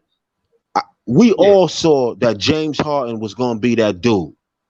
We already knew that he should be starting. Like, yo, he kind of should be starting. But they got so much of an explosive team that they got James Harden coming off the bench, and he was killing. This kid was coming off the bench, dropping 37 like nothing. We already knew once he had his own squad, he was going to be the man. So you see all this potential in RJ, but you saying you didn't see that potential in Harden? I didn't say that potential in Harden. I didn't say that at all. I said, we see Harden. We saw flashes from Harden. Nigga, we said OKC was stupid for not giving James Harden that money. 88 million is light, bro. That money. That's big fault, though. I was putting Trae into the Knicks, but traded that nigga for 88 million, nigga. I remember saying teams saw him and they didn't see. Now they basketball dudes. These are real basketball dudes. You know, they in it 24/7. All right, so they saw him and they said, okay, yeah, he was on the finals. He did this, but we're not gonna re-sign him. Fuck it, we don't want to re-sign him. They gave up on one of the best players you're gonna ever see. They gave up on him. So then he goes to his team, first game with the Rockets, he dropped 50. You know what I'm saying? Traded nigga for Kevin Martin. Like, all right. He was doing that off the bench, man. This kid was coming in, dropping 40, dropping 38. You know what I mean? Dropping 37, like nothing. You saw flashes. Now you trying to. Now you see potential. That now you talking. When I see RJ doing that, my tone is gonna change, man. You haven't seen flashes from him? I seen little flashes. I ain't seen no James Harden off the bench or OKC flashes. That's what I'm saying. And then Harden,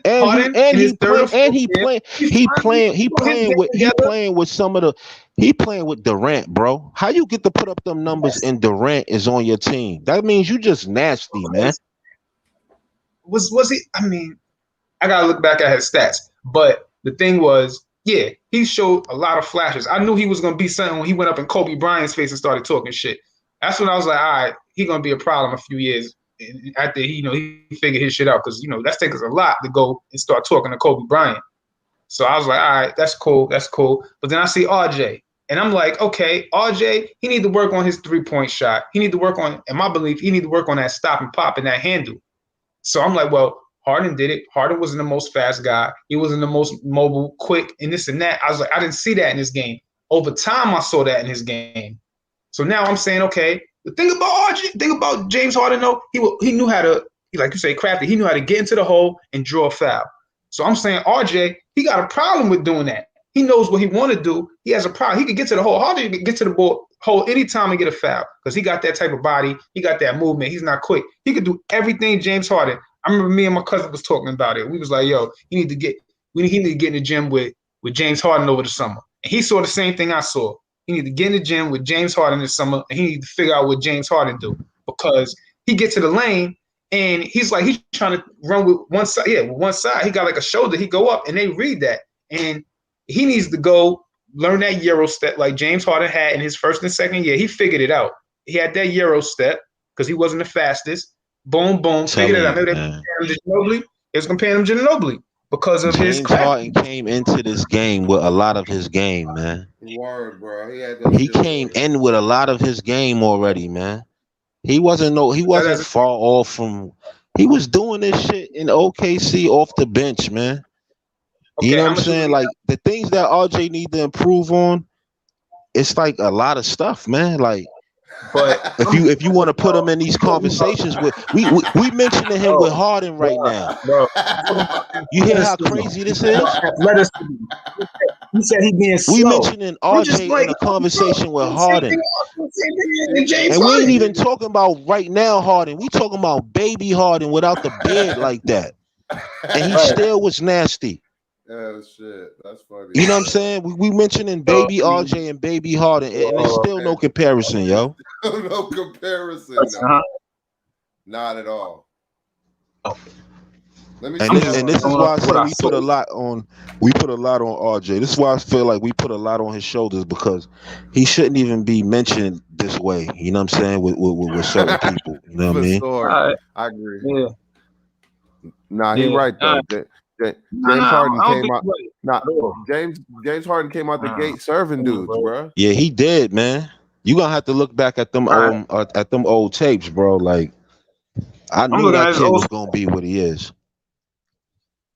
All right. Everybody knew it. You know what I'm saying? Then you hold on. You mentioned him with Kobe before, right? Yeah, you put him with some head honchos, yo. Nah, I ain't put him. I ain't say it like that. I said when Kobe was a rookie, Kobe went out and shot those air balls, and he kept going. Yeah. That's what you said. Yo, hold on. James Harden average. No, hold on. You said Harden didn't show. No, hold on, bro. Yo, hold on. Hold on. Hold on, my nigga. Hold on, my nigga. Listen. I'm holding on, bro. Nigga said he was bad. You said James Harden wasn't showing potential from off the gate.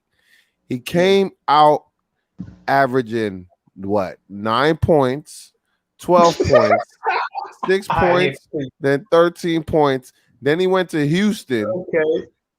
And then he jumped. He made that leap.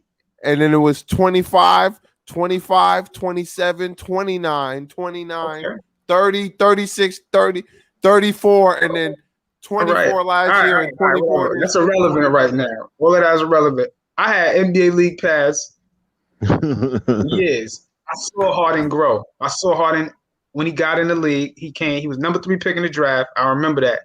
And they had Westbrook and they had Harden. I think they was in the same draft. Westbrook stood out because he was the starter. But it was all I would always see Harden. Harden wasn't really he was a good coming off the bench. Harden averaged 9.9 points. So, all right, 9.9 points. I don't even know how many minutes he was playing. So I'm giving him the benefit of the doubt. I look at everything. And then he came back in the second year. How much he averaged? 12. He averaged 12.2 points. So he in the second year, and then he averaged this next year, he averaged 16.8 points. Now, like I'm saying, I look at everything. They had KD on the team. You know, KD was leading the league in scoring. And he only played 60 games. And they had Russell Westbrook, bro. Let me continue. I know. I'm not cheating nobody. I'm just talking basketball. So now, okay, first season he averaged 22.9 minutes. Then he averaged 26. Then he averaged 31 minutes. Now, RJ, his first season, he averaged what, 14, 15 points a game compared to 9.9. Then he averaged 17 compared to 12. And then when he finally got his minutes up, he averaged, in his third season, he averaged 16.8 points a game. So I'm like, yo, what? If I look down at it, I see RJ doing better than James Harden. And look what James Harden is now. James Harden shot 40%. All right, that's a good point. That's a good point. You made your point. Then he shot 43%. So and then finally, so you said we got to wait 3 more years until RJ is. I'm not saying that at all. I didn't say that. I was comparing them, you know what I'm saying, right then and there. Because James Harden came back one of the next years. I don't know what. He didn't become James Harden until his 5th year, though. He had it. He had it in him. But James Harden didn't become the James Harden we know and love right now till his 5th year. I'm trying to tell you, though, he had the game. He had it. It was just all about putting it together. You know what I'm saying? He in his 2nd year. I'm fresh. I'm new. I'm a baby. First year, I should say. Now, 2nd year, yeah, I got my feet wet. I still haven't been able to put it together yet. Yo, the year that nigga got traded, he played 4 games for OKC. Bro, keep in mind, he was making deep playoff runs. He was going to the Western Conference Finals. So let me tell you this. He making deep runs. No, hold on. Like, wait a minute. I'm looking at him. I'm looking at their body, and I'm looking at what James Harden did. I'm like, yo, wait a minute. They're not the same player, but if I look at the stats, actually, RJ Barrett is doing better than him. All right, so let me tell you. Boom. In 2012, the year he got traded, he actually played 4 games for OKC and averaged 13 points, got traded, and then started averaging 25 that same year. Okay. Could RJ do that? I didn't even know he played again because I thought he got traded opening night. No, it says 4 games played. Maybe preseason. But it says now he got traded opening night, bro. For the Rockets. How he gonna play? It's impossible. Nah, he can't play because he didn't have a contract. So how you gonna play with no contract? I don't know. It says 4 games played. So it's like I don't believe that because he didn't have a contract. That'd be the first time in history. I'm looking at his career stats through Google. I believe you then. If that's what you say, I ain't not. You know, that's what you say. That's what you see. It still doesn't make a difference. You know what I mean? He did make some deep finals runs, and people say that all the time. All the media members say, "Yo, that matters, that matters, that matters," and I think it do matter. But I'm not knocking RJ. I'm not knocking him. I'm just stating the facts. RJ got the same body type. So you think RJ is on a better trajectory than James Harden? To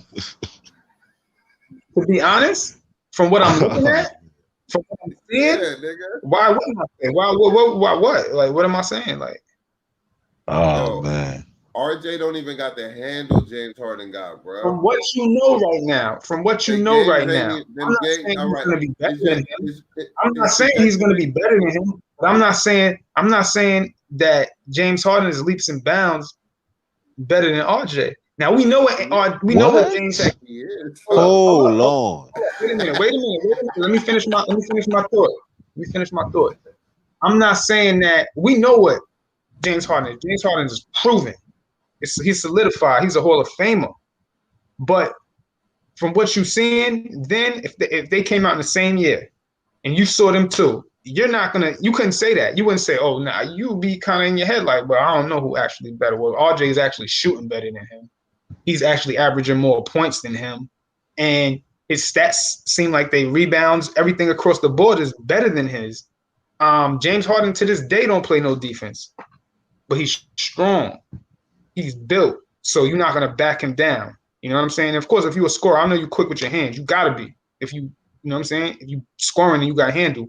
So I think James Harden can play somewhat. He can play defense one-on-one when he want to play defense. That's really the thing. So RJ Barrett, yeah, he's decent when he want to play D because he don't play D. He takes possessions off, and you can see that all the time. He'll just be standing there. But he can play D when he want to play D because he got that strength. So all I'm saying is like, yeah, get a little stronger, and then we really could look at RJ Barrett and say, all right, I see the trajectory. Right now, it's in the air. I don't really know. I don't have a feeling for him. I'm just saying, look what James Harden did. I'm not saying compare to what he did. Look at that jump he made. That's what I'm saying. RJ Barrett can't make that jump. RJ Barrett is just strictly a role player. No, RJ got 2 years to get his shit together, else he'll be somewhere else. He got to make that jump. I'm not comparing the two. I want to keep it clear. I'm not comparing the two because I'm the Knicks window. Nah, you already compared them, bro. The Knicks window is in the next. When you asked me the question, you already kind of compared them. Yeah, no, yeah. Well, I have to. Yes. Especially the first 2 years, I did. And I get what you're trying to. I get what you're trying to do. You picking one of the best players in the league, and you're trying to show growth. Yeah. We get growth. Know what I mean? Got to make that. What we've been trying to explain to you is, instead of waiting for a nigga to grow into who he's gonna be, let's get somebody that did it already. You feel me? But see, that's the thing. It don't work like that, and you know it don't work like that. It does work like that. I mean, but who are you gonna get? James, you know what they got for James Harden? They got Kevin Martin for James Harden. Kevin Martin and what's the other kid name? The other guy, the other rookie. He's not even in Lamb. They got Kevin Martin and Lamb. Everybody knew James Harden was nice. I knew it. You knew it. Everybody knew James Harden, especially by that third year. Everybody knew, especially by that third year. We was like, James Harden's gonna be a all-star every single year. And that's what they got for him. People not showing love to RJ whatsoever. Only New Yorkers are. And it's because, to be honest, bro. Like, to be honest, listen, nigga. It's because RJ is inconsistent. Yeah. And he only had, if he's not wide open, he don't have no real finishing moves like that. So if you can't be an inconsistent finisher and an inconsistent shooter. Okay. Not above average, with under average handling. Come on, bro. Oh yeah, that handling is horrible. He does it. He tries it. He does it. A lot of people would just shrink. He does it, and I give him credit for that. The dude is 20 years old, 21 years old, but he does it anyway. He's like, I could do this. The NBA, he got the pieces. It just hasn't come to him. You see what I'm saying? A lot of people can't get to the rack. He needs to work on his handle. And I say that. That's one thing I always say. He needs to work on his handle. He needs to get that pull-up jumper right. I think that would give him, how you guard people. If you say, okay, they're going to give him the space to shoot a jumper. But if he can get the ball in the corner and get to the lane or even drive and get that pull-up, it's going to be hard to guard him. It's just a few things you got to do to make yourself, okay, he's a problem in the NBA.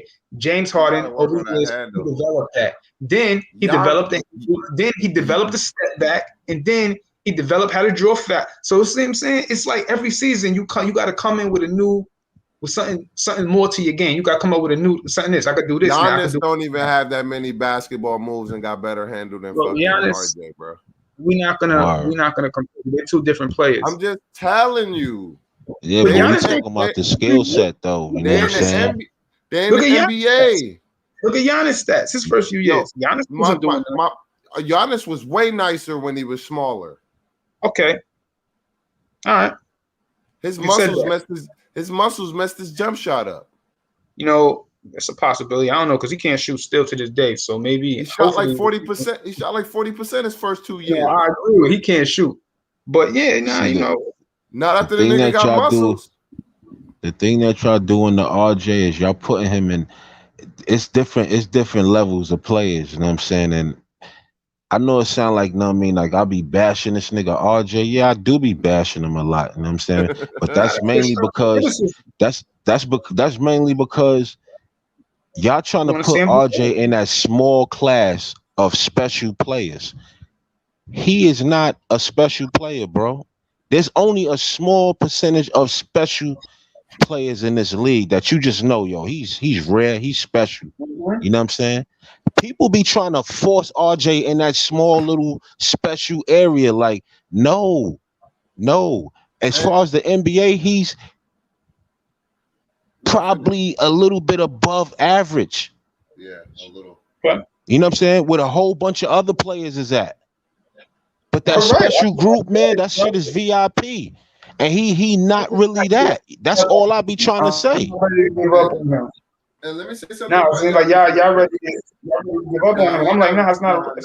Still got a chance. Yo, Giannis averaged 6.8 points per season. No, but then he averaged 12 points in his second. No, you skipping it. So I'm like, I don't see it. I don't see what y'all seeing. I see a lot of room. Hold on. You skipping something though. You skipping something. All right. Giannis went from a 34.7% 3-point shooter to a 15.9. Who changed that nigga jump shot? Oh man, I don't know, man. You know he can't shoot. We all know he can't. He came in. He came in with a European jump shot, and somebody changed his shit. It's clear. He needs to go back and do whatever he was doing before. You don't go from shooting to 34% to 15%, bro. That's impossible. Well, you know, unless you change your jump shot. Bro. I know. You know the problem was. The problem was he was shooting like 5 threes a game, and he probably hit 3 of them. And then he went to the next season. He started shooting 50 threes. So his percentage went down. Go watch the Giannis changed his form video. Because when he first came in the league, his elbow used to be in. Now he cocked his elbow out. But he need to go figure that, undo that. It's too late now. He's been doing that shit for like 8 years since that shit dropped from 15%. He was doing the other one for his whole life. He need to figure it out, man. He need to go get some. I don't know. He let one of them white boys fuck his mechanics up. You need to figure out how to shoot on the free throw line first, and then he could. He do what he doing the free. But see, the thing is, the free throw line, he take like 30 seconds to shoot overall. You know, before they pass him the ball, and then we get the ball. Yeah, I don't know how they letting that nigga get away with that. What, 15 seconds? Man, that shit is like people noticing that shit for real. Like that's a part of his game. What is it supposed to be, like 10 seconds, right? 10. Yeah, 8 or 8. 8 seconds. Yeah, and he began a lot. I nigga they give him a long time. It's crazy because the crowd be counting. You saw when Harden was on the line with him and he was shooting the free throw, and then Harden just said, "Yo, what's going on?" Like I'm saying, like, what's taking you so long? That should be getting players upset. The NBA, man. It's just, long story short, man. Niggas got potential. It's just all about, who cares if you got potential, man? It's all about taking that leap. That's where it comes. When you take that leap, then you could really say, all right, we ain't seen nothing yet from RJ, basically. We haven't seen anything from him. We know he can score. He can get his numbers. Everybody can score, get your numbers. But if you're going to play D, that's important. If you're going to play D and you're going to get a game, you're going to get a game. Like, you're going to get your handle right. You're going to get a little pull-up game. If you get a game that's efficient enough, all right, now you're a real NBA player. Let's see you do it. That's basically what it comes down to. This nigga is regressing at shooting, bro. Who? This nigga Giannis. Are you spellbound? This is like, God damn. I'm watching this nigga. He went from 68% for free throws, 74, 72, 77, 76, 72, 63 to 68. I'm like, bro. And his 3-point percentage is even worse, bro. Bro, he's not a good shooter, dog. I don't know how he won all them MVPs, but he's not a good shooter. That little nigga Trae, man. They exposed him in the playoffs. That nigga came in Milwaukee and stole one. Now, Trae always going to be good because that's special, man. He making a big name for himself, bro. He's going to be a superstar. He is, man. This is what I'm talking about, man. This kid is making a name for himself. These are the type of kids that you supposed to be putting in them boxes like, yo, this nigga here going to be, you know what I'm saying? Because you could visibly see that. This ain't you ain't capping. This ain't a feeling. This ain't an anklet that you got. Nigga, you see this, you know what I mean? Like, you bear witness to this, you know what I mean? And that's why I feel like dudes be throwing RJ in that box like as if he's doing these same type of numbers. You know what I'm saying? No, he's not, man. And let's be fair to him, man. Yeah. Keep it real with him. But bro, honestly, you got a lot of work to do, you know what I mean? Like, is that really like he's not putting those same numbers up? He's not. Say that again? How many 50-point games he really had? like he's not putting them same numbers up? Is he really not putting those numbers up? You He's said not putting them numbers up. Like he's not putting them numbers up no. He's because not putting those numbers up. he's not putting those numbers up. All right, because I He's kind not. of figure out what she was saying because I mean, we all know that. Trae came in. He wasn't really. You knew he was. I knew he was a star in college when he led the. Yeah, Everybody knew Trae was a star. The only person that really surprised me was when Luka came in. I was like, all right, this dude is. But then he came back that second year, and that's when But Trae was right on the same. They was on the same level, bro. So they different. You know what I'm saying? You get Iverson, you get Jordan. They come in and they gonna get their number. See, Trae. You're supposed to be talking about Trae in that Harden class. You know what I mean? Trae is cut from that Harden, Steph, Dame class. You know what I mean? Yes, he is. He's the baby out of that group. It's a small group. It's a small club. You know what I mean? It's a very you said small you don't club. like who? James Harden's not in that club. James Harden's not in that club. He's not in that AI, that Jordan. He's not. No, I'm talking about when he first came in. Because them dudes came in, they was averaging like 22, 23. Coming I'm talking in. about with his abilities that you see right now. We're gonna use, instead of using RJ, we could easily use Trae Young, and we could see his abilities. He's gonna be in that Steph Harden, Dame type of club. You know what I mean? Because you throwing RJ in that club is a mismatch. Like he really don't even fit. I'm not throwing him in that club. Not at all, bro. Nah, you know what, Trae? You were speaking on Trae. I put Trae in the LeBron James, Carmelo Anthony club because when they came in, they was the ones that was averaging 19 and 20. And look at their careers. Trae came in averaging 28. No, he came in averaging 19. But Trae, just saying, look how much LeBron. I put him in that Carmelo class. I mean, they in different positions, but I liken Trae to Carmelo because Carmelo, whatever's happening, Carmelo is gonna get his numbers. It don't matter. Every night he was, you know what I mean? Every night he was getting his numbers.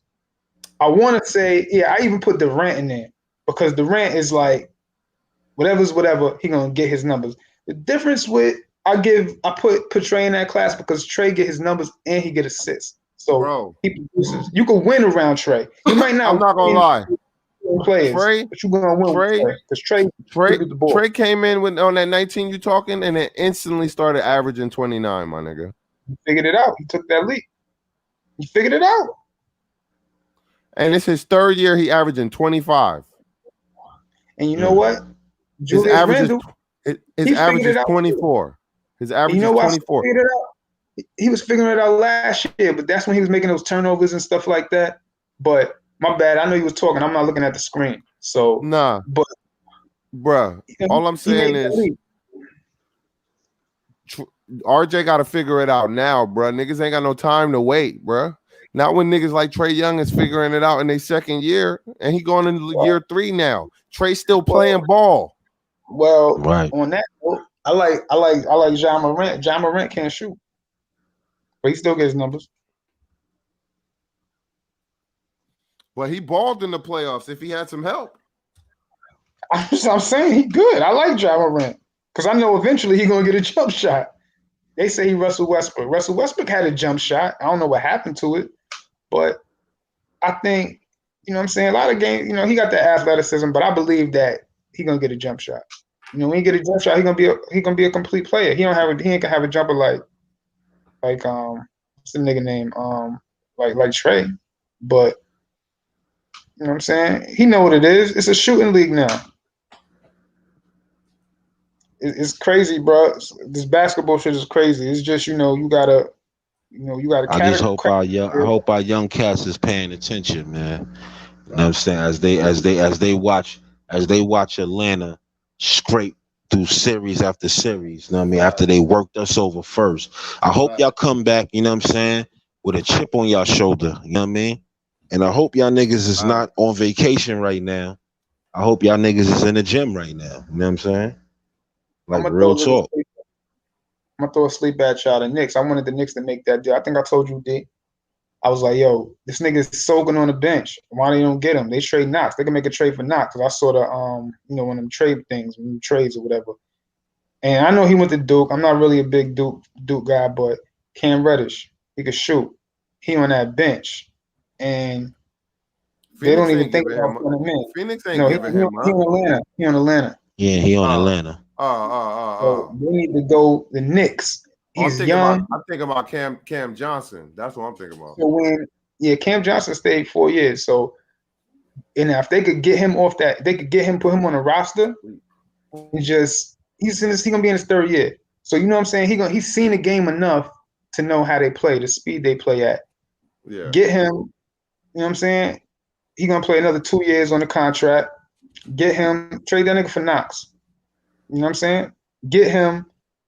He's a shooter, and he big enough to play D. I don't see nothing wrong with that. They got to make those little moves that he hasn't proven anything yet, though. Might as well go get Zion too and make it a Duke thing, man.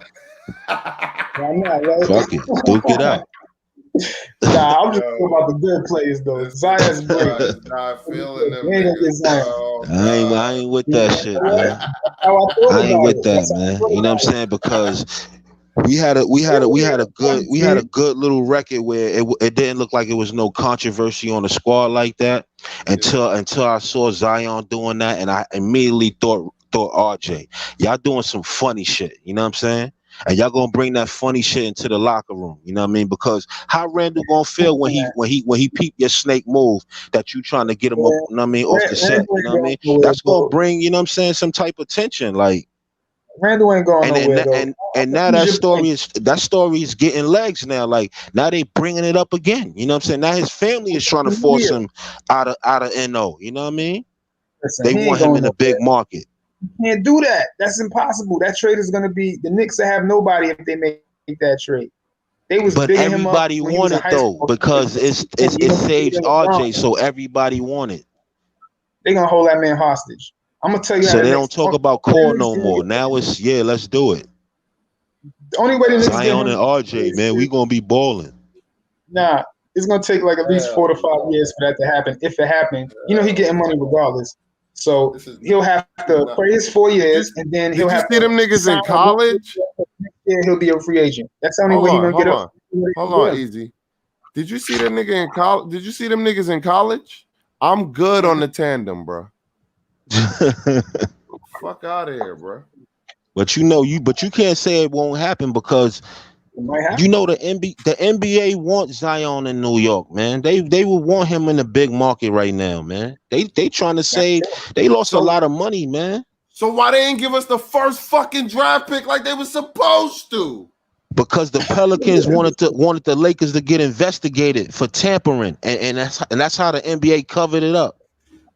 Remember LA tampered to get AD. Braun was taking this nigga out on dinner dates and all that, man. Like they was tampering, you know what I'm saying? Like crazy. Remember? Nah, that's a fact. So they hushed them niggas up. They gave them niggas some hush money. Like, yo, y'all niggas can take this first round pick, man. Shut the fuck up, man. But we had the worst record in the NBA, bro. And just like the NFL, bro, the team with the worst record should get the fucking best player. This draft, of course. Every time when it's our turn, man, they change the rules, man. Facts. Bro. Every time when it's the Knicks' turn, they change the rules. That's why the team's Philly did that shit every year. Because the Knicks should have had a couple first round picks and got four out of 5 fucking draft picks. Markelle Fultz, Nerlens Noel, bruh, Joel Embiid, nigga, and Ben Simmons, my nigga. That's a fact. Four of them. Man, fuck Ben Simmons, man. They talking about then they closed the door on it. They closed the door on the tanking. Like, no more tanking now. You know what I'm saying? Like, we just can't get a break, man. Yeah, for real. After Philly get their superstar, no more tanking. Bitch. Right? And they put a rule in. Yeah, niggas threw that rule right in there. Bro, if you get 5 shots, you're not gonna fucking miss, my nigga. Yeah, you gotta hit at something, know what I mean? What they started with Nerlens Noel, then they got Michael Carter Williams, then they got fucking Joel Embiid, he sat out a year. Yeah. Then they got Ben Simmons, then Markelle Fultz. How many shots you get to get the first guy in the draft? 5 Yeah, times. that's crazy, man. That GM they had, that what's his name again? Hanky? Smartest Hanky GM ever, nigga. Smartest GM ever. Yeah, I had him too. He was a Nigga, sack. NBA is a dirty game, man. Smartest Yeah. It's a man. lot of dirtbag shit going on. Cleveland was doing the same shit. You know what I mean? Hell yeah. That's how they got OKC Kyrie and Andrew Wiggins. Yes. They're gonna get that. You heard about that? LeBron. What's his name? That bust nigga Bennett. Michael Bennett. Benjamin Yeah. something or some shit like that. Kyrie, fuck around, got Kyrie out the deal. All of them. Yo, to be truthful, the Knicks is stupid for not doing that shit in that era. Yeah, I don't understand. What was we trying to play for? What was we trying to do? I don't know. We really thought we was winning with Melo and them, bro. We should have been trying to get Kyrie and them. Well, that's the thing. That's exactly what I'm talking about. Because if we would have grabbed Kyrie early like that, before he went to Boston, we would have had Kyrie now. Well, you know what? We let Boston snatch that nigga for Isaiah Thomas, bro. Come on, for real. I like watching. I like watching shit that happened to New York, bro. Because he's not durable, bro. I don't want to spend all that money and then get hurt. I learned from Mark Stoudemire. It's a fact, though. You know what I'm saying? If the Knicks would have had Amari Stoudemire and Melo, then they would have had a chance. Because then, they could have added somebody else and they could have made a run.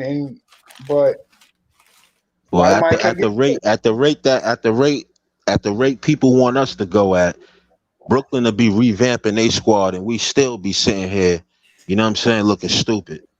Yep. Well, and you'll be like, yo, how they get to do that all over again? Like, yeah, how they trade Kyrie and now they got this crazy nigga over there. Like, yeah, and we just should still be sitting there talking about draft picks, stay the course, keep the core, don't make no sudden moves, you know what I mean?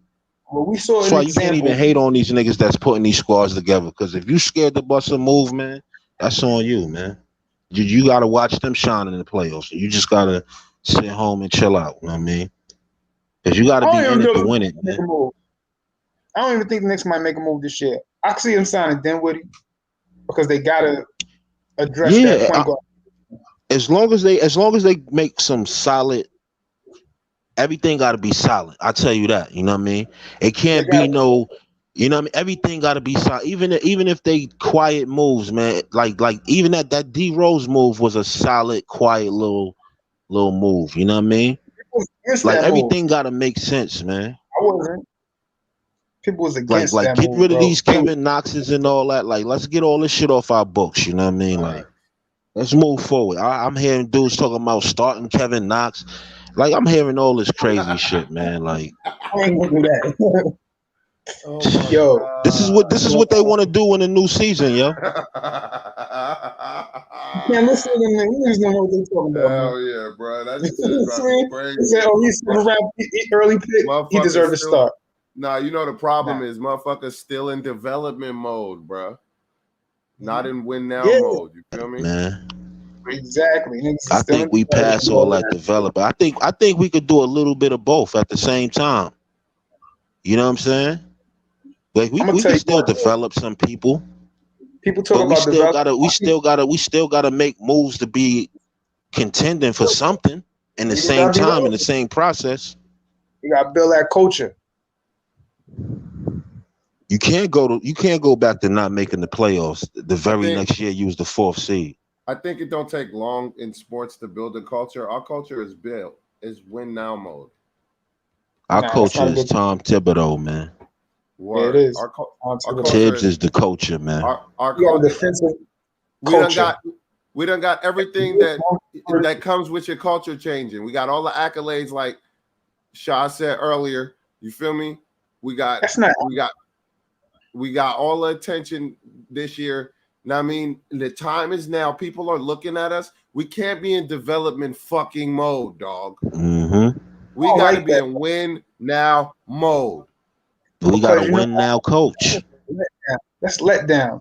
Coach of the years and winning all NBA. What if next year to go back and win 20 games? What if next year? Julius Randle don't even make the All NBA team. That's a letdown. He might not be the same after that. You know what I'm saying? RJ Barrett. What if he just go to a single digit scorer? That's a letdown. People don't get over that. That's why I'm not gonna lie. I'm gonna be disappointed in Worldwide West and what's the other nigga name? Leon Rose. Leon Rose. If they don't make Perry. a move to win now this year, bro. I'm not gonna lie. Nah, they can't see that. I kind of feel you. I feel you. I'm the same way. Yeah, I don't see where do we. The only place we go from here is forward. Yo, I don't see us like sitting on our hands and just flopping out. You know what I mean? Like, I don't see that shit, man. I feel both of y'all, but I'm a realist at the same time. We being real too. I'm talking about, is this gonna happen? Okay. I don't think it's gonna happen, but this is what you got to do. But what can you do? You got to make a blockbuster deal. You know what I'm saying?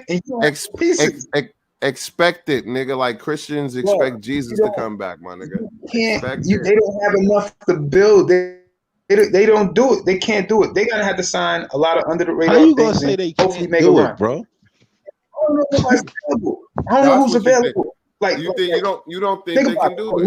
You don't think we can do it. I don't think they could do it because it's not against them. I like the system they running. I like the defense. I told you I put this piece in place. I put this piece in place. I told you again. And I said I like the Malcolm Brogdon deal because that'll help them be successful in the long term. They're young, but it's not going to help us get a max player though. Now, yeah, with the roster constructed right now, come on, man, y'all got to keep it real. They can't do it with, you know what I'm saying, Julius Randle being, forget about the number one option, the only option. They can't do it. They can't. Somebody got to take a leap, and they got to address the point guard position. Now they could get better. I see that. I think they could get better because they already overachieved. So obviously I was wrong about something. But as far as winning the title, that's a little, they still got a lot to do before they win the title. I'm not saying they got to win a title right now. You telling me Julius Randle and Zach LaVine wouldn't make some noise? Well, I'll tell you what. I know Zach LaVine can score, but if Zach LaVine decided to play on the other end, play D, I would love to get Zach LaVine. Because I think he's that type of player that could push you over the edge if he plays defense. Because he could do what James Harden does. Then we go get OG Anunoby and bomb. We got a whole core. OG shoot better than RJ. I don't think OG gonna start. I'm comparing everybody to RJ tonight, bro. I ain't gonna lie. I'm telling you, they made him the staple. So if OG shoot better than RJ, a lot of Knicks fans don't want him. That's how it go. I think OG. That's how it go. The Knicks need a player like OG. But if you're gonna get who you said somebody. You said Zach LaVine. Now if they got Zach LaVine, you can't get OG because you still got RJ. You're not gonna trade RJ for OG unless RJ doesn't make a jump. You know what I'm saying? You got to look at the market value. You don't want to make a deal. I really want RJ to be here for a lot of this shit. You know what I mean? Because me personally, I look at RJ as somebody that could potentially come off our bench until he really get his shit right. You know what I'm saying? That's how I look at RJ. Because there's other people that you could put in that starting 2-guard spot that will shine, and RJ could come behind them. A lot of people don't even want that. You know what I'm saying? I'm not saying just give this nigga away. I think he need to learn. He need to learn. You know what I mean, from people that's better than him. You know what I mean? See what you honestly got. Just don't give him away. Just see what you could see what he is first. You know what I mean? Like you got him for a couple more years. See what he is first. You know what I mean? You don't want to give it away. You know what I mean? You just can't do that. That's not wise. Since we comparing him to Harden, he might as well come off that bench like Harden did. You know what I'm saying? That's not. Yeah. Well, you know what? That's not good business. If you don't see what you got, it's just not good business. You know what I'm saying? No, we see what we got. We see what we got, and we see what's out there. It's a lot of talent in the league. You know what I mean? Like it's a lot of talent around. It's just some talent just jump off at you because they a special talent. You know what I'm saying? But it's a lot of talent. You know what I mean? RJ is around a lot of different talent in the league at his position. You know what I mean? Only a few of them jump out as those type of players. You know what I mean? And it's easy for me to see it because you know why I see it from you? Because a lot of these people that know what they're talking about, they didn't see it in RJ. They saying, oh, top 25. He didn't even make that list. Top 25 at 25. Under 25. He didn't make that list. Honest, so I could definitely see I thought I'll be honest with you. I thought RJ was disrespected. You know what I mean? In that list. I think you can't name but you can't name 25 young players better than him. You can't. But you could name 25 young players with more potential. What? Nah. That's hard. It's hard. They put Tyler Hero up there, and I like Tyler Hero, but he's a, you know what I mean? He went back this year. He don't have more potential than RJ. He was up there. It's a lot of players up there. I don't agree with him having more potential than RJ. Yeah. I don't agree. So it's like, you can't really put everything into that, what these people be saying, because I don't know, man.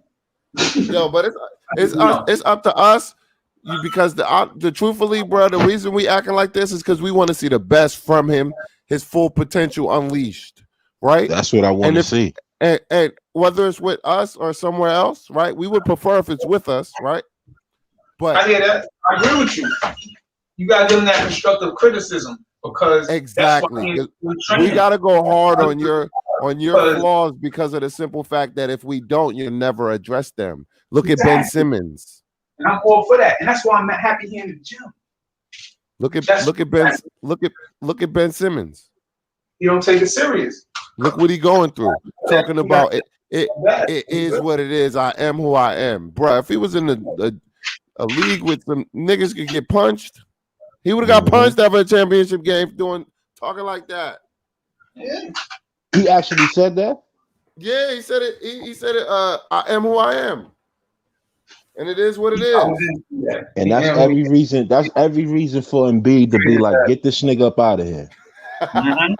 Get him out of here. Because at the end of the day, it is what it is, and that's why I'm sitting home. You know what I'm saying? Because of you. You gotta go. You gotta go. Because you putting smut on my name, you know what I mean? And Doc threw him under the bus too. They asked Doc, is he a championship point guard? And he was like, at this point, I don't know. And I'm like, damn. See? You know what Doc was trying to say, but he didn't say it because he wanted to be politically correct. He's like, man, fuck that nigga. He said enough by saying that. Shaw said it earlier, bro. These niggas want to go to Cabo when they should be working on their game, because that's what's paying you. Nah, niggas want to fuck with the Kardashians. That's what's really going on. You could do all that shit after you retire. They'll still be here. I think Devin Booker, he don't fall into that too, because he look good. He could be nice in the future. He fucking with them Kardashians though. They young boys stay on the road. You know they can't help themselves, bro. Yeah, that's a fact. Odom was good at one point, and then he just had a fall off. Why? But Booker is a different case though, because at least Booker came in with some heavy game. You know what I mean? Yeah, he got game. He came in with some heavy game. Remember, Harden was messing with one of them Kardashians too. He already had heavy game. We talking about dudes like Kuzma, that nigga. You need to be focused on getting your fucking game right. You know what I mean? Word. Like Ben, you need to focus on getting your game right. Y'all just trying to jump right into the whole Hollywood stardom and all that. You know what I'm saying? Like, yo, bro, your game is suspect. You know what I mean? Word. That's what happened to Tyler Hero this year. He became a celebrity, and his game suffered. Nah, but that's what happened to Tyler Hero. He tried to become a fucking celebrity, and his game suffered this year for that shit. I already knew something was wrong with Kyle Kuzma. I remember I watched the game on Christmas last year, and this nigga had blonde hair. I was like, Yeah, he bleaches his hair like every couple of days. Like what you like, bro? When you at home, what you thinking about, man? We could clearly see you not thinking about basketball, yo. I was like, so about to happen. I feel bad for LeBron. Like what you thinking about, man? And Kuzma gonna be up out of there too. Facts. He gonna be up out of there, man. Braun ain't gonna waste his last little 2 years. I know they mad they traded Brandon Ingram. I know they mad they traded B.I. Because as soon as B.I. was balling right before they traded him, and he been balling ever since before he started playing with Zion, fucking consistently. No, he's good. They He's gave good. him It took up. him a while for him to put it together. It did. They It took him gave a him couple up. years before he put And that's the Hollywood Yeah, shit. they They probably looked at Kuzma like he was more marketable. You know what I'm saying? Like they do little silly shit like that. You know what I mean? Nah, Right. the other team didn't want Kuzma. That's why they kept his ass. They wanted B.I. They was like, we want him. We don't want this. Yeah, you ever, what's Because his B.I. shit? was Ball? B.I. was getting to that point where he was dropping 25 every night, nigga. Potential, nigga. That potential. You know what I'm saying? Niggas can see that. Ain't no But, potential. He was starting to prove it every night. He was coming out, nigga. Like No. I don't even like LeBron like that. You can see the way the nigga would play, bro. He would not pass it to them niggas like that. He be getting his shit Them niggas off. don't know how to play he a ball. little Chicago nigga though. I swear to God, now Niggas you get can the ball, watch they them wanna niggas shoot. play. LeBron is like, nah, go to that spot. Niggas like, man, fuck you, LeBron. You didn't know, man. Yeah, you know what made them niggas turn on LeBron? When they kept asking LeBron who you trading and LeBron's gonna trade you and all that shit. It's only so much of that shit you're gonna take, bro. Yeah. Before you like, nah, fuck this nigga. I'm good. I'll bust his ass. Because they know it's true. That was the mentality. LeBron, like, yo, how many rings I got? They know who calling the shots, man. Yeah, because they know the streets talk and nigga and word travel fast, bro. Now watch this funny shit. Now watch how the Lakers gonna bust some crazy type of move that's gonna put them right back in the loop, and we gonna be sitting here looking stupid with our mouth and open. hating on niggas because they team got 100% better. You know what I mean? See, the Lakers they could sign a nigga like DeMar DeRozan and they back in the hunt. Nah, hell no. What them niggas? Nigga, hell no. What's the nigga name? Porter? No, KCP. Yeah. Okay, he improved. And LeBron only need another scorer, a secondary scorer. He got AD. They good. They got a big three. I mean, it's not a big three, but they got a strong three, or whatever way you want to call it. When the Knicks don't get nobody this summer, we're gonna be like Tiny Tim. Can I please have some more? We're gonna be suffering, bro. The Knicks is probably gonna get Spencer Dinwiddie. Seriously. So if they get Spencer Dinwiddie, what now? Get another shooter. Not enough. Get another shooter. We need two more shooters. Go get that Joe Harris nigga. Nah, we ain't gonna do that. I heard something like that too. I like Joe Harris though, but we need some sharps. We need some proven sharps. Go get that nigga. Go get McDougal back. What that nigga on Indiana? They're gonna sign him. McDermott. Yeah, go get that nigga back. Like we need role players that's gonna play, nigga. Yeah, role players that know they role, man. Well, then that's not a good look for Duncan Robinson. Don't nobody want Duncan Robinson. Well, you know what? I want Duncan Robinson. I just don't want him for that price. You know what I mean? I'll take Tyler I'm trying to get that nigga $15 million. I'll take Tyler Hero and then make Thibodeau like you're not a celebrity, bro. You're averaging 9 points. Relax. Duncan Robinson, 5 to 7 mil. That's the farthest I'm going. If he don't get his act together, he's gonna get traded out of Miami soon. Watch. He a free agent. No, I mean Tyler Hero. Oh, Tyler Hero, yeah. Hell yeah. He got potential. He a young piece, so somebody gonna trade for him. They're gonna throw something at him. They give a first round pick for him.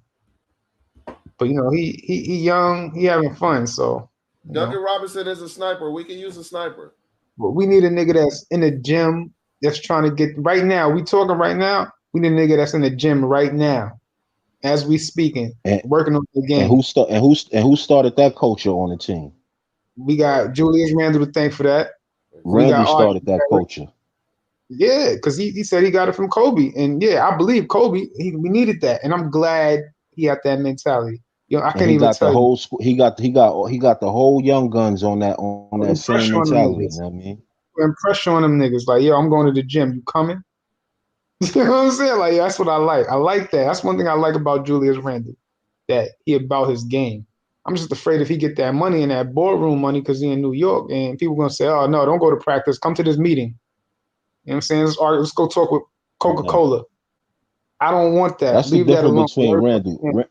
Randle is a young grown man with a wife and a family, man. He making real lifetime decisions. You know what I'm saying? It's I don't not want niggas about getting being goofy and saying, "Oh, I want to play with my friend," and all. It ain't about that little goofy shit, man. You know what I'm saying? Some people got real situations going on. They raising a child. You know what I'm saying? They married. They trying to have some stability in their life. You know what I mean? So I definitely wouldn't move him for some kids. You know what I mean? Some kids that want to play video games and goof around and all that. I'm not doing that, man. And then we be fucking. I'm not doing that. losing, I'm not putting the franchise in no. no kids' hands like that, man. Especially when Me RJ personally. not ready. That's the main thing. He's just not ready. I'm not building a franchise around you, bro. And I'm not saying that you don't belong here, but we're not gonna throw away some shit that we built because we definitely built Randall. You know what I'm saying? We played a big role in his development. You know what I'm saying, or what he became in that one season. You know what I mean, we're not gonna just throw him away. We're not gonna throw him away for some kids, man. The kids can learn from him. Word. I appreciate Randall though. I appreciate his work ethic, and now he got them dudes working. I really do, man, because I know from watching Kobe, Kobe was always focused on getting to the gym. It worked for him, and I know it could work again. That's why I see a lot. And because if he could reach that, RJ Barrett, and he's working. Like, yo, he got the ideal size, and that's my favorite position in the NBA. I love point guards, but if you get a two-way wing, you could always win with a two-way wing. As long as they play defense and give him the ball and close. You know what I'm saying? I like Paul George, but obviously he don't have that. He don't have the eye of the tiger when he missed them free throws last night. Poor George froze up again, man. You know what I'm saying? That hurt my heart when I was rooting for him. Froze up. But, but he a two-way and they go far. You know what I'm saying? He in the Western Conference Finals right now. I'm loving the way things is turning out, man, because these teams are gonna start getting broken up, man. These teams gonna start getting broken up. You know what's the unfortunate thing? Unfortunate thing is I love Kawhi. He's my favorite player. But if he was on that team, it's open for them to win a title. It's pretty much, you know what I'm saying? I thought that they were running into trouble with the Bucks, but the Bucks just lost to Atlanta. So now I'm looking at Atlanta like Atlanta might slide and win a title this year. But I could see it. I could see it happening. You know what I'm saying? Like I could definitely see that. You know what I mean? They might fuck around win a title this year, so it was wide open. So I said, "Damn shit!" Phoenix, I got my money on, bro. I need to put my bet in. But if Kawhi come back, I got my money back on go and the Clippers. I think everybody do though. Yeah, but see, that's the thing though. Kawhi, he made a statement. They asked him the other day when they made it to the Western Conference Finals. They asked him in the interview like something like because that's the first time the Clippers ever been to the Western Conference Finals. They never been to the Western Conference Finals, you know what I mean? So they tried to make a big deal of it while they was questioning him about it. He was insulted by that shit. He was like, "Yeah, I don't care about no Western Conference Finals." She started giggling like, "You serious?" Right, I'm trying to win a ring. I'm here for championships. I took that as a statement. He was saying that towards the Clippers. If y'all niggas is excited about this Western Conference Finals shit, let us not get a ring and see how fast I'm a dub you. You know what I'm saying? Mm-hmm. So before they even got a chance to celebrate, he was like, "Yo, nigga, hold a celebration because I'm not here for no Western Conference Finals." And I like that talk. And he had enough respect to even follow formalities and give us an interview when he didn't even have to do that. So there's some interest there because nigga LeBron ain't follow no formalities. You know what his formalities? I'm taking my talents to South Beach, nigga. Just like that. So I love that talk. You know what I'm saying? It's just like, yo, you know what? I want to win. It don't even matter. I ain't got to say nothing. Let's pay attention to that because that's still a window that's opened up. It's probably not wide open, but it's a window there. It's a window with that Kawhi situation. You know what I mean? A lot of things gotta happen, but if it does, that's great. Like, you know, like why you say a lot of things gotta happen? All they gotta do is get fucking swept in the fucking Western Conference Finals. Yeah, that gotta happen. You know what I'm saying? That got to happen. Then They he got on the verge of that happening. He got to opt out first. He got to opt out the deal. You know what I'm saying? What you mean? He never signed. He gonna he opt never out. signed. He never signed the extension. Yeah, well, yeah. He's going. It's it's pretty much a conclusion. He's gonna opt out. But the thing is, everybody they're gonna have their run at him. And he's, Kawhi's like, yo, I ain't about to jump on a team that's rebuilding. I'm not saying the Knicks is rebuilding now. We not but I'm rebuilding. Like, we win now mode. This is why I don't even like to put that out there. You know what I'm saying? Because we're not rebuilding. He on some shit like, yo, I'll go to the Knicks. They got Randall, but I want you to get him. Like he'll say, all right, I want you to get Randall, but I want you to get Dame. And I'll go there with Randall. Now I could see they better That's trade. That's always been my scenario.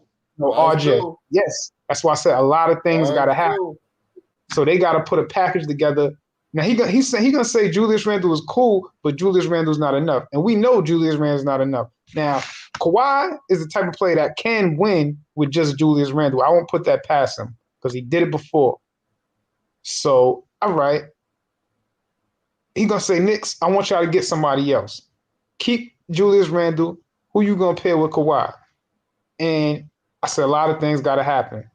It's a lot that got to happen. You just said it. You just said Lillard. But I said Lillard. Yeah, I would like to see Lillard. Look how Siakam was playing when he played next to Kawhi. And look how he was playing after. He bring the best out of players. And I know that about Kawhi because he got 2 rings, bro. You know what I'm saying? A lot of people can't even say they got a ring. Charles Barkley can't say, Patrick Ewing can't say they got a ring. Greats can't say they got a ring. He got 2 of them. And he came out of nowhere. He got 2 or 3. 2. No, he didn't get 2 with San Antonio. Yeah, he won 2 with San Antonio. He made the finals 2 times with San Antonio, but he only won once, so he was 1-1.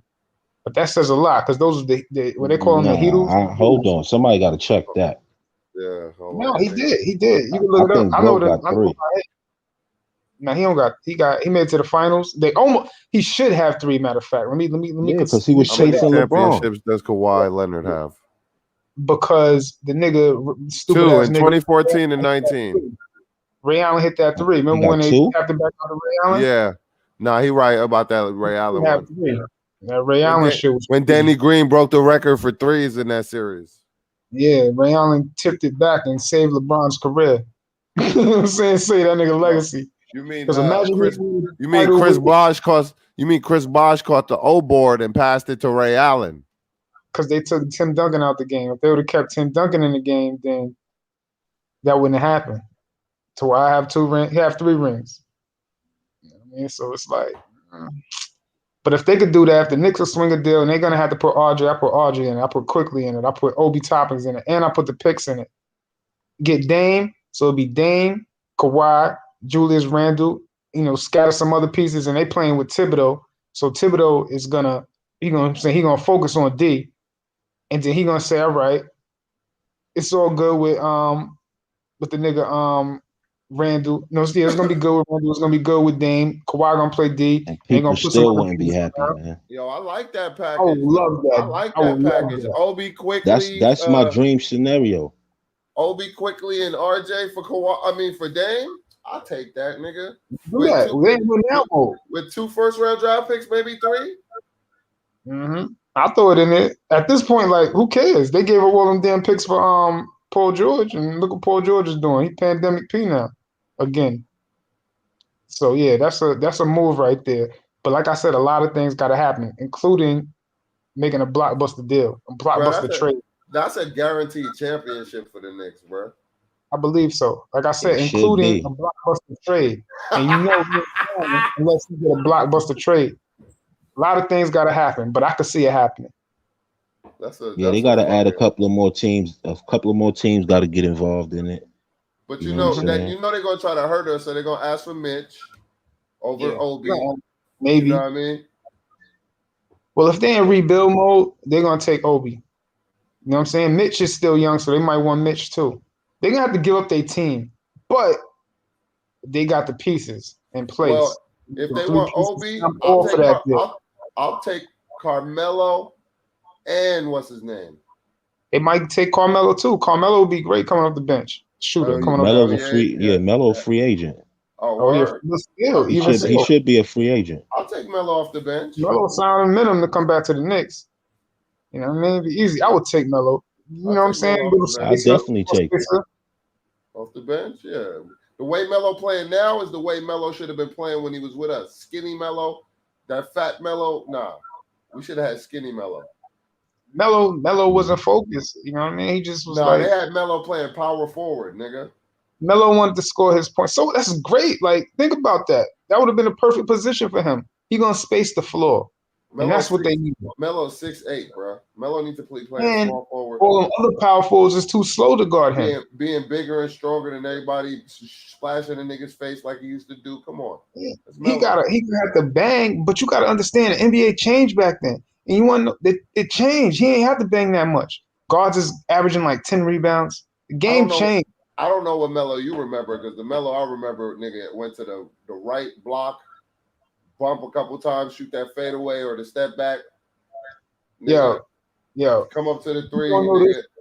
Like, yo. A lot of people don't know this. Melo game wasn't super complex. People didn't really realize this, but the Knicks was actually the first team in the NBA to actually to play small ball.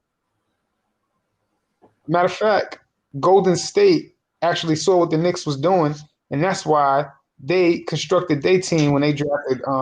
They took Draymond, moved him to the power forward, and they drafted Clay because they started playing small ball after that. Because they had you didn't really know they was playing small balls because they had Tyson Chandler, but they had Melo at the power forward. They had, I think, JR at the 2, and they was playing at the 3, and they was playing 2 point guards at the guard position. They was playing small ball, and it worked because they made the playoffs. But when they made the playoffs, crazy ass nigga Amari Stoudemire. Yeah, Amari Stoudemire was playing center.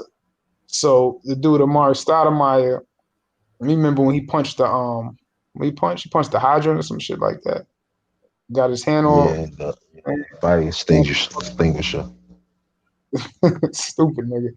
They was playing small ball, and then you know what I'm saying that I saw Golden State started playing small ball, and that's when they went on they runs like about a year or two later. You know what I'm saying I saw that. I saw them doing that. I thought they was bugging when they did it, but it actually was. That's how the NBA is. I thought they was bugging. It's like, yo, they just signed this nigga. Why you don't want to play him? You know what I'm saying? Like, why you don't want to play him? He be sitting down too much.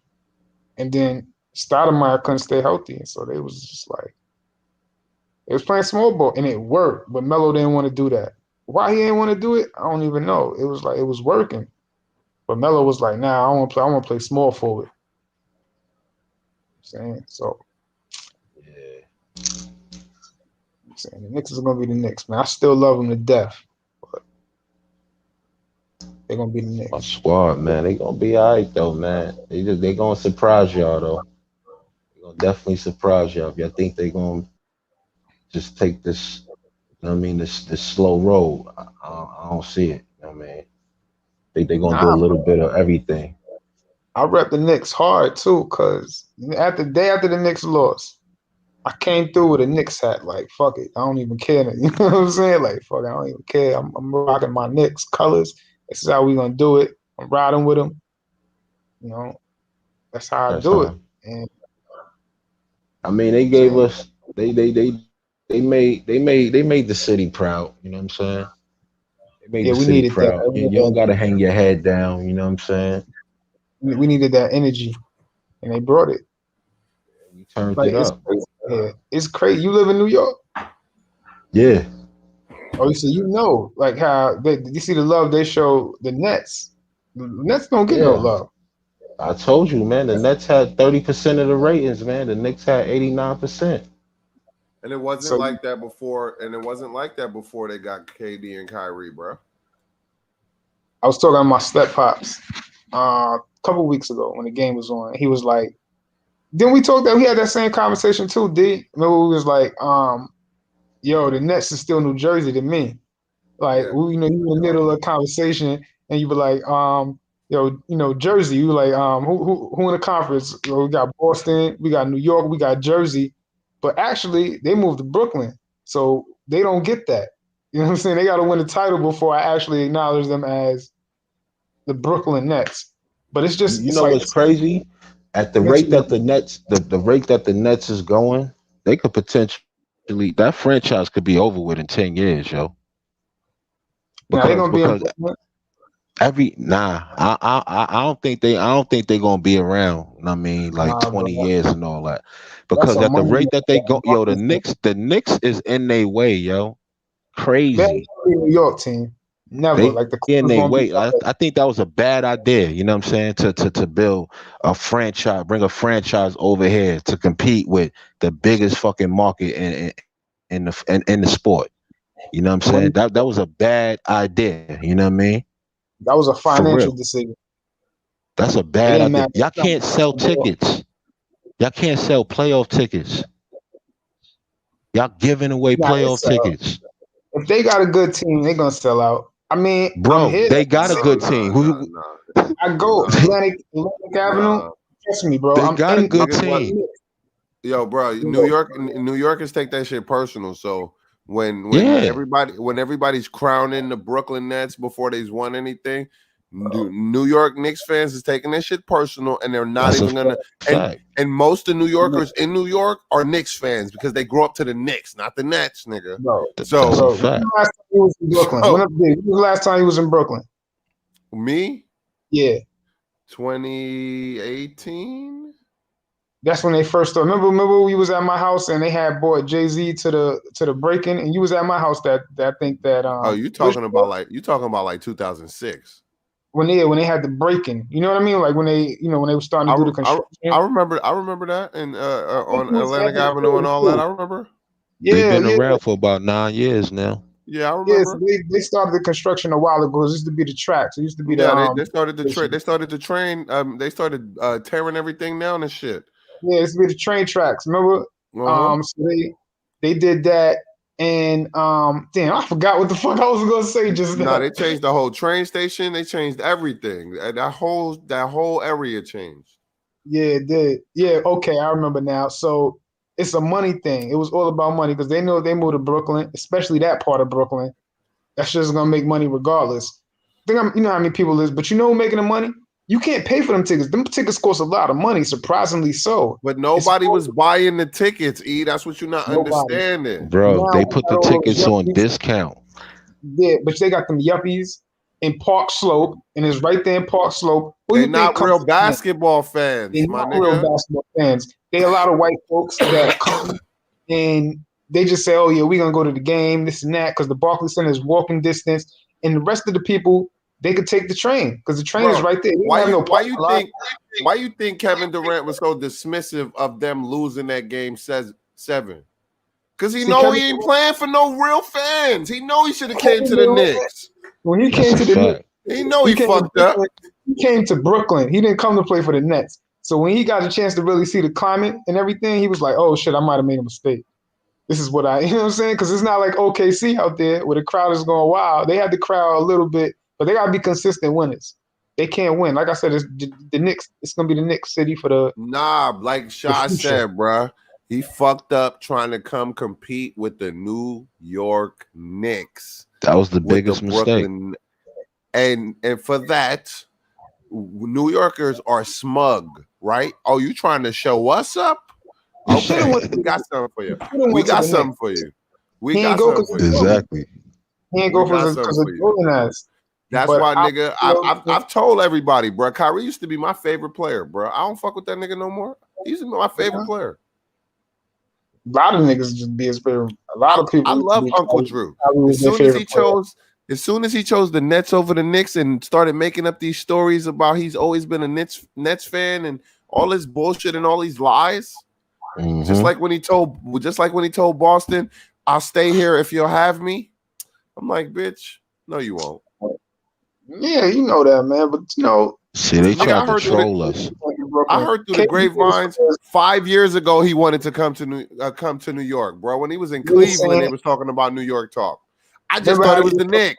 We was on the list. We was on the list when he wanted to force that trade out of Cleveland. He had the Knicks, Boston, and somebody else on. I think it was. I don't know if it's only us two or it was a third team, but we was definitely on. We was like the first option. Every team. You know what I'm saying? List. And he said some AD, they was on his list. Harden, they was on his list. I think the Knicks was on his list. So yeah, we was on his list. You know what I mean? Yeah. On Harden list? Yeah, I think it was on Harden list too. You know what I mean? When you put a list out, you got a list of teams you want to go to. I think the Knicks was on. The league know who coming and who not. Yeah, hey, nigga, listen, bro. Who want to be that player to actually take the Knicks, get the Knicks over the hump? And KD ran from that smoke, bro. You see how Eli kept for the rest of his career in New York? Gonna lie. No, I don't give a fuck what he do. I don't give a fuck what he do, son. I'll never respect that nigga from running the smoke. I already didn't respect that nigga for running to OKC. I mean running to Golden State, joining the 73-9 team that didn't need you. Yeah, that's what went to Brooklyn. That's that's like some ice cream frosting and the cake type shit with a root beer float type nigga. Like that's a lot. Like so. I'm telling you, man, they tried to troll us, man. They tried to troll us. They was going to BK all along, yo. They was going to BK all along. See, they let them executives, you know what I'm saying, gas them up because the executives want to knock the Knicks out the equation. Yeah. You know what I mean? Because it's a money situation. I mean, it's like drugs on the block, man. Like, you know what I'm saying? Like they want that spot. You know what I'm saying? Like, so these dudes, they fell for it. They trolled us the whole time. When we thought that they was coming to the Knicks, they trolled us the whole time. And I told my brother, because I was like, yo, they gonna come. The minute KD started doing some awkward shit, I peeped game. Remember, he out of nowhere in the middle of the season when he was with Golden State, when they was like, oh, he's gonna opt out, He started rocking a black White Sox hat out of nowhere. The black joint with the white logo. I said, yo, I called my brother. I said, yo, they not coming to the Knicks, yo. I see the sign. They going to Brooklyn. I peeped this black and white hat. It made no sense with his outfit. It was all wrinkled up. His hat was all. It made no sense for him to wear it. You doing symbolism, bro? You doing? Because he had a fake ring. They went straight to Brooklyn. They went straight to the black and white. So they was like, all right, you got to go to your own team and win a ring. That's the only way you're going to save your legacy. So he was like. The Knicks would have been his own team. But he didn't go to he would have been the king of New York. Yo. They traded KP. They traded him. And then Dolan's stupid ass, he go on a Michael K show talking about, we about to get KD and Kyrie Irving. What KD don't understand is his legacy will never be in Brooklyn what it would have been on the Knicks, my nigga. Well, he had to do. Of course not. His would have been saved. It will never be, bro. It's the Knicks, bro. Like I don't even know why I gotta say that to niggas. Like it's the Knicks. I still think like, oh, you ain't winning 40. The window is wide open. Right. The window is wide open. If I had to choose a favorite next year, I'll take Brooklyn. Nigga, I'm taking the Knicks, my nigga. What the fuck are you talking about? Yeah, and that's the problem. if you was a bad man, he said, "I'm taking Brooklyn." Who you taking? I'm taking the Knicks. I told you I don't have multiple teams, man. I got one squad. I'm talking about. That's why that's why I'm not with all this. Let's wait and let's sit around. Nah, I want my squad to get right so we can get right to it. Know what I mean? We can get Kawhi. We can get favorite. The favorite is the Knicks. If they could do something like that, I know the Knicks is away from it. They're not there. If they could do that, oh yeah, I got the Knicks. I truly believe the Knicks will win if they can make some moves like that. Make those precise moves. Yeah, the Knicks got it. They're the favorites because you got to understand. To be honest with you, to be honest with you, at the end of the day, all these dudes is human. So I just want a good enough team to where we can make a run like Atlanta making a run because I feel like they in our spot. We watching it right now. I don't understand why people feel like the Knicks can't go far in the playoffs. We watching it right now. We watching a team that nobody suspected to go deep in the playoffs. They about to go to the chip, man. I don't even know if there's no free agents out there for the Knicks to sign. I'm not sure. I'm gonna have to look it up. I don't even know if there's any free agents for them to sign. That's bad. Atlanta ain't got no household names on their team. Yeah, they do. They got some nice pieces. Yeah, they got nice pieces. You mean tell me we can't put nice pieces together and make a run? No, I'm not saying that. I'm saying that's what they got to do. You feel me? All right, upcoming free agents, nigga. Chris Paul, Kawhi Leonard, Mike Conley, DeMar DeRozan, Otto Porter, Victor Oladipo, Goran Dragic, Tim Hardaway Jr. I wouldn't be mad at Tim Hardaway Jr. back after I seen him. Nah, we good. We good. I like Brunson, but he got to start. Evan Fournier, Danny Green, Iguodala, Kelly Oubre Jr., James Johnson, Cody Zeller, Willa Barton, JJ Redick, Justice Winslow, Kelly Olynyk, Tony Snell. Oh, Spencer Dinwiddie is only worth 11, bro. I like. I'm gonna surprise y'all niggas. I'll pick him up. And Norman Powell is only worth 10. I like Kelly. What's his name again? Oubre Jr. I like the Kelly dude because he could space the floor at a bit, so they could do something different. I think he do a lot, though. I think he do a lot. They was talking about him to the Knicks. I think he'd be a nice pickup under the radar. One of them under radar things. I'm gonna pay a lot of money, but he could definitely be. He could play on the floor. The DeMarcus Cousins. I want us to get him as a backup. No, we ain't gonna do that. My man is washed up. I like DeMarcus Cousins, but let's keep it funky. He is he a little washed up. But he gonna get you. He can get you. But he ain't no. Should be getting veteran minimum right now. Yeah, he could be on somebody's team, but veteran minimum. Now DeMarcus Cousins. I'm not paying Noel, man. DeMarcus Cousins had a good season. That dude had 21 points. You're not paying Noel? And he shot not for the numbers they thinking that he gonna want. Nah, hold on. They thinking he gonna want like 15 and all. I ain't, man. Nah, maybe 7, 8 a year. Maybe. Nah, they ain't gonna get him. I want the Knicks to sign John Collins. It's gonna be, they got too many people at that position. I want them to do that. Or have to. Unless they get rid of Obi. If they get rid of Obi, then I would like that John Collins. I would love that. That'd be perfect. Serious, that'd be perfect. Because the Knicks need an active dude. Oh shit! Oh no, he restricted. Bro, Nerlens Noel is only worth $5 million right now. Jared. Yeah, but he want the bag.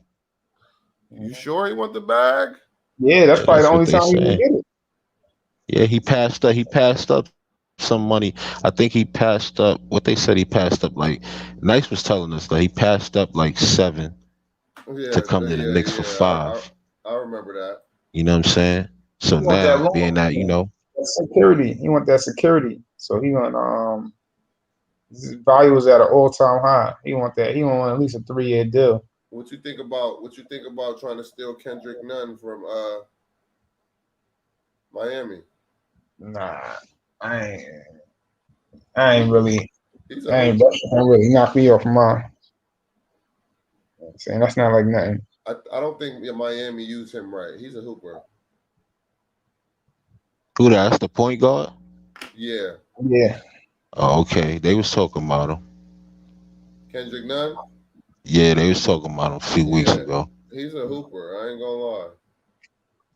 I mean, just because he had a good season last year and it's the beginning of the season. That nigga's a hooper, bro. Nah, he couldn't even start over Gordon Dragic. If you can't get a deal, you can't get that. You can't start ahead of him. I'm really sure about you, bro. It's veteran shit. It's a pecking order in the NBA, bro. We all see this nigga Trae is all over Sports Center, man. I know, bro. 48 on them niggas, bro. This nigga did the shoulder shimmy before he took the 3. And They it went love, in they gonna though. love, just like they love Steph. They gonna love Trae. Media. Costas and Thanasis Antetokounmpo's up. No, you can't afford for that. Carmelo's up. Yeah, he up. I'll take Melo on a 2-year deal. Would you take Kyle Lowry? That's one that they talking about going for. Kyle Lowry, 35 years old. Would you take him? They For how talking many about years? 2? possibly giving him a 2-year deal. For how much though? I don't know. That's risky, but you know, he I'm definitely tired of giving these definitely 35-year-old veteran niggas that's leadership washed that the up Knicks need. 45 He million, definitely- bro. Like, if that nigga gonna play 45 million worth of basketball, then Yeah, is he gonna do it? I'll take Kyle Lowry if he's gonna give me 18, 5, and he's gonna give me a steal. The I'll thing take about it is Kyle Lowry connects you to Kawhi. Well, Kyle Lowry is old, and Kawhi might not want to go to somebody with Kyle Lowry mileage, you know. Kyle Lowry's still balling. I think I would take. Yeah, he good. Yeah, I think he can get you a good 18 points. You know what I'm saying he's gonna be good. But what I'll tell you a little move right here, the under the radar that move. 30 million look like too much, son. Would you sign? That's for both of y'all. RJ Drummond? No. Nah, I don't want Drummond. Andre Bummins could stay where he at. I was glad the Knicks didn't grab him. I mean, he's gonna get you 17 and 13 boards, and he gonna play with Thibodeau's system. In Thibodeau's system, I think he could work in Thibodeau's system. That's just my opinion. But would you sign him? That's the question. I'm kind of with y'all, but it's definitely a possibility, depending on how much you want. He just clogged that lane up, man. I don't want that big stupid nigga, man. That's why I said in Thibodeau's system. Chris Paul. I don't like his game. If he want like a $5 million deal, hell yeah. But I don't think he want a $5 million. He want the bag, bro. He want bread. What you think if we pick up Spencer Dinwiddie and Lonzo Ball? I don't see that. I think that's too costly. I don't see that. Yeah, I just don't see that happening. Like I could think about it, I can imagine it, but at the same position, you putting so much money in the same position. Nah. You think because D Rose is a free agent, so you thinking we bringing back these players? Because I'm looking at the free agents right now, Brian. Some of them we can, but we need to upgrade. Yeah, we do. Kelly Oubre. No, not him. Kelly Oubre is available. I don't think that he's gonna get you like 15, but I don't know if he's a good. He gonna want money. He gonna want money too. $14 million this year. He gonna want a little bit more than that. Yeah. I'll have to pass on that. He want like 20, man. Yeah, he gonna want to get paid. We can't do that. I wouldn't mind that deal though. I wouldn't mind like picking up a cheap deal with PJ Tucker. You know, spot duty. You know what I mean? He ain't playing that long, but sometimes you might want to throw him on your best player. You know what I'm saying? You don't mind if he get a foul. You know what I mean? Alfred Payton is only 27, bro. This is an undercover. This is a deal on the low, but I think a lot of people know about him now. But what's the nigga name? Taylor Horton Tucker? The Lakers from LA. Yeah, I don't think the Lakers are gonna let him get away, but he's still young. You know what I'm saying? He's restricted, but he ain't gonna get a lot of money. But he do need to prove. He gonna want to prove himself, basically. And the Lakers might say, "F it, yo, we ain't gonna re-sign this dude." He gonna want to prove himself, and I ain't mad at him either. The only nigga we should be attacking this year is we should be trying to get Kawhi in free agency, and then that's what we should be focusing on. And then as soon as we get him, we fucking make the trade for Dame. And then worry about it. I mean, that's my dream scenario right there, man. Yeah. That automatically turns your franchise right around. Automatically turn exactly. I gotta agree. You know what I like? I don't know if you're gonna work. I like Nicholas Batum. No, I used to like Nicholas Batum. I'm just saying. I watched him a lot. He's one of them glue guys. He's gonna play good. Montrezl Harrell is up. Jermichael Green, Laurie Markkinen, Trae Lyles. A lot of niggas that's up. A lot of them. John Collins got restricted rights. They gonna make sure the Knicks is good. Cause another thing I thought about, the Brooklyn Nets need to be playing the Knicks in the Eastern Conference Finals in order to keep their shit relevant. Kelly Olynyk. They got too many stars, man. Facts.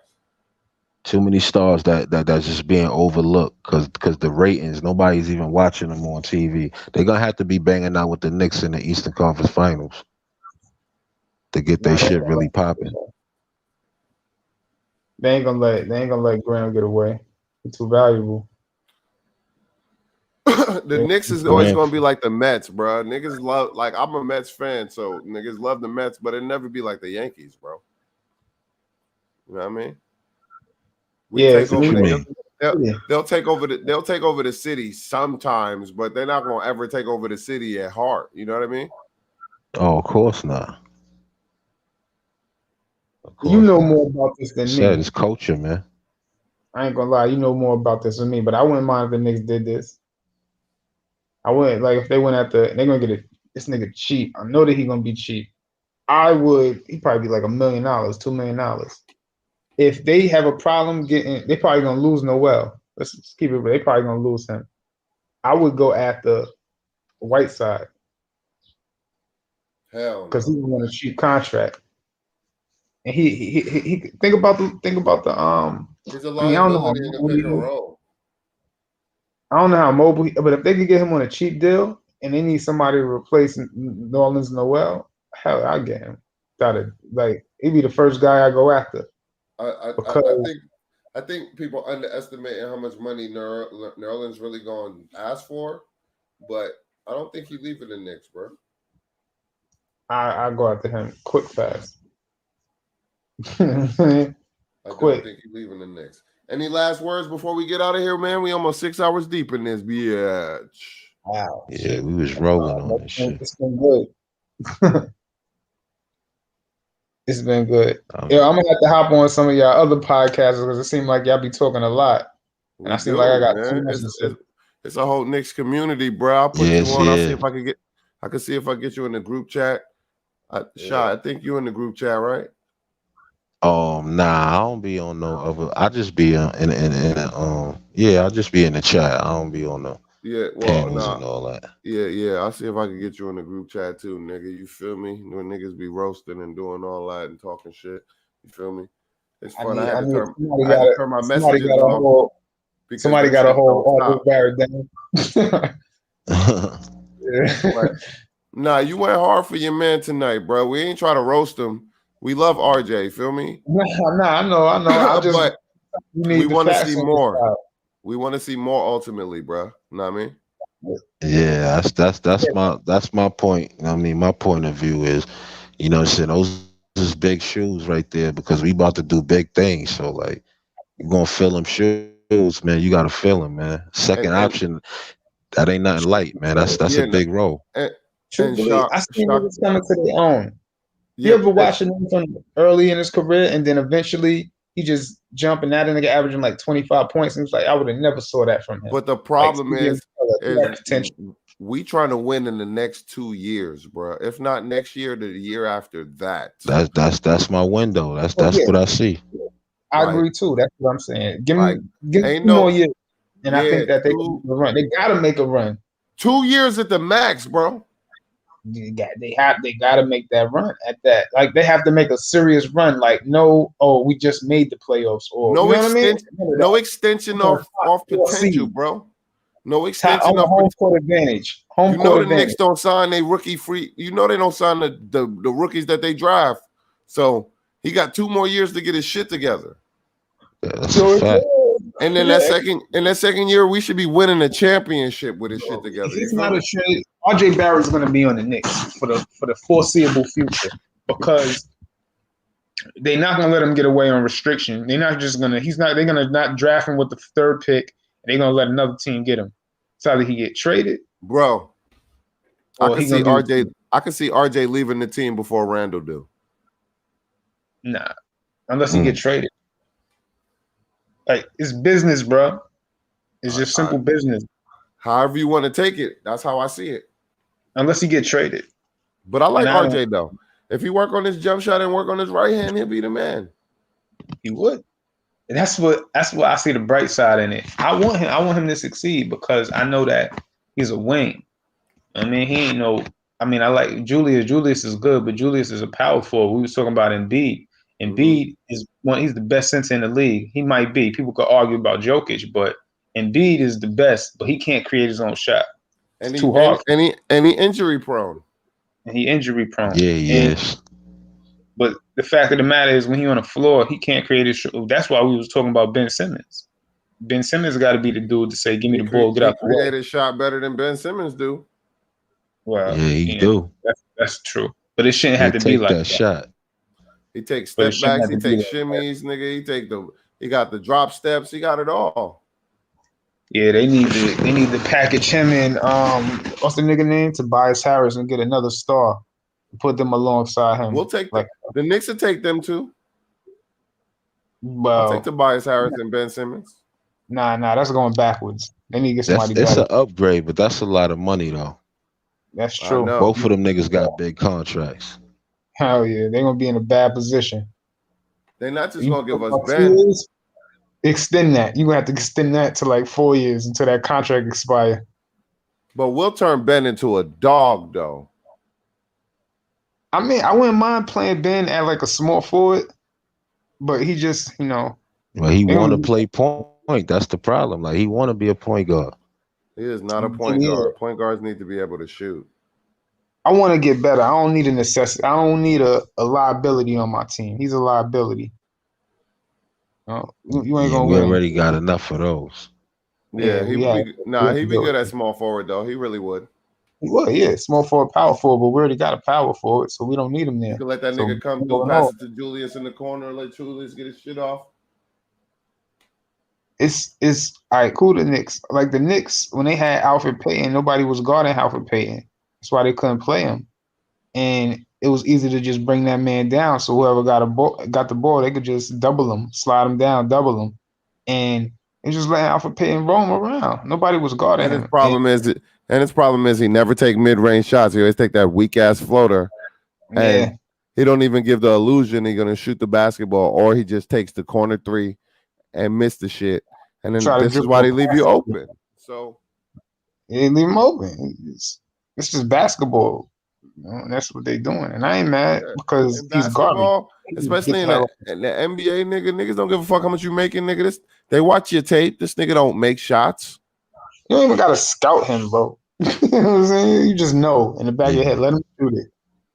They used to do that with Jason Kidd. And then Jason Kidd just was starting to knock down threes. They just leave him wide open. Nah, for sure. Jason Kidd learned how to shoot. On that note, fellas, bro, I appreciate y'all, man. We had a great show tonight. Let me drop this bomb and we're going to get the F out of here.